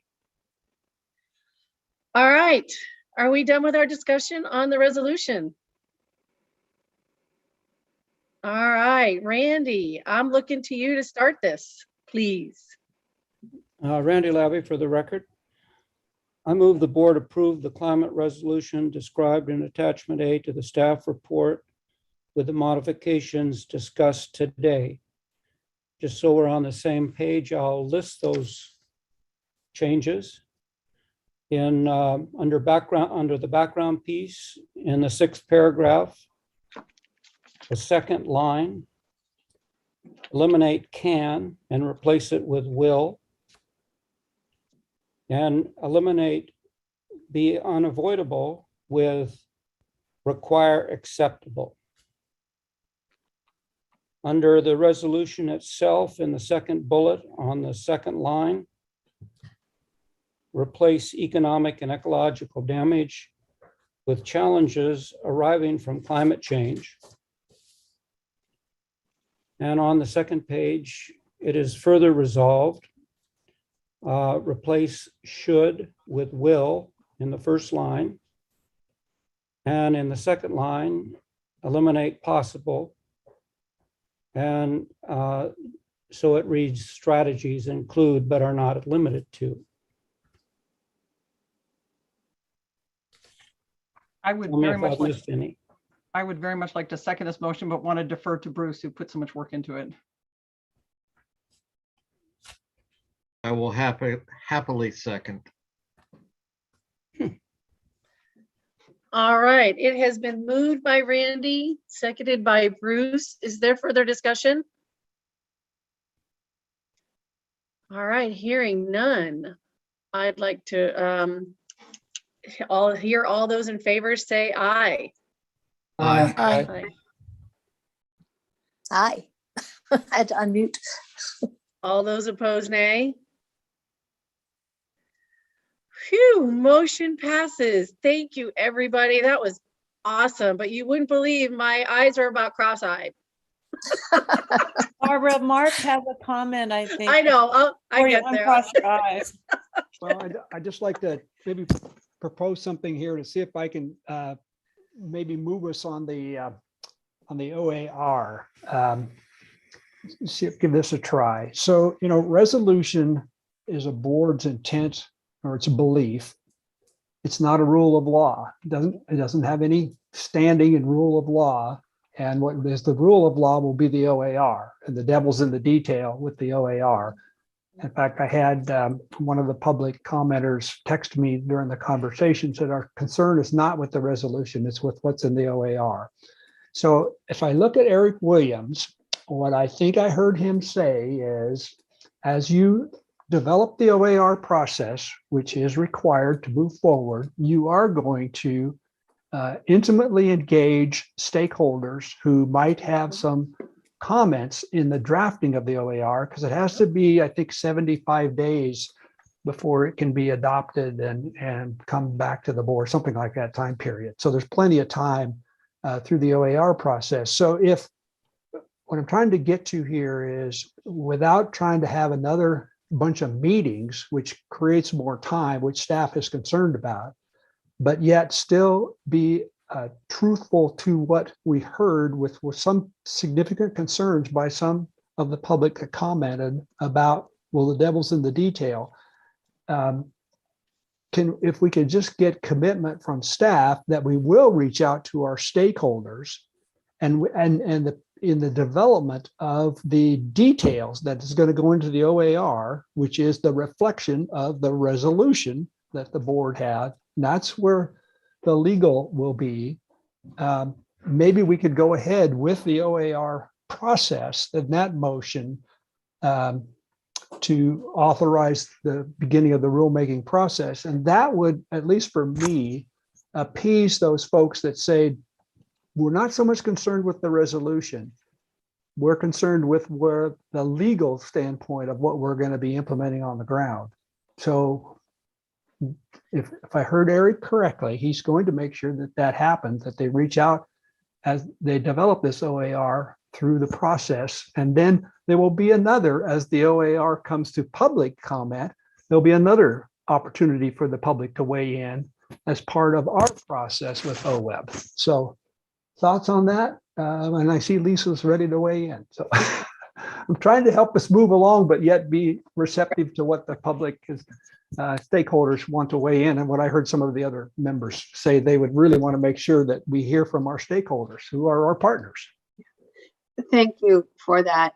I think, yes, from the perspective of we need to incorporate some more public process around it. That, though, will change the timeline that Eric put forward for rulemaking. We need to assure that we have adequate time to engage. And I feel like we need to do some engagement even prior to setting up the Rules Advisory Committee, so that as we go in with a draft set of rules for the advisory committee, we've listened and engaged with stakeholders. And we've also been asked to do more work with diverse communities. And so there will be some extra time involved in identifying and pulling those communities in a way that's meaningful. Just reflecting back on the training this morning and some of the comments there in terms of engaging in a meaningful and sincere way. So if it does take a little bit more time and it's done better and we feel better about it, I'm all for that. So let's try to get it right as we can the first time. Liza Jane? I'd like to hear what Bruce has to say and then I'll comment. Okay. Bruce. Thanks. I'm just throwing out a possible small idea here. We've seen the climate committee generate these views, 68 and 93, showing interest. And Lisa, you talked about the use of chat or the ability to interact with the climate committee. I'm not suggesting that that we would use the climate committee exclusively instead of webinars or outreach, but if in order to garner more ideas and more feedback, knowing that we already have an interest and we have the technology to get real-time chat, if that's something that makes sense to staff, I think I'll probably get hate mail from the other climate committee members, but I think the climate committee members would be willing to do that. I think there are several ways that we can work on doing some additional engagement. Liza Jane? Oops, sorry, Lisa, sorry. I didn't mean to interrupt you. No, it's okay. I think we're getting more adept at using the tools that we have with Zoom, etc.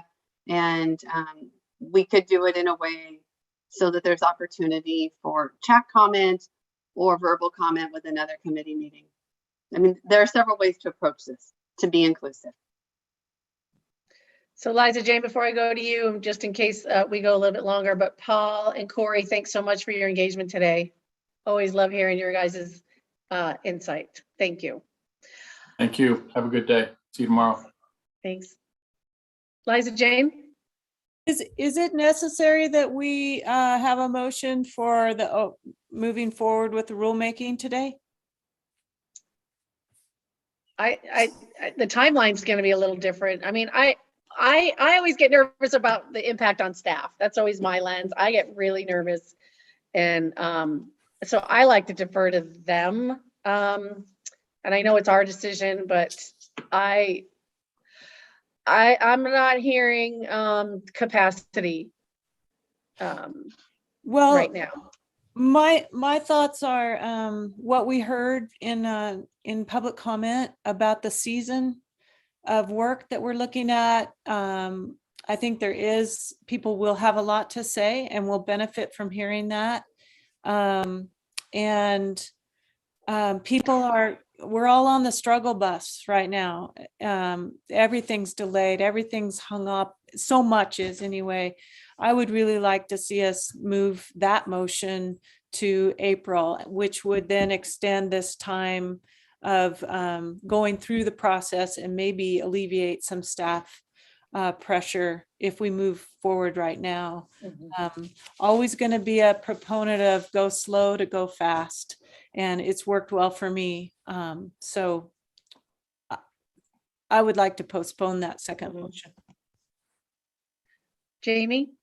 I was just going to make that recommendation that we refer this to staff to bring it back with an update at our next meeting and a timeline then, so we can consider this action then. But there's been such a robust conversation, and I think staff needs to huddle again and then look at these processes, because we've tasked them with and asked them to have robust, and not just from the members we heard from again, but from an expanded list of folks that we're asking them to hear back from. So yeah, I think that's a great idea. So I have a question about the next steps on the resolution. What does that look like? Does it get posted on our website? And do we give it a number? What? It's going to be number 1. Which that's really exciting. So making history. And thanks to the climate committee. I was one of those views on both of those meetings, just so you know. I listened to both of them. So what would be the timeline where it would be on the website? Just because I'm thinking that board members may be able to, with who we engage with, we could say, here, unpack this the next few months or something like that. Just kind of read it over and look at it, with what our resolution reads. So I'm trying to figure out when it would appear on the website. Like, I don't want the exact date, but like a month, 6 weeks? Oh, before that. Okay. Yeah, I think we need to, now that we have the language, we'll figure out something to number it, to create a process, because we don't have that, but we'll figure it out. It's okay, we can set up a database, make it pretty, and we should be able to post it with the board's information. Okay. I'm looking to Courtney to make sure I'm right. Courtney, I need a nod from you. Yes, we will get it on the website with, in the next week to 10 days. Okay. Excellent. And we can then send that link out via April to all the board members so that you have it. Thank you. Mark. Well, so question for you, Lisa. So if we're saying, are we saying don't work on it at all between now and April, or could there be a motion that says we have passed a resolution, we'd like you to begin the process of developing, and you decide with the staff workload and working with Bruce and others that you can begin, working on this, rather than what I hear some people saying is, well, if we're going to leave it up to staff. So I'm kind of worried that, I don't want to give you the direction of don't do anything on it until April, and then we'll talk about it again. If you can work on it, that's great. If you can find the staff time to do that, but that's just thinking there. Okay. Would you like me to respond? Yes. So I think what I would propose to do is we need to think about with staff some timing and hold some meetings, and we could do them. We now have done committee meetings multiple times between board meetings, and so we could do open meetings with a public comment to engage with the committee. That is an option. Or we could have staff begin to reach out and collect information and bring that back. Either way, we will begin the process of understanding the concerns and collecting those to bring them back.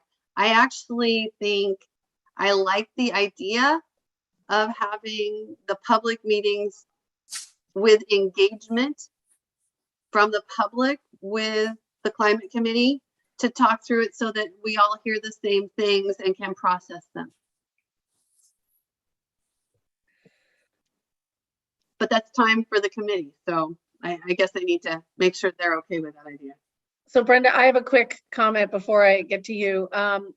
So on the committee thing about the public comment, I'm almost of the camp of, sorry, you guys, that we're going over, of doing public comment in the beginning, because it could guide the conversation of the committee, and then doing one at the end after the public hears the committee's conversation. So I've always thought that worked well on some of the committees that I sit on, other committees. So just throwing it out there. We don't need a decision. It's an idea. So, all right, Brenda. Yeah, thanks, Barbara. Brenda McComb for the record. Lisa, thanks for clarifying that there will be work done between now and the next board meeting on the rulemaking, because that is consistent with what we just voted on. Under it is further resolved, it states that strategies include but are not limited to rulemaking to include OWEB climate change. So we're moving on. All right, any other comments, questions, wrap-ups?